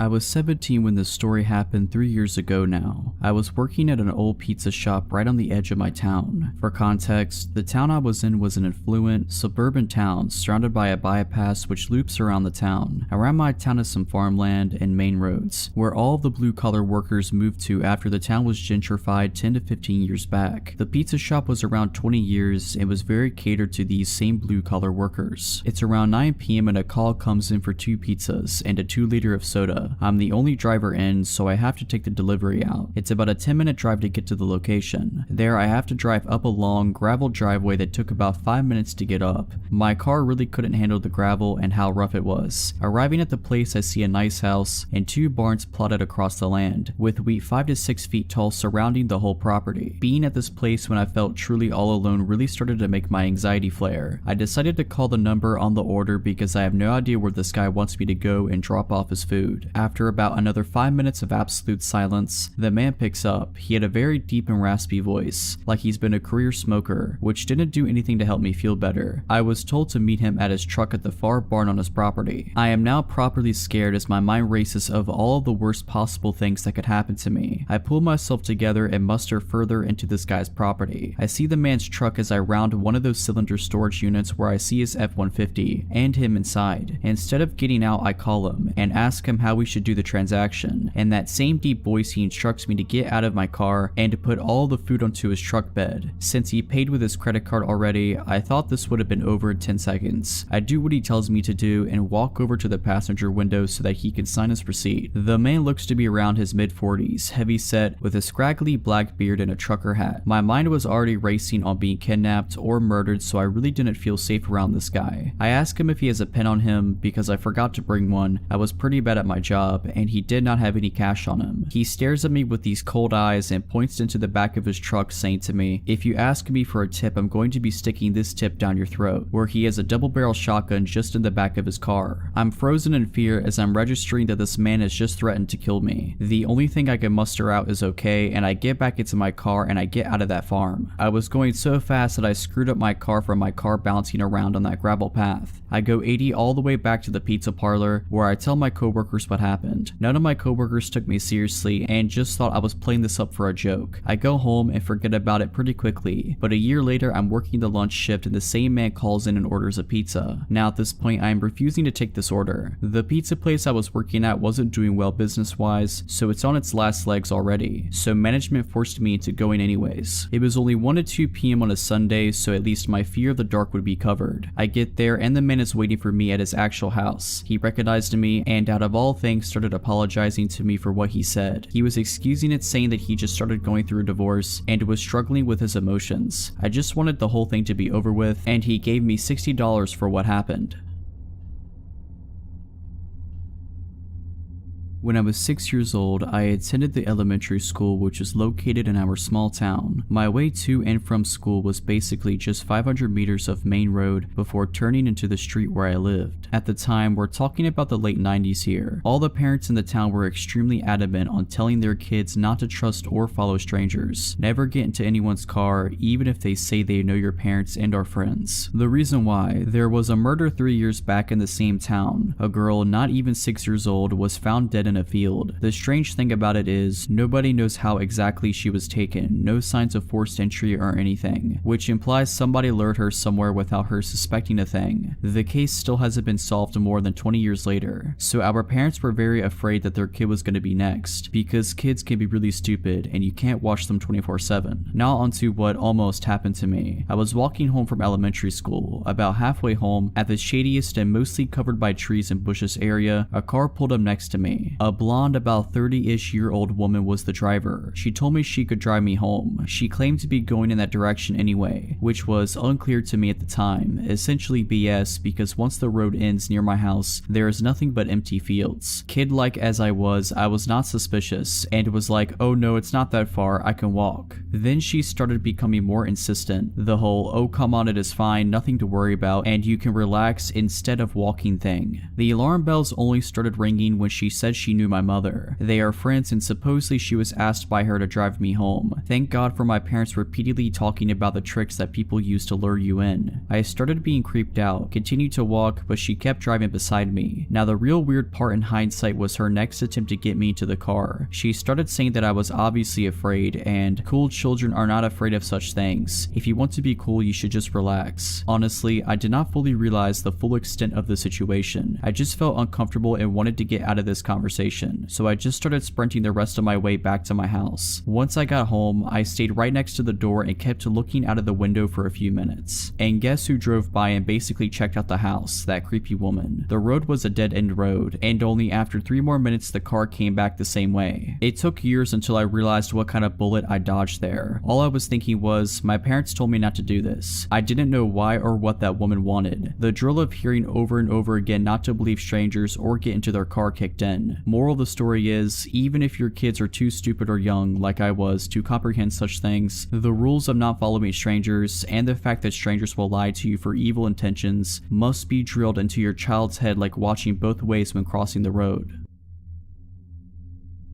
2 years ago, I moved to the UK for university, as I always wanted to go there and get away from my parents, as the situation at home was beginning to become too bad for me. In first year at uni, I moved into a student accommodation and met some really great people. It was a good year without meeting my boyfriend, who I'm still with, and just enjoying my time away from my family and discovering what independence really meant. Anyhow, as second year came by, I decided with some friends to move into a house rented by student accommodations, but at least we had our own house and weren't restricted as much with noise and parties as living in a small shared flat like in first year. No, I had a ground floor room and my window gave into a very small backyard in which I would go smoke every day as I am a smoker, and in which there would be a very thin wooden door giving into the other side of the street where you would put your bins and broken chairs, blah blah. The door could only be closed and locked from inside the backyard, but since it was an old door we had to attach some strings to keep it closed for good. I had neighbors on each side of the house, so we were surrounded by families and some other student accommodations. The neighbors on the right of us were 5 boys who looked way over the age of being in university. They were strange, so to say. I met one of them outside of our house one day because of a police intervention due to one of his flatmates attacking him and the others with a kitchen knife and burning their kitchen down. I heard some screams, and so I went outside with my flatmates and saw one of them having cuts everywhere on his arm and a wound on his head inflicted by a kitchen knife. Me and my flatmates didn't know what to do, so we offered him our help to clean himself and gave him an old t-shirt to change out of his clothes. We then saw the guy who hurt these flatmates being escorted out by the police and into a van and driven off to be arrested. I don't know anything more about the story. The police didn't really tell us anything else. Anyway, the guy who we helped was quite weird. He said a lot of BS and kept trying to grab me and flirt with me, but we just wanted to make sure he was okay as we didn't know him. Then after some time had passed, I would go to uni and come back home and see him quite often in the street and just never said a word to him again. But one day he came up to me in the street while I went to the corner shop and started talking to me weirdly, and I didn't feel comfortable at all with that for some reason, so I just didn't respond to him. He then just said, "Oh, that's okay. I'll just wait in front of your house then and we can talk further." No need to say I was creeped out and just thought he was joking. So I bought my drink at the shop and headed back to my street, and as I turned into the street where my house was, I saw him with his flatmate sitting on my doorstep and waiting for me. So I went back to the corner shop and called my only guy flatmate to ask him to open the door and tell the guys to go away, but obviously he wasn't home and no one else was there either. So I literally just waited it out until they left about an hour later and then sprinted back home and locked the front door. Note, my front door had a glass panel on it where you would be able to kind of make out who was standing in front of it. After this already pretty scary encounter, I just tried to avoid the guy and mostly succeeded for a while. But then one day, as I went smoking in the backyard, I noticed that the wooden door, which is always closed, was open, and the strings that were put there to keep it closed were cut off. For whatever reason, I didn't think anything of it and just closed the door again and put a new string on it, thinking it was one of my flatmates who took the bins out and just didn't tie it back. The weird neighbors would very often scream and yell and fight in their house, and it would take me and my flatmates up in the middle of the night, but we kinda just got used to it after a while. But one evening, my boyfriend slept over like he usually did, and he, who usually never ever wakes up because of a noise, woke up in the middle of the night because of a bang and some whispering. I was sound asleep, so he very silently woke me up, and we both just waited in the dark and listened for any other noises. Suddenly, we heard the wooden door just bang, just shot open, and some footsteps next to my window. I always had my window open because it would get really warm inside, so we both just froze. And then we heard the door leading to the backyard get shaken softly as if they were trying to get inside, and then they stopped. Luckily, we had the curtains closed so they couldn't see us, but we were ready to get dressed and get out of the room and lock them in if they came in from the window. Then we just heard my window move and get more opened, and one of the guys saying something in a different language that we didn't understand and started hearing them trying to get in. My boyfriend and I just shot up out of bed, took my phone, and put clothes on and ran out of the room and out of the house. So I then called my flatmates and told them to lock themselves in their rooms, and then the police, who luckily came in less than 5 minutes as the headquarters were a couple of streets down from us. I don't remember anything after the police came. I think me and my boyfriend were in shock. They ended up catching one guy, the other fled and was later found a few streets up smoking weed. The police told us that they were inside of their house and found a lot of meth and heroin, and that they were carrying a massive kitchen knife with them. I was so confused as I've never done anything to offend or do anything wrong to my neighbors, so the idea of them breaking in with whatever knows what intentions with a kitchen knife terrorized me and my boyfriend. The 2 guys ended up being arrested, and one of them was put in prison for 2 years for carrying a weapon with intention to harm. I never heard anything else from the police, and I moved back home a few months later. I was 17 when this story happened 3 years ago now. I was working at an old pizza shop right on the edge of my town. For context, the town I was in was an affluent, suburban town surrounded by a bypass which loops around the town. Around my town is some farmland and main roads, where all of the blue-collar workers moved to after the town was gentrified 10 to 15 years back. The pizza shop was around 20 years and was very catered to these same blue-collar workers. It's around 9 p.m. and a call comes in for 2 pizzas and a 2-liter of soda. pizza. I'm the only driver in, so I have to take the delivery out. It's about a 10-minute drive to get to the location. There I have to drive up a long gravel driveway that took about 5 minutes to get up. My car really couldn't handle the gravel and how rough it was. Arriving at the place, I see a nice house and 2 barns plotted across the land, with wheat 5 to 6 feet tall surrounding the whole property. Being at this place when I felt truly all alone really started to make my anxiety flare. I decided to call the number on the order because I have no idea where this guy wants me to go and drop off his food. After about another 5 minutes of absolute silence, the man picks up. He had a very deep and raspy voice, like he's been a career smoker, which didn't do anything to help me feel better. I was told to meet him at his truck at the far barn on his property. I am now properly scared as my mind races of all of the worst possible things that could happen to me. I pull myself together and muster further into this guy's property. I see the man's truck as I round one of those cylinder storage units where I see his F-150 and him inside. Instead of getting out, I call him and ask him how we should do the transaction. In that same deep voice, he instructs me to get out of my car and to put all the food onto his truck bed. Since he paid with his credit card already, I thought this would have been over in 10 seconds. I do what he tells me to do and walk over to the passenger window so that he can sign his receipt. The man looks to be around his mid-40s, heavy set, with a scraggly black beard and a trucker hat. My mind was already racing on being kidnapped or murdered, so I really didn't feel safe around this guy. I ask him if he has a pen on him because I forgot to bring one. I was pretty bad at my job and he did not have any cash on him. He stares at me with these cold eyes and points into the back of his truck, saying to me, "If you ask me for a tip, I'm going to be sticking this tip down your throat," where he has a double-barrel shotgun just in the back of his car. I'm frozen in fear as I'm registering that this man has just threatened to kill me. The only thing I can muster out is okay, and I get back into my car and I get out of that farm. I was going so fast that I screwed up my car from my car bouncing around on that gravel path. I go 80 all the way back to the pizza parlor where I tell my coworkers what happened. None of my coworkers took me seriously and just thought I was playing this up for a joke. I go home and forget about it pretty quickly, but a year later I'm working the lunch shift and the same man calls in and orders a pizza. Now at this point I am refusing to take this order. The pizza place I was working at wasn't doing well business wise, so it's on its last legs already, so management forced me into going anyways. It was only 1 to 2 p.m. on a Sunday, so at least my fear of the dark would be covered. I get there and the man is waiting for me at his actual house. He recognized me and out of all things started apologizing to me for what he said. He was excusing it, saying that he just started going through a divorce and was struggling with his emotions. I just wanted the whole thing to be over with, and he gave me $60 for what happened.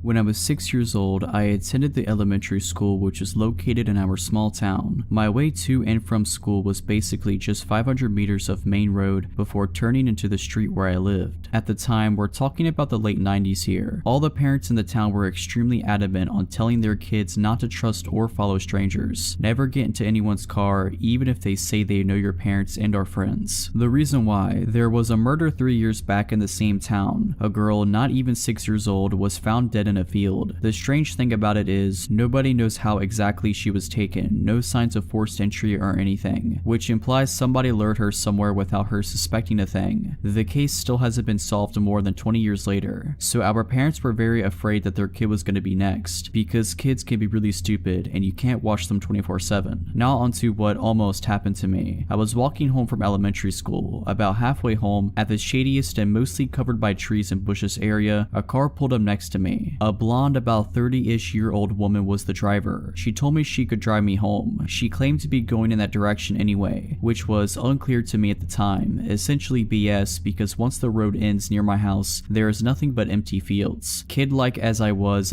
not suspicious, and was like, "Oh no, it's not that far, I can walk." Then she started becoming more insistent. The whole, "Oh come on, it is fine, nothing to worry about, and you can relax instead of walking" thing. The alarm bells only started ringing when she said she knew my mother. They are friends and supposedly she was asked by her to drive me home. Thank God for my parents repeatedly talking about the tricks that people use to lure you in. I started being creeped out, continued to walk, but she kept driving beside me. Now the real weird part in hindsight was her next attempt to get me to the car. She started saying that I was obviously afraid, and cool children are not afraid of such things. If you want to be cool, you should just relax. Honestly, I did not fully realize the full extent of the situation. I just felt uncomfortable and wanted to get out of this conversation. conversation, so I just started sprinting the rest of my way back to my house. Once I got home, I stayed right next to the door and kept looking out of the window for a few minutes. And guess who drove by and basically checked out the house? That creepy woman. The road was a dead-end road, and only after 3 more minutes the car came back the same way. It took years until I realized what kind of bullet I dodged there. All I was thinking was, my parents told me not to do this. I didn't know why or what that woman wanted. The drill of hearing over and over again not to believe strangers or get into their car kicked in. Moral of the story is, even if your kids are too stupid or young, like I was, to comprehend such things, the rules of not following strangers and the fact that strangers will lie to you for evil intentions must be drilled into your child's head like watching both ways when crossing the road.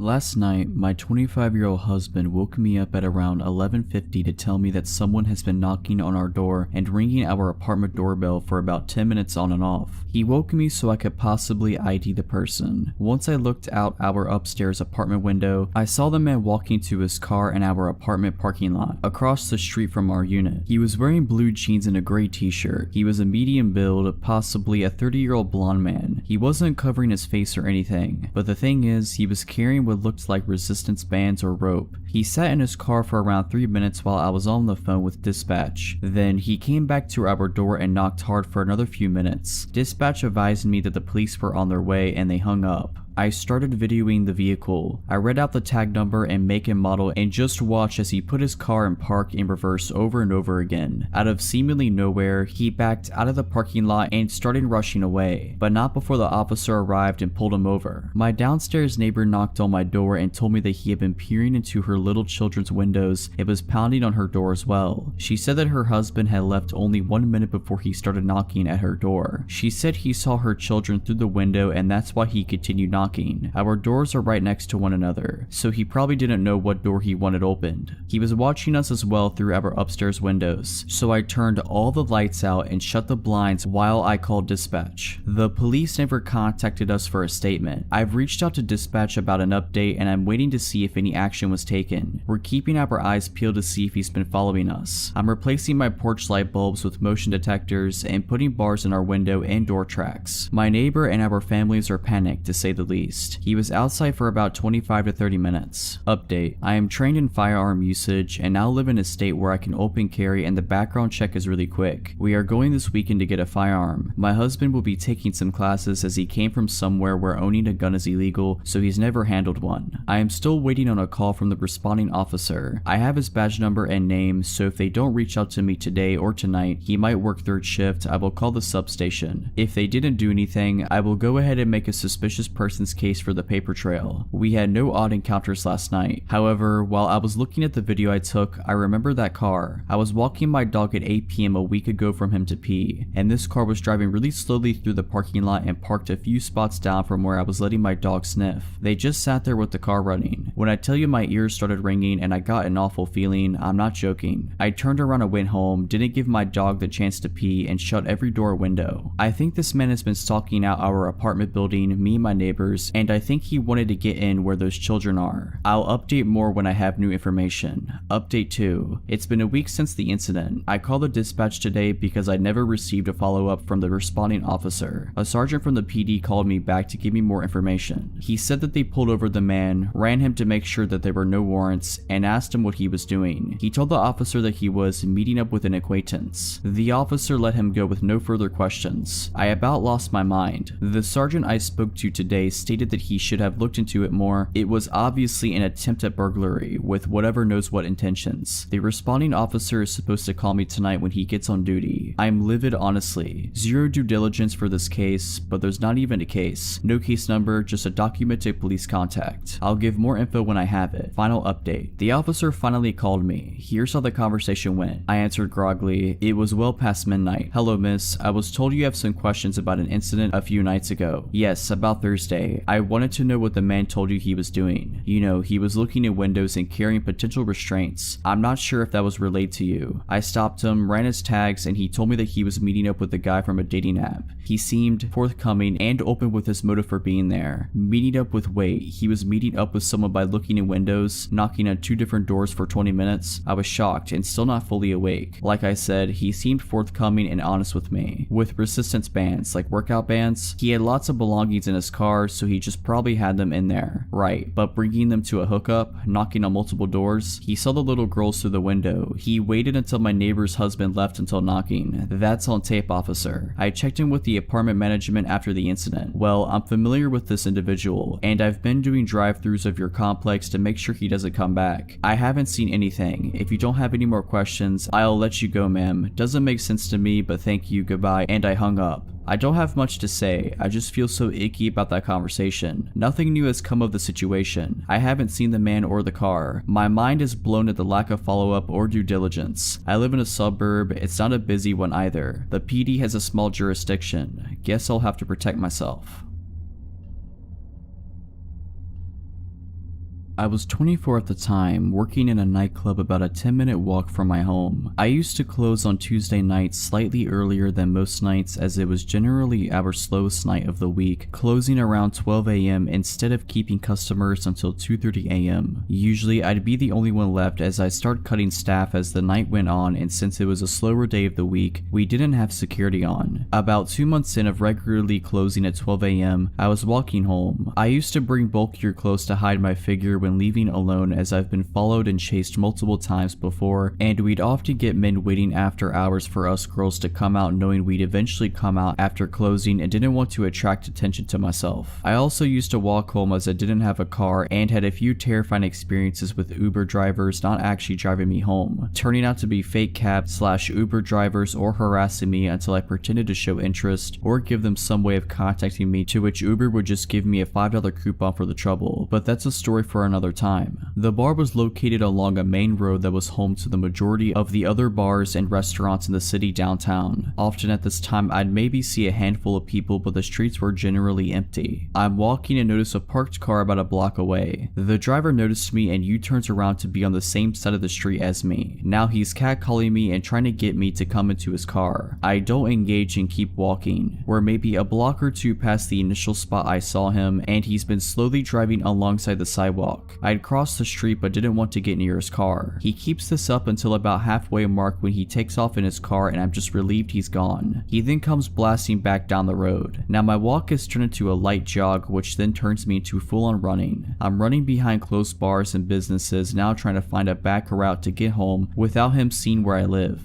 At one point, I'm running through bushes and mud. No matter what street I end up on, his car is waiting for me. Eventually, I run right in front of his car while it's parked on the side street beside my place, or run into my house through the back entrance. The back entrance is obscured by plenty of trees and car, and the surrounding houses are multiple unit homes, so I was confident he didn't see what door I got in through. Fast forward to the following Tuesday, and I'm walking home. Guess whose car is parked at the halfway mark? This went on for the next 4 Tuesdays, except he started parking on the street in front of my house, until I begged my manager to take me off closing that specific shift. The last time I saw him, one of the apartment buildings along the way had a few cop cars and cops standing around the entrance, and I stayed with them, which led them to drive off for the night. A week passes and I'm no longer on that shift. A coworker of mine sends me a news article via text. I open it and see that the man who's been following me was arrested for doing this to multiple girls in the city along the street my work was on and that I lived on. He got caught because he'd followed a university student up to her house and wouldn't drive away. She called the cops and he was still there by the time they came to arrest him. He got out the next day, I believe, and was arrested a few more times and was put on restrictions. Couldn't be out of his parents' house between certain hours unaccompanied by either parent before he was deported. I've also heard he didn't actually get deported, but I moved away shortly after and didn't keep up with the news on him.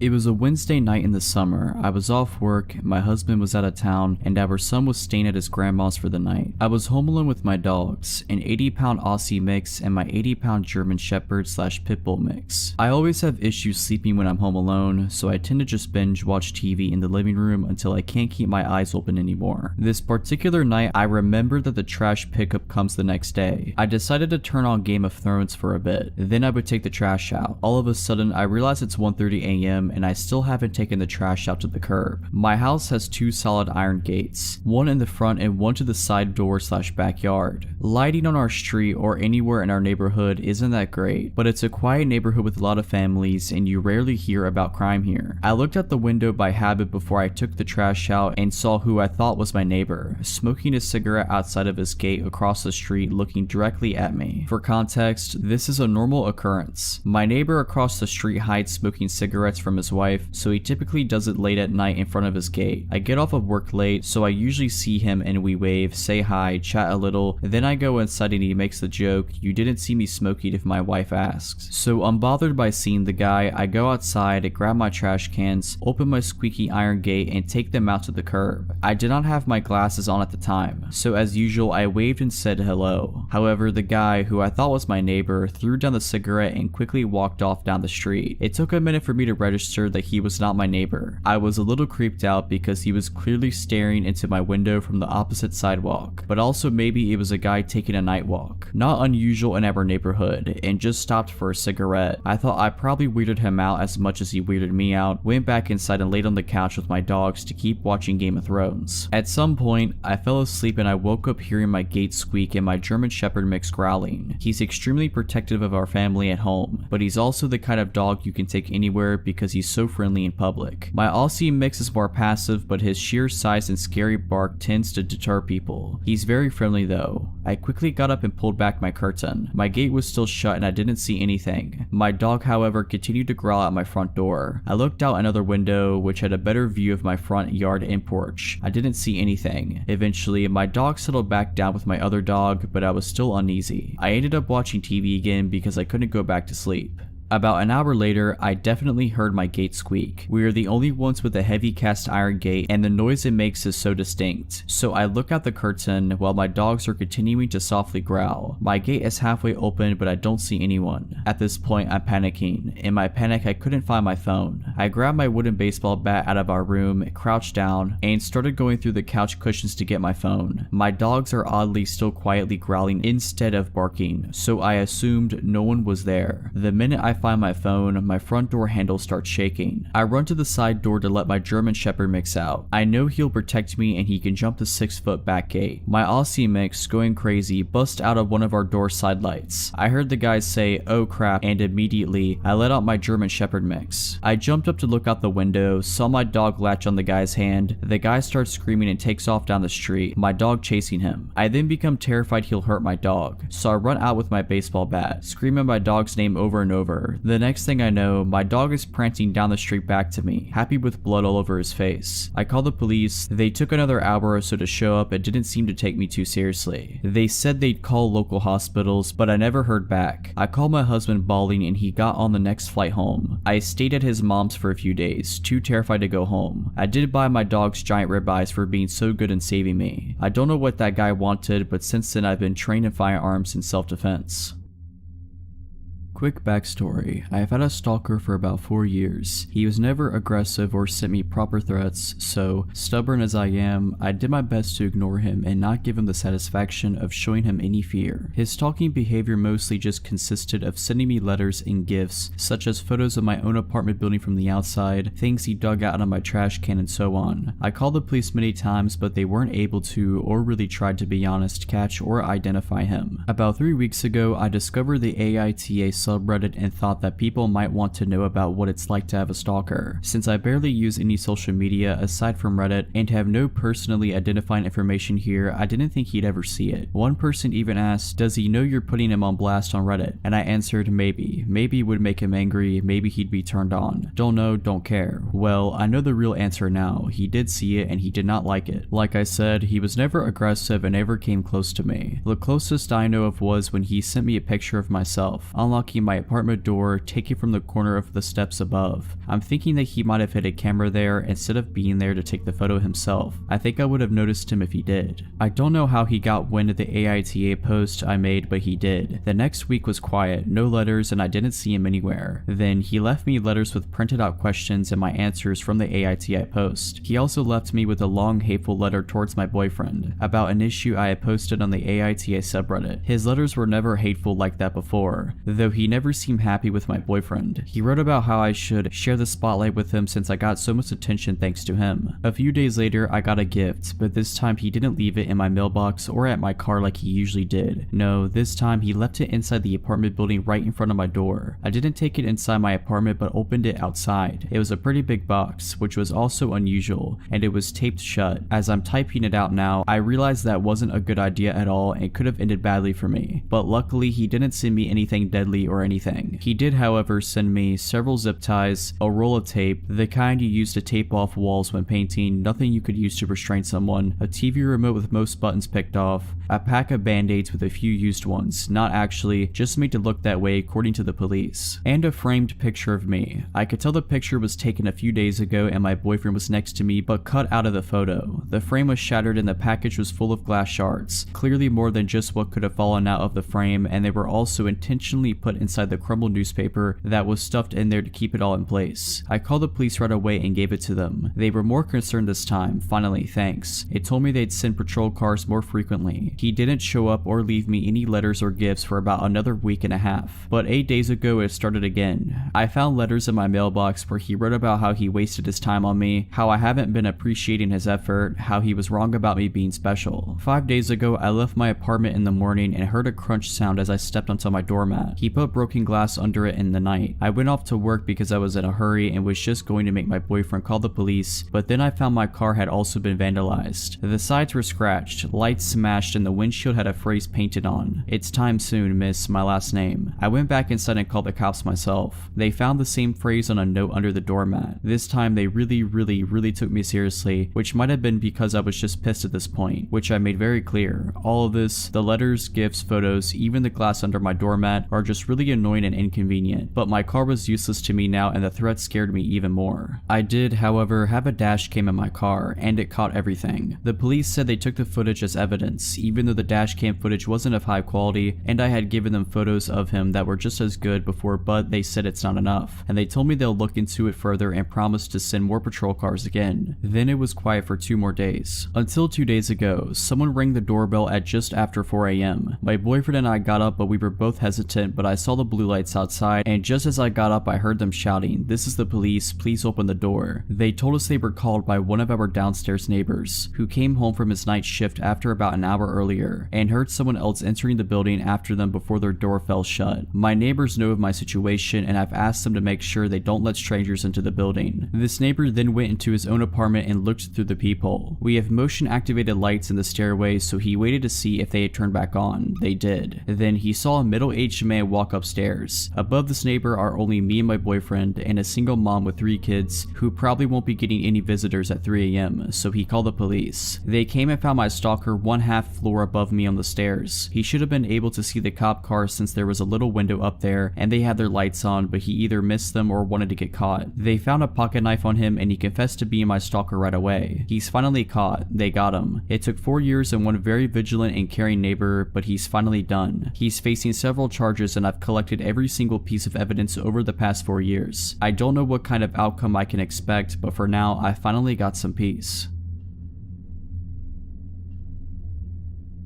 When I was a kid, my mom worked as a teacher and she was very close to a coworker of hers who had a son around my age and of whom I, as well, was very close. When my mom or her friend would head out for the night, the other would take care of both of us kids, and basically, it meant I spent half of my time over there and my friend spent half of his time at my house, which was perfect and fun for us. We lived in different cities, but since that kind of system had been going on pretty much forever since, I grew up knowing my friend's city just as well as mine. His mom was well aware of that, so that being said, whenever we were going on a walk in their area, she'd let us wander around because she knew we'd always find our way back to her. My mom though was more cautious and always kept an eye on us, as she'd walk behind us to make sure she always was able to see us. I just wish her friend would have done the same. One day, I had to be around 6 or 7, we were going on a walk with my friend Marcus and his mom Katie. It was a very sunny day and I was wearing a dress with embroidered flowers and I had my blonde long hair down. During that walk, Katie was walking ahead of us and I was chatting and just just fooling around with Marcus when he suddenly remembered something urgent to tell his mom, as urgent as something can be for an 8-year-old boy. He ran up to her and left me strolling behind for a couple of minutes, just as it already had happened 100 times prior. That time though, we were circling around a big camping site and we walked by the white vans and camping cars. One of those vans had its back doors open and there was a man, probably in his mid-40s, smoking a cigarette and leaning on the vehicle. He locked eyes with me as I was approaching, then saw that Katie and Marcus weren't paying much attention to me as they were already a couple of meters ahead. Then he proceeded to pull me by my arm close to him, and so I found myself with my body touching his. So weirded out that I didn't even say a word, although I knew Katie would have heard me if I called for help. He leaned toward me as he was obviously much taller than I was, muttering something I didn't get, and he winked at me and kissed me on the lips and then pulled me to the open doors of his van. At this point, if he had pushed me just a little, I would have fell in the truck. At this point, I was just too scared to even lift a finger, and even though I didn't understand everything that was going on, I knew it wasn't okay. He put his hands on the door as to close the vehicle and I felt my heart sink. At that exact moment, some other man jogged towards us, in his 40s as well, waving hello to me and saying something along the lines of, "I lost sight of you for a bit, I was so scared." He had a very friendly look on his face and was staring at me with a great insistence and with a huge reassuring smile, and the van man awkwardly laughed and yanked me out of the way of the car, slamming the door shut. I ran to Katie as I heard the van go off and just acted as if nothing had happened. To this day, I never told that story to anyone, not to Katie or Marcus. Not to my mom, nobody. I am 22 years old today. Last year, I was staying in a university hall for my final year. It's a private building, so not connected to the university, and out in the city near the main town, we have a car park, but nobody really uses it because we are poor students and it costs money to park there, so mine was one of the only 2 or 3 cars at a given time. The car park isn't well lit and it's to the side of the building, so you have to walk for about 2 or 3 minutes to get into the main door. I was sitting in my car one evening after getting back from the gym, just scrolling on my phone because my seat was warm and it was dark and raining outside, so I couldn't be bothered to get up yet. I was reading an article when suddenly someone started knocking on my window, which was really odd. It was a man dressed all in black, and he started telling me how his friend had seen me through the window and thought I was really attractive, so could he have my number? I responded no, that's a bit odd and I don't feel comfortable with it. He continued to be insistent for a while, practically begging me to get out and give them my number or any social media details, telling me I should come over and speak to his friend, who was, weirdly, stood at the other side of the car park, furthest away from the building. I kept saying no and scrolling on my phone to show that I wasn't interested. He finally relented and walked away. I text one of my friends to ask if he'd come and get me and walk with me to the building. As I was waiting, this man returned, but now with his hood up, and he started banging loudly on my window, saying that I was being rude, ungrateful, calling me all kinds of names. I kept staring at my phone and pretending I couldn't hear him. He then started trying my door handle. Thankfully, I locked my car after the first encounter, and then began violently pushing into my car when it didn't work. I still kept ignoring him and text for my friend to probably bring some other friends with him. My friend was taking a long time to read my message and I was terrified, but for some reason didn't think to call the police, probably because I was scared of things escalating. The guy at my window had calmed down after a few minutes and walked off, saying that he'd leave me alone now. However, I watched him out of the corner of my eye join up with his friend and then maybe 3 or 4 other men. They walked so they were out of sight, but I could see their shadows lingering as they kind of circled around my car and moved towards the building but staying in the dark. They lingered there for a while until luckily another car came, which was obviously full of students going to a party due to the loud music and singing going on inside. This group of men left as they saw these people arrive, and I latched onto them and was able to walk with them as they entered the building. When I got home, my friend finally responded. He said that he'd actually heard about these guys before. Apparently they'd followed another girl into the building and into the lift a couple of days prior, then stood in the lift making really gross comments to her. She had to run to her door and lock it, where they then stood outside knocking on the door and whispering for her to open it. We were able to report this to the building, who, to their credit, then hired a permanent set of security staff. We also got the CCTV footage of both incidents and were able to pass this on to the police.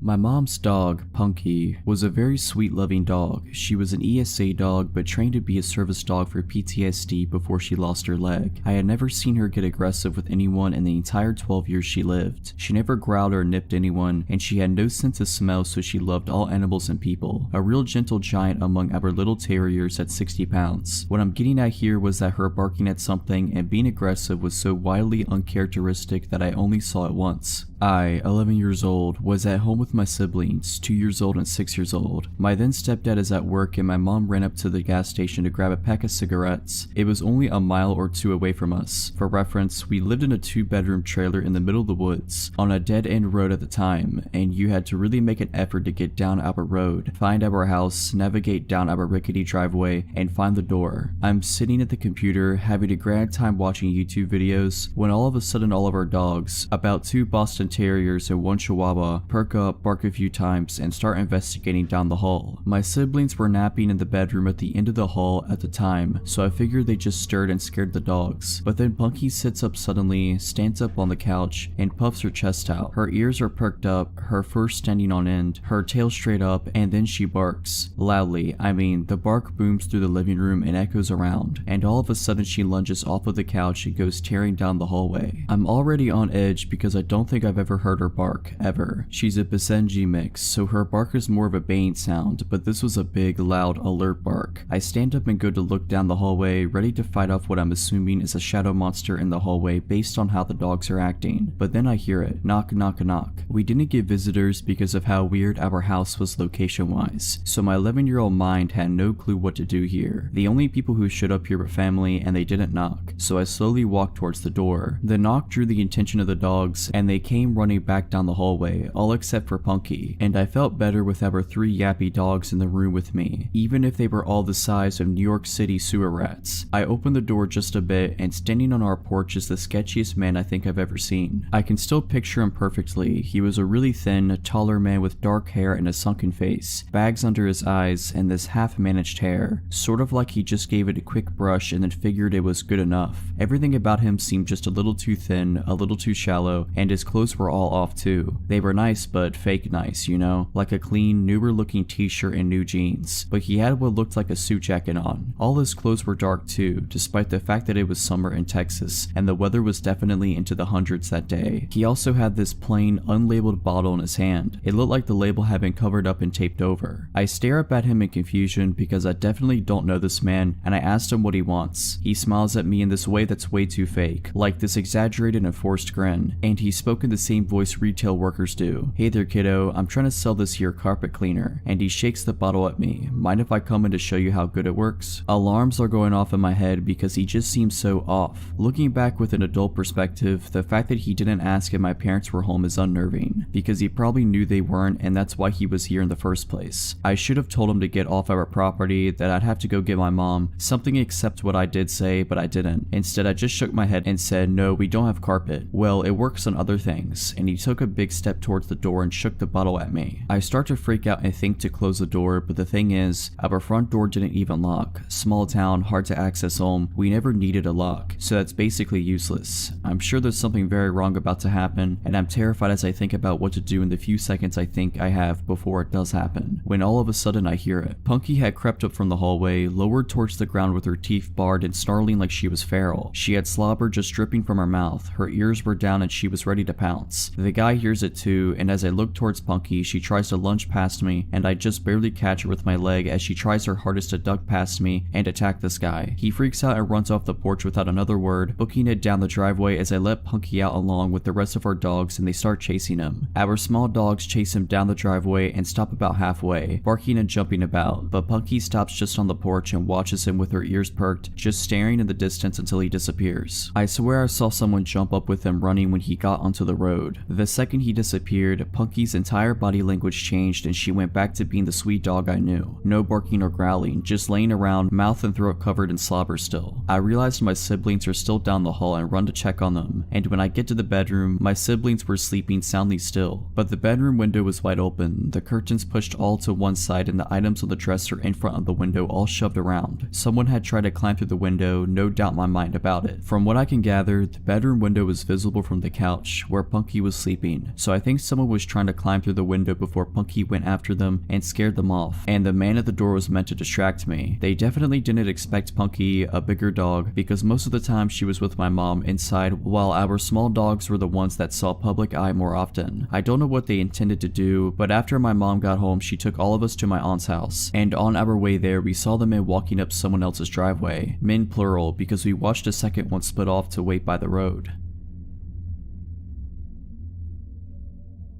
In 2014, I moved to England from Canada to gain work/travel experience and also to find myself. I ended up living in Essex with 3 other roommates. They were all women, all a bit older than I was. I was 24 at the time, Megan was 31, Cherry was 34, and Cassie was 38. Megan was from New York, Cherry from New Jersey, and Cassie from Poland. All 4 of us shared this 3-story flat. The back of our home was the living room and the kitchen. The back wall was complete glass that looked out into the garden, and the garden was completely fenced in. The house had an interesting dynamic to say the least. Tons of stories from that time in my life. I adored all of my roommates except for Cherry. After living with Cherry for 7 months, I was over her antics. One day I come home from work, I lock the door, make myself something to eat, and go up to bed. I brought some work home with me, so I am in my night tie with all these papers around me and my headphones on jamming out. I had headphones on because Cherry was out to dinner with work friends. That meant booze, and then soon after that a tantrum was surely to come. I just didn't want to have to listen to her crazy scream crying. I am working away, completely focused until I feel something. I look up to see a man standing over me. I don't register it right away and passively say, "Cherry's room in on the 2nd floor," and continue to work. Cherry regularly brought strange men home. He doesn't leave. Again, Cherry's room is downstairs. He then interrupts. I am not here for Cherry. A cold chill iced my veins. My fight or flight kicked in just then. I start surveying the situation. I look him up and down. He has a bottle of Prosecco in one hand and a knife in the other. He is about 5'10", wild muddy brown hair and black eyes. He has a light blue polo shirt on and one side of his collar is popped up in a distinct Manchester accent. Once I focused in, I realized his eyes were black because his pupils were completely dilated. I was in trouble. I needed an escape plan. Unfortunately, this man was standing in between me and my bedroom door. I needed to get downstairs, but I needed for him to think it was his idea. I decided to play along. Just then he uses his knife to pop the cork. Prosecco started flowing onto my carpet. I said, "Oh no, let's clean that up. I prefer to drink out of a proper bottle anyways." He nodded, replying, "Yeah, let's go." I try to act as natural as possible. I try not to show that I am shaking all over and try to gain control of my breathing. We take the long journey down to the main floor of my flat, all 3 floors. He has the back of my night tie bunched up in one hand, and I could feel the point of the knife graze my back with his other. I was trying to playfully speak with him as we walked down the stairs. I couldn't tell you what I was saying. I was most likely rambling. I couldn't hear anything over my heart beating in my ears. We get to the bottom of the stairs, and there is a hallway to my left that leads to the front door. On my right, which is much closer to us, is the kitchen and living room. We make our way into the kitchen. I point to the cabinets that had the wine glasses. He said he knew where they were and started walking towards them. I now had the kitchen table in between us. It was time to run. I burst into a sprint down the hallway towards the door. My hands fumble over the lock, shaking and sweating. I swing open the door and see 2 men walking across the street. They must have been walking home from the train. There was a big train station in front of our home. I call out to them for help, and suddenly I am flung onto the ground. Little pebbles piercing my skin sent sharp pains where they are jabbed. The intruder pushed me out of the way to run and escape. One of the men chased after the intruder while the other said for me to go inside while he surveyed my home and to call the police. I locked the doors and I called the police. While I am on the phone with dispatch, I manically run around the house to double check all the windows and doors. Suddenly, I hear a loud bang on my door. I inform the dispatch of the banging and she informs me that the police weren't there yet. I thought it might be one of the gentlemen who helped me. I go to look out the eye hole and it's him, the intruder. He came back. He's banging on my door screaming that I had his glasses and that he was not done with me. I absolutely freak out. The dispatcher attempts to calm me down, but I am losing my ever-loving mind. She then said, "They are pulling onto your street now. You should hear their sirens." I did. The intruder then blasts off. One officer jumps out of the passenger side while the car is still moving and chases after him. The second officer comes into my home, interviews me, and the 2 gentlemen collects evidence, takes photos. The next morning I am called in to identify a man they had in custody. I pointed him out. I go into a little room and the officer pulls out an evidence bag. He asked me if the items were mine. They were my underwear and photos taken from my home. The officer informed me that the intruder had been stalking me for some time now. He estimates 3 months. He had made a nest outside our home on top of a hill that overlooked into our living room and kitchen. He is a known offender and drug dealer. He then told me how lucky I was to get out practically unharmed. Others weren't so lucky.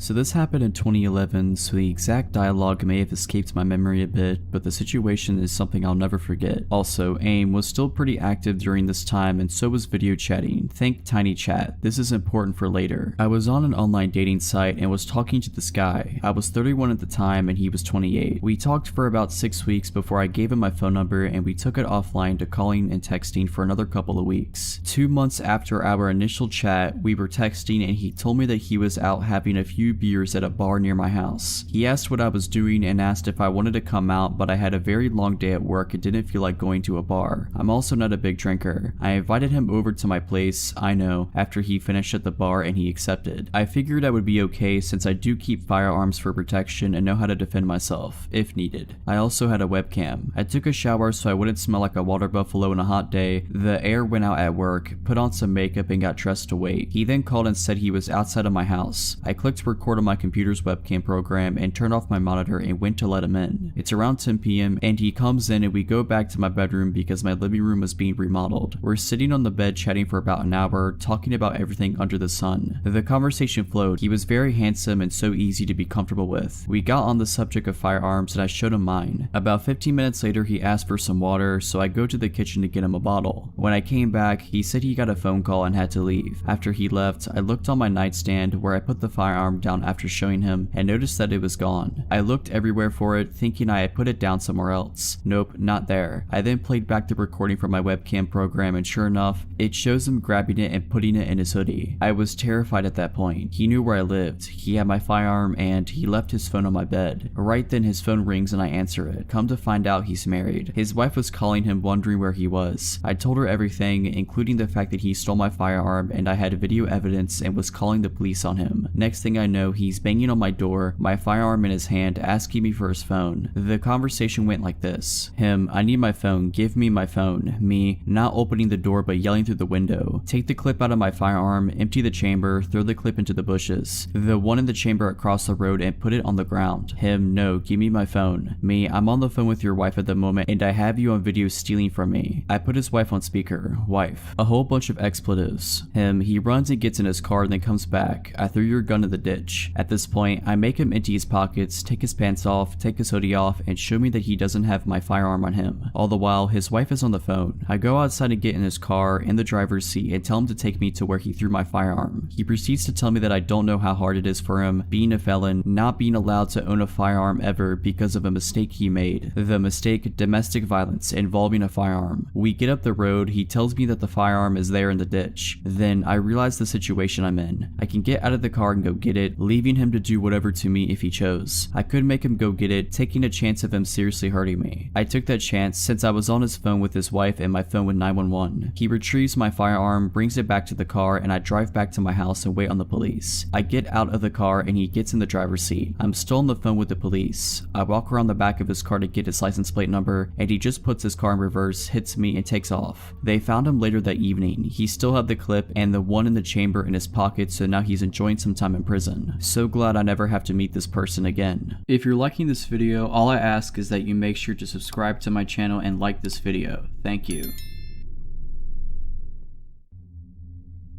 This takes place around 10 years ago when I was like 8 or 9. I lived in a pretty bad neighborhood in what was at the time a really rundown city. It wasn't good, but it wasn't bad at the same time, just a few bad apples in the tree. Anyways, enough background on the neighborhood, and now to the main story. My friends and I loved to play outside. It was the only thing we could do. No one in the neighborhood could afford any sort of electronics or any sort of fun machine to play with. We loved to just run through people's yards, cutting through houses if they just so happened to leave their door open. Now looking back on it, it is probably the dumbest thing kids our age could have been doing in a neighborhood like that. This story has nothing to do with running in people's houses. Just wanted to let you know how dumb of kids we were. Well, on one fateful day, we were playing hide and seek with 4 of us hiders and 1 of us a seeker. We thought it would have been a funny idea to go to the other side of the neighborhood so that the seeker could never find us and we'd win. We like to call that part of the neighborhood the rich part because they had 2-story houses over there and a forest with a creek in it. We were just doing our usual thing, cutting through people's yards and jumping jumping fences when we heard the loudest scream maybe 4 to 5 houses down. After hopping off the fence that we had just jumped, we all stopped and looked around wondering where it came from. I noticed that one of our hiders weren't with us anymore. 3 of us left. "Where's Isaac?" I exclaimed. We heard the scream again. I pointed towards where the sound came from and we all jumped back over the fence we just jumped from and ran towards the scream. When we thought we got to the spot where the screaming was coming from, there was nothing there but an empty plot of land in the forest. We all started to get scared. Did Isaac get lost in the forest? Did he get taken back there? Then we heard the scream again. It was definitely Isaac. I decided to be the man of all the other 8-year-olds and go into the forest to make sure Isaac was okay. As I started my way into the trees, I did one last look at my friends and saw how horrified their faces were. I knew at that moment that I was definitely the only one that would go down into the forest. Making my way in, I could feel all the heat in my body fading and some sort of dread starting to take over. As I walked further in, it started getting darker and harder to see. I was whisper yelling my friend's name. He responded in the most shaken up voice, "Down here, be quiet." I finally got to him and asked him what happened. He told me the story of how he got tired of running and decided to take a break on the curb to catch his breath, and that instead of being out in the open and risking the chance of being caught, he decided to go into the woods and hide. He said that after like 5 minutes after he sat down, he heard talking. Nothing that he could make out, just random nonsense. He looked around to see a man in a black hoodie hiding behind a tree on the other side of the creek staring at him, but the man took off before my friend could even get up to run away. And this is where he said he started screaming at the top of his lungs and hid somewhere else in the forest, which is where both of us are now hiding. And I kid you not, as soon as he told me this, we heard a twig snap.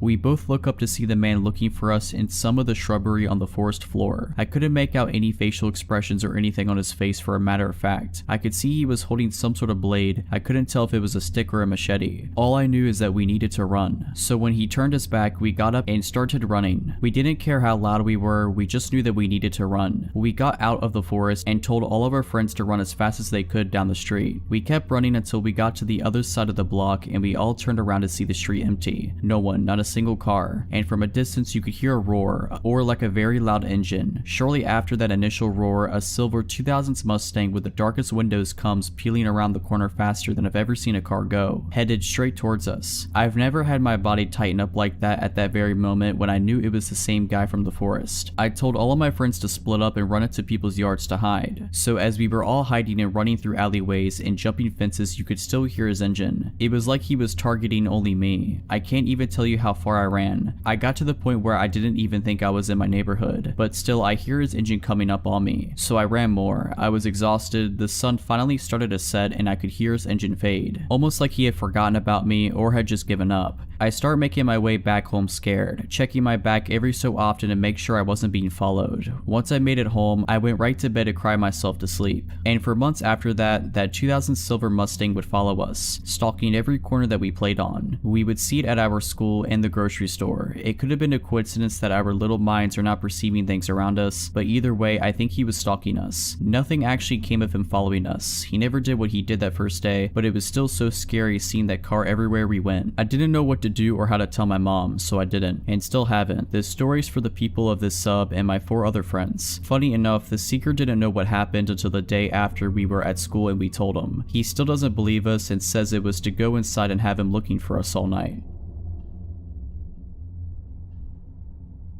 So for a bit of context, I am a college student. Without giving too many details, I am a woman on the smaller side of average female height. I currently do not have a car, so I use my bike, walking, and the bus to get around. My college has a transit service that allows you to scan in with a student boarding pass for free. Other non-students are allowed to ride the bus by paying upon entering or purchasing a ticket beforehand. I frequently ride the bus for various reasons, grocery runs, or treating myself to food. And yesterday, I had the idea of treating myself to a movie after all of the exams I have been having lately. I'm an avid horror fan and knew that Terrifier 2 was in theaters, so of course I wanted to see it immediately. One of my friends told me they found it funny and really enjoyed it, which was more than enough reason to go see it. I was looking at tickets the day before yesterday and trying to decide which time slot I wanted to see the movie in. Looking back now, something in my gut told me to choose the earlier time. I wish I had listened. Another detail I want to add is that there are 2 bus sizes, a large one and a small one. The bus I rode during the incident was the smaller one. station. The stop where I got on the bus is the beginning of the route. Unlike every other stop, the driver usually parks the bus here for 5 minutes and gets off to use the restroom or have a quick break before continuing with the rest of the route. Upon entering the bus, I noticed only 2 other passengers, another girl about my age and an older man. The girl was in the front of the bus on the right side and the man was in the second row on the left side. I sat on the right side, several rows back. I usually read something on my phone or listened to music on the bus, so I immediately got on my phone when I sat down. Everything was okay for a little bit until I looked up and noticed the man repeatedly staring at me and looking away before staring at me again. I was immediately apprehensive but just brushed it off. He started speaking aloud out of nowhere, saying things like "beautiful baby" and "so fine" while staring at me. I was frozen out of fear and could only keep looking at my phone and trying to ignore it. This continued until I worked up the courage to say, "Sir, would you please stop staring at me?" To which he claimed he was not staring and told me I was extremely beautiful. Unsure of what to say, I just stupidly thanked him and went back to my phone. He had his body slightly turned, but when I confronted him, he faced fully forward. The driver got back on and we started moving again, so everything was calm for a bit, though I was admittedly still shaken up. This calm did not last long. Obviously, this creep couldn't contain himself and just had to voice his opinions about me out loud. He started saying similar things again, but also added some new phrases such as "gonna make you my wife," and by far the worst one, "I'm gonna get you pregnant." I was shaking at this point and was unsure what to do. I desperately wanted to sit next to the other girl, but did not want to pass by him to sit by her. We made it to the other 2 stops before the girl got off and said sorry before leaving. My heart dropped to my stomach. The last thing I wanted was to be alone with this guy. Luckily, more people got on at the stop. A middle-aged couple and a guy about my age. In a panicked voice, I sort of shouted and asked the guy my age if he would sit with me. He was a bit confused but came to sit by me and I immediately felt relief. The stress of the situation got to me and I broke down crying. I guess the creep took this as indication to leave because he swiftly made his exit after that. The kind younger guy who sat next to me and began to comfort me. I am so grateful he chose to ride the bus that day. The bus driver noticed the commotion and called me to the front to get information in order to make a report. He told me he couldn't hear anything but that buses have video and it would hopefully pick up what the creep was saying. He told me that the same man had recently been kicked off for a similar incident and that he would be reporting this immediately. For the rest of the ride, the younger guy and I talked about things like majors and other school related stuff. I want to go into the marine biology field and he is a graduate student in mechanical engineering. I made it to the movies, it was awesome, and back home safely, but I definitely learned a lesson. My boyfriend is going to help me look into some self-defense items and he taught me a few fighting tactics.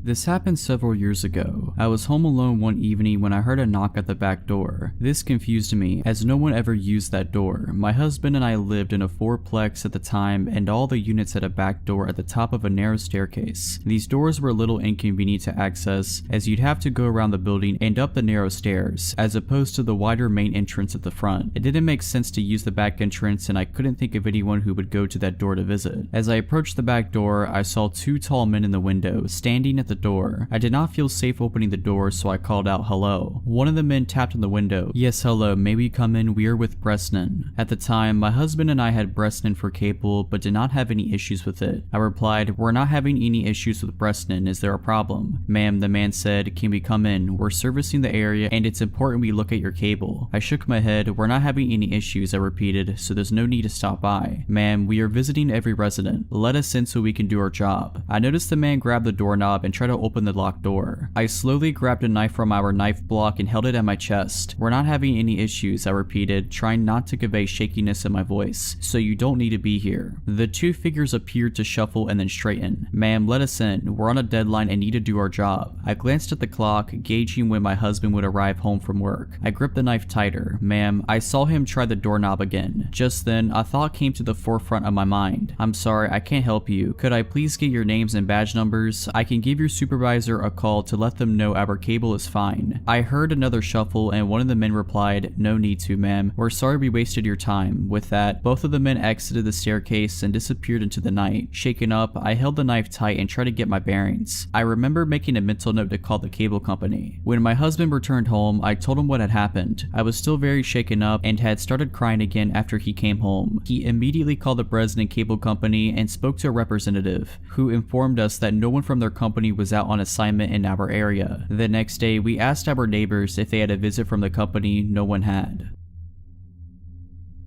For the longest time, there was this man that would sit in his garage and watch me. He was an older man and he was very scrawny. He had patchy gray hair and a super gross beard. I never learned his name, so we'll call him Nick. He looked like a Nick to me. I moved into my classic suburban home before I was even born. I've been living here my whole life, and the first memory I have of Nick was when I was 10 and he gave me a small 2-finger wave as I walked back home after school. I had to see him every day since my bus stop was a few houses down and I walked like a block to get home. My mom said he dropped by after I was born, knocked on the door in the middle of the day, and rang the doorbell until someone answered. My mom finally answered, my 1-year-old brother attached to her leg and newborn me in her arms. She said his face lit up when he saw me. He smiled brightly and asked to hold me. She obviously denied, cause who comes to your house to hold your child when you don't know them in the slightest? She said he scowled at her before calmly walking back to sit in his garage to smoke a cigar. After my first encounter with Nick, I never stopped seeing him. Every day after school, every morning before school, every time I took my dogs out for a walk, every time I peeked out of my window at 3 a.m. I swear this guy never slept. I told my brother how it freaked me out and he said he was probably on house arrest and that was the only way he could get out. We learned that wasn't true when he knocked on our door. Small background for this bit, my mom is very weak. She has an autoimmune disease and her legs and feet will go numb randomly. She's doing a lot better now, but this event happened when she was pretty bad. She insisted she take the dogs out alone and I didn't want to argue, so I sat in the living room. After about a minute I hear a knock. I yell out that the door is unlocked, thinking it's my mom, but there's a louder knock. I get up and go to the door, I open it and there he is, smiling at me. Hey hun, your mom fell off the porch, you might want to help her, Nick states, giving me goosebumps. His voice was unreal, so raspy and sounded like he was in the process of choking. He leaves very quickly and I hurried to help my mom off the grass. Calling my younger brother to get the 2 dogs inside, I gave her the I told you so speech and she grumbled about it for weeks. My younger dog, a pit bull made of 98% muscle, got excited when she saw a bird. She pulled to get the bird and yanked my mom off the porch. She was standing behind a pot and tripped over it on her way down, making the fall hurt a lot more. She had a black eye and her legs were scratched up. The pot of flowers that she tripped over was smashed, but she was okay otherwise. Flash forward to my 13th birthday and my mom's in the hospital, so my dad goes all out, letting me invite a lot of my friends over for a sleepover, making us dinner and breakfast and just letting me have an amazing time. There's a park across from my suburb that I walk over to sometimes. I decided that I wanted to take my friends there to chill before their parents picked them up. The night before we were looking out the window and giggling about the man. I know it's creepy and we were 13, so they knew he was weird. I told them to ignore him if he talked to them, but I didn't take my own advice. Hey Rosie, he said it so quietly I barely heard him. My name is Rose and Rosie is a nickname my grandfather often used. I never told this guy my name, neither did any of my family members. Hi, I replied, and my friends all scowled at me, knowing I screwed up. How's your mom? She's fine. I go to leave before I pause. How do you know my name? You told me, remember? No, I don't, because it didn't happen, but I wanted to get away, so I agreed. Oh right, I chuckle. Me and my friends scurry off to the park. The next day there's a box of chocolates sitting on the porch, a note with Rosie and Chicken Scratch writing on top of it. I pick it up and look over at the guy. He waves and I can see that his left hand has disappeared into his pants. Gross. I leave the box out there and tell my dad. The next morning me and my dad take our dogs out. No man. I figured he gave up after he saw me reject his chocolates. A few weeks later a large family moves into the house and I hadn't seen a trace of the man until yesterday. I'm 15 now and the woman who lives in the guy's house comes over yesterday. Does a Rosie live here? She asks. I had answered the door and my heart drops at the nickname from the stranger. Yeah, why? She hands me an envelope with my full name written on it. The guy who lived in the house before us said to give Rosie this on her birthday. It's not Rosie's birthday. I was trying to pretend I'm not Rosie. Oh well, I just took a guess. He didn't give us a date. Have a good day. My dad opened the envelope wearing a mask cause I quote, what if he filled it with cocaine? The note inside just said, love you in his writing, red ink, my favorite color.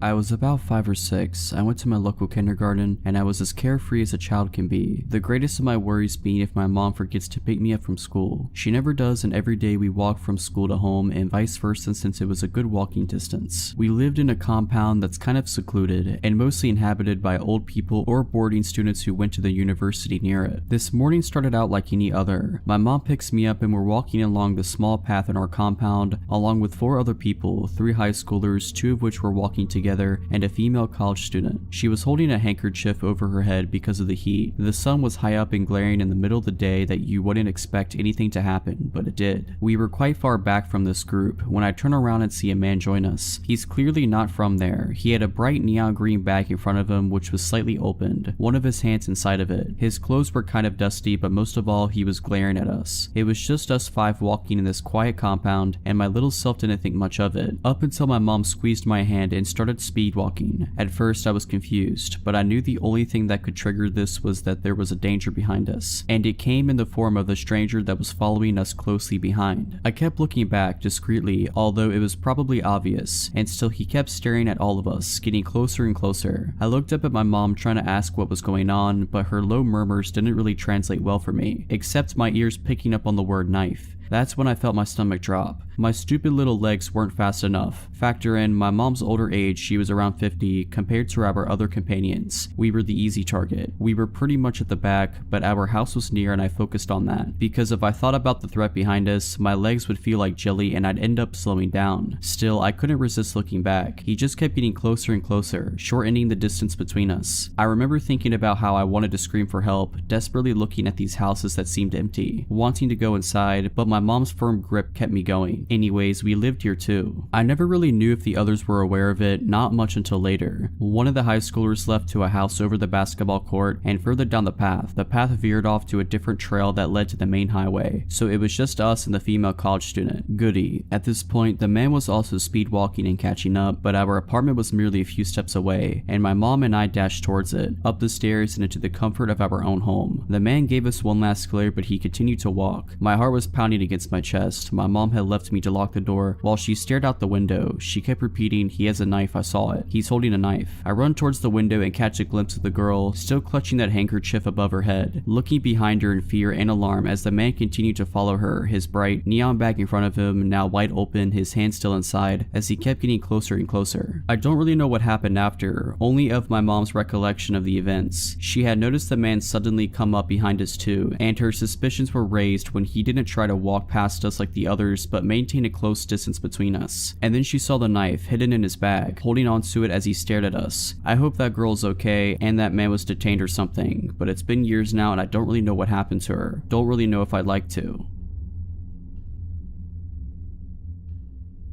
This happened about 5 years ago. I was around 16 to 17 years old. I always enjoyed walking. I would spend at least 1 hour a day walking the roads around where I lived. One day I was out doing my normal route, walking down my street that my house was on, taking a right out to the main street, and following it until I got to the end. There I would cross the crosswalk and retrace my steps to go home. On this particular day, I was about 20 feet from where I would leave the main road on my journey back home. I had my headphones in, blasting music as always, which can be a bad habit as I was young walking alone, but since it was daylight and the roads were pretty busy, I figured I was safe. But man, was I ever off with that assumption. As I was about to pass the entrance of a side street before leaving this main road, a black Ford F-150 pulled up. He stopped and gestures for me to walk in front of him, so I do so. I was about to go on my merry way when I barely heard someone trying to talk to me. I turned down my music, taking out my headphones as I looked to see the man in the black Ford still stopped at the entrance of the side road. I looked at him puzzled, trying to figure out if he was talking to me. I pointed at myself and he grinned, nodding. "What's a beautiful girl like you doing out here?" he asked. I laughed awkwardly. Walking," I replied, seeing as the answer should have been obvious. "It's a beautiful day for that," he commented, just seeming to make small talk. "Yeah," I stated before going to turn around and continue my route home. "Wait," the man called. I stopped and turned around, just trying to be polite. Even though the encounter was odd, I didn't see too many red flags yet. The man continued to compliment me. I grew incredibly uncomfortable at this point, seeing as this man had to be in his mid-40s. He had a bit of a receding hairline with black hair, a nose with a protruding bridge, blue eyes that were surrounded by slight wrinkles, and it was dressed in a dress shirt, so I instantly brought up my age. I was hoping saying this would get this fully grown adult man to back off, but he didn't. "Oh, that's okay, come on sweetheart, get in the truck." That's when I started panicking, red flags shooting up everywhere. Stranger danger. I laughed nervously, looking at the cars around me to see if anyone was noticing what was happening. Nobody did. "No, that's fine, my house isn't far." "No, really, get in the truck, I'll bring you home." "No." "Come on, just get in here with me." He called as I turned and started walking away. I was hoping he'd just drive off somewhere somewhere else, but he didn't. Instead, he drove extremely slow, following me, complimenting me, and trying to pressure me into his truck. I thought fast of multiple options for different scenarios, but I chose a simple one. I pulled out my phone, and while still walking, I lifted it up to my ear, pretending to loudly answer a call. "Hey dad, yeah no, I'm just on Interstreet name here. I'll be home in about 10 minutes. I stopped pretending to listen to her reply. "Okay, you're outside waiting for me? Awesome, yeah we can do that when I get back. Love you." After he heard me say that, he took off, tires screeching. I ran back home and made it back within about 6 minutes, actually calling my dad on the way, who made a call to the police, who showed up shortly after and took my statement and description. Turns out there was a man on the loose in my area who was exposing himself to kids and trying to pick them up.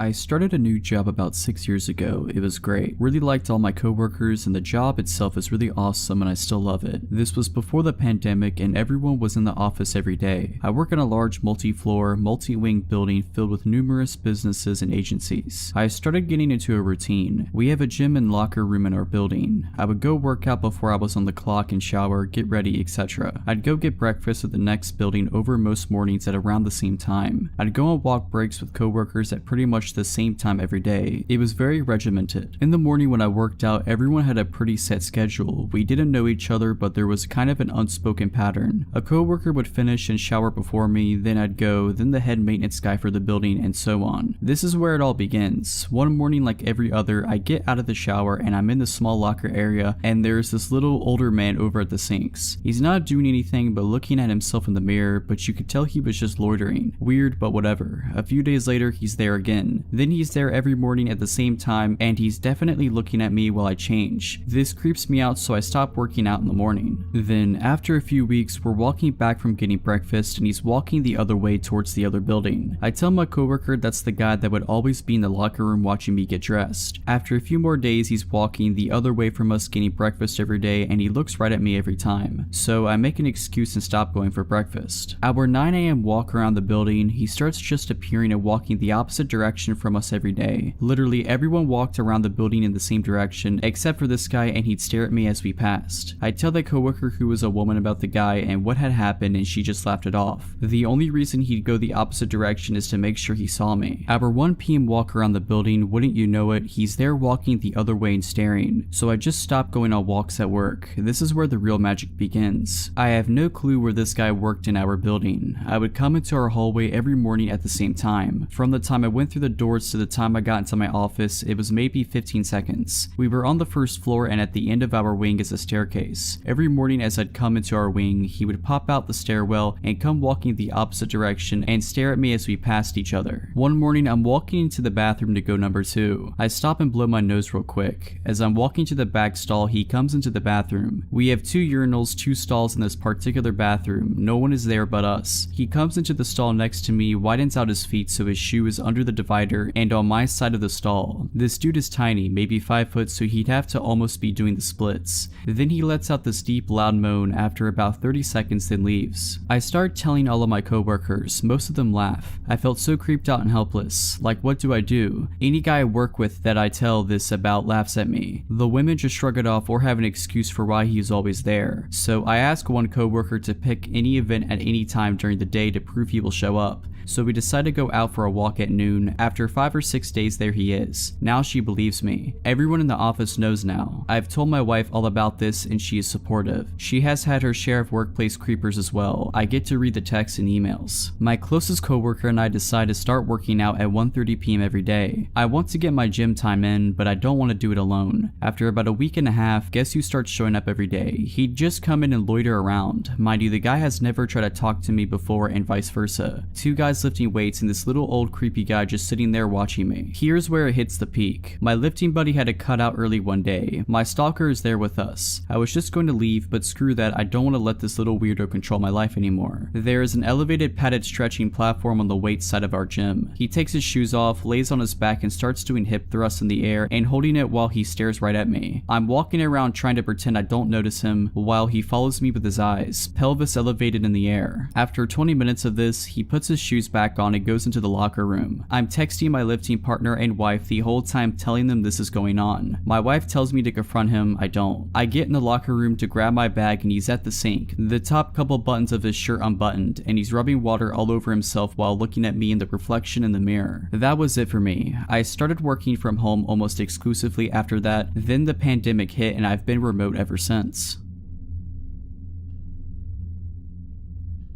This happened Sunday night. I got into a very huge fight with my mom and it was very emotional and intense to say the least. We made up and said goodnight to each other, but I was still pissed off. So my impulsive self decided I was going to take off for the night. I just wanted to cool off. I went into my backyard and hopped over one of our walls and started to walk around. Mind you, it was midnight. I didn't even have a phone in case something happened or a weapon for self-protection. For a bit of a layout on my story, down the street from my house, which is a neighborhood road, there is a church and a preschool across from it. In front of the preschool, there are large, tall hedges that sort of hide the pickup/drop-off that's in front of the school. There's a stop sign on the church's corner before the busy main road and a street lamp on the same corner. I made my way down to the corner on the church's side. I was very bored and cold, but it's not like I could call a friend to pick me up and hang out for the night. I decided to face the main road and put a hitchhiker's thumb up in hopes of someone pulling into the street and letting me use their phone to call a friend. After what felt like forever, I was getting no luck and then I saw a guy from across the main road and I called for him. I didn't have any weird feelings about him. He was harmless and he let me use his phone, but I still wasn't able to find any of my friends to come and get me. Before he left, he asked if I had a knife on me or something. I said honestly, I forgot mine at home, and he handed me a small but very sharp switchblade and told me to keep it, to stay safe and have a good night. After watching him walk into the dark heading east, I wandered up and down the sidewalk as cars passed by often. I started to pass the hedges and I glanced over to the left of me where the school was. I saw a large silhouette of a man slowly creeping around in front of the doors to the small preschool. He was tall and looked like he was strong, broad shoulders too. It took me half a second to realize he stopped and saw me too. I went into flight mode and immediately noped out of there and ran across the busy street because it was empty at the moment and kept sprinting until I was 5 streets down and realized he wasn't following me. About 30 minutes had gone by and I decided it was time I made my way home. I eventually crossed the street and was facing the main road walking down to the church and take a left and get home. It was silent and no cars had gone by for a few minutes at that point. Then I heard a car speeding down the road and I turned my head back to see if it was a large white Suburban. I dismissed it thinking nothing of it as it turned right a few streets down across the road. I started to turn the corner under the street lamp when I looked back up again and saw it was starting to come out of the same road it just turned into. I don't know what told me to run, but I did. I ran into the parking lot of the church and started to see headlights turn into the street. I threw myself onto the ground behind a ramp wall that was barely tall enough to hide me. I was trying to stay silent at the same time because the Suburban's headlight reflected off the walls of the building as it pulled into the parking lot. It made a few laps from what I could sneak a peek of and stopped in the middle for a couple of minutes before it turned out and drove into the main road. I waited it out a bit longer and pulled the knife out, listening for anything and everything. Once I realized I was probably in the clear, I ran back home. I'm a French student doing a master's in Amsterdam in the Netherlands. I live alone in an apartment in a building where there are only students. I'm 22, enjoying life peacefully. To give you a bit of context, I live in a calm, good neighborhood. The only noises I'd hear are the tram or parties in the building since a lot of students are there. One night around 10 p.m, I hear a knock on my door. I live on the 3rd floor, and to get to my front door, you have to open the main door which needs a key. And then you need to open the door to my corridor with the same key. So people who want to come into my door must have the key, call me, or ring at the door so I could open the doors for them from my apartment. Nothing of this happened. I just heard a knock on my door. I usually open the door without a second thought, whether it's my landlord or a neighbor asking for something. As I told you, I feel pretty safe in the building, but this time, for some reason, I had a bad feeling about this. I didn't move at first. I thought the person would just leave. I'd finished my assignments. However, the knocking continued for 30 seconds. I said yeah in English. The person knocking doesn't say anything. I ask in English again, who is it? The voice answers in English, it's Uber Eats, which is weird because Dutch always speaks Dutch and I recognize the voices and accents of everyone on my floor who have the key to access the floor. So it wasn't a neighbor, it wasn't my landlord, it was somebody claiming to come from Uber Eats. But the issue is I didn't order anything from Uber Eats that day. The voice was unfamiliar, in case it's a prank or a neighbor pulling a joke. It was also a deep voice, at least 40 and probably a smoker. I replied that I didn't order anything, you must have it wrong. After a few seconds, the knocking continued continues in the same voice says, "I'm pretty sure you did. I have an order under your name." I start panicking. I look around to pick up a knife in case he breaks the door because the knocking was getting a bit louder. I checked if my door is locked. It wasn't. I was literally 10 centimeters away from him. My front door was the only thing keeping him from me, and I'm glad it doesn't open from the outside. You need a key to open it even if it's not locked. I step back and I ask again, "What's the name?" He seems to be thinking for a few seconds, then a final knock occurs. It was loud and it translated some anger or frustration. Finally, I hear him going down the emergency stairs right next to my apartment. The steps were heavy and the person was clearly in a hurry. I don't know what he wanted or what would have happened to me if I had opened the door as I usually do. I still haven't understood how he got through the 2 doors, and why he did come specifically to the last apartment on the 3rd floor. Did he try others before? I posted a post about it on the WhatsApp group we have in the building. No one saw anything suspicious. No one opened the door for anyone.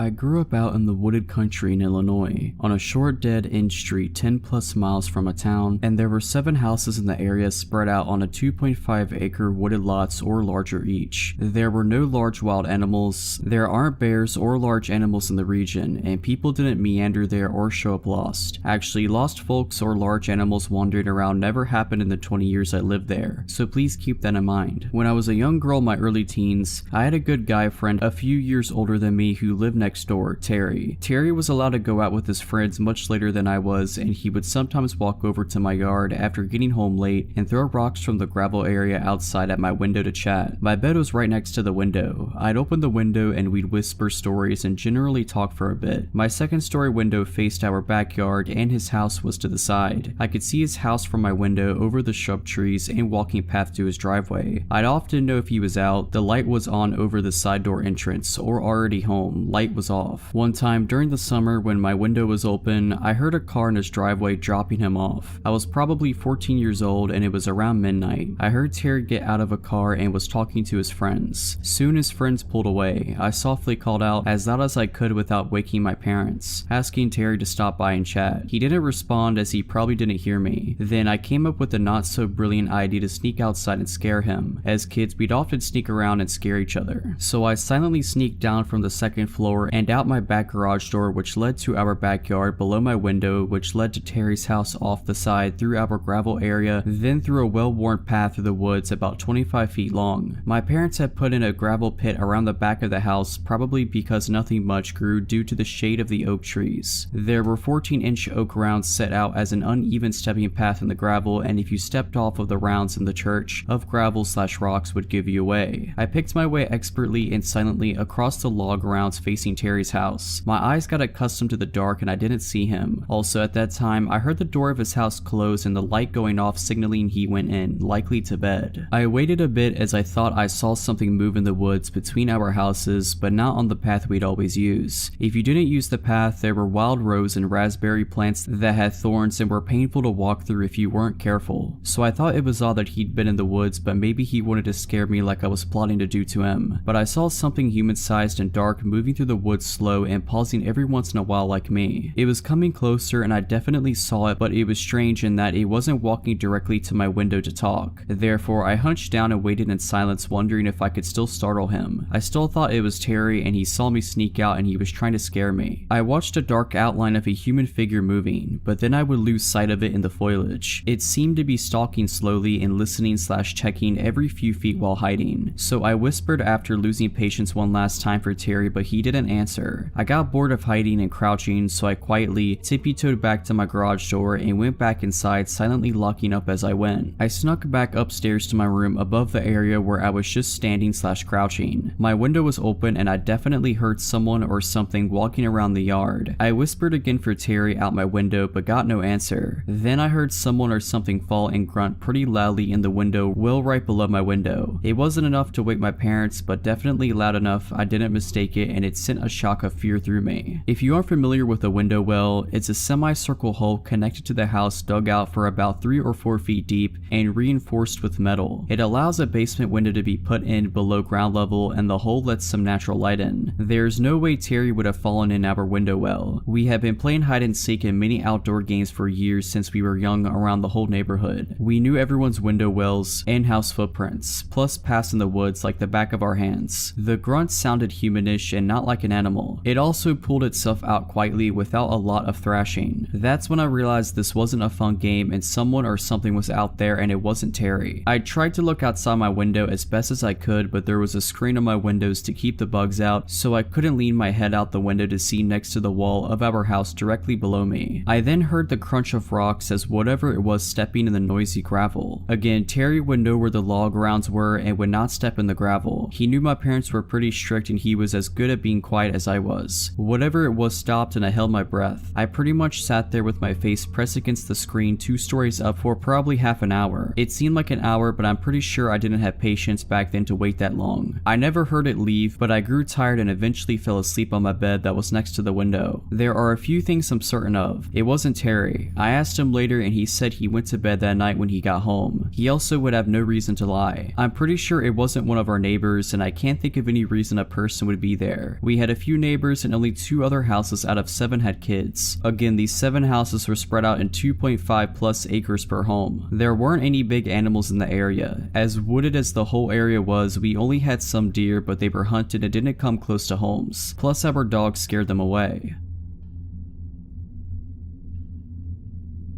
When I was 25, there was a short time I was staying at my aunt's. It was her, my 2 cousins, and I. She lives in a nice apartment complex, and her unit is on the lower level. Her living room has a lot of windows that she keeps open for fresh air and for her cats to people watch. Her unit happens to be on the corner near a grassy courtyard path. When I had first moved in, I noticed a man who gave me an off vibe. My cousins and aunts said he lived upstairs and 2 units over, recovering from hard drugs that permanently messed him up. His parents paid for him to stay there as they didn't want him with them. They also said other than hearing him mumble and say weird things, no one ever had an issue. My aunt works nights and leaves at 3 a.m. My younger cousin works nights and leaves at 2 a.m. That usually left my same aged cousin and I the only 2 there until we leave for work around 8. For context, it is a very open living room to dining room plan. My aunt always has people staying over, so she has a second couch in the dining room in place for a table. This is where I slept. She stayed on the one in the living room. My aunt has also never been one to lock her doors until this incident. One night I'm on my phone trying to sleep at about 1 a.m. and hear a man yelling. He's yelling, "Don't shoot," and banging on the door to the right of ours. 2 male college students live there and just told him he had the wrong apartment and to leave. He says sorry and walks off. I am looking through the kitchen window, which is in direct line of sight from my couch bed, and it's the weird neighbor who sees me and grins. He then walks back to his home. I was unsettled but not enough to wake anyone else up over it. Told my family nonchalantly the next day in a LOL that was weird way. My cousin and I watch a movie and head off to bed. I have a very hard time staying asleep,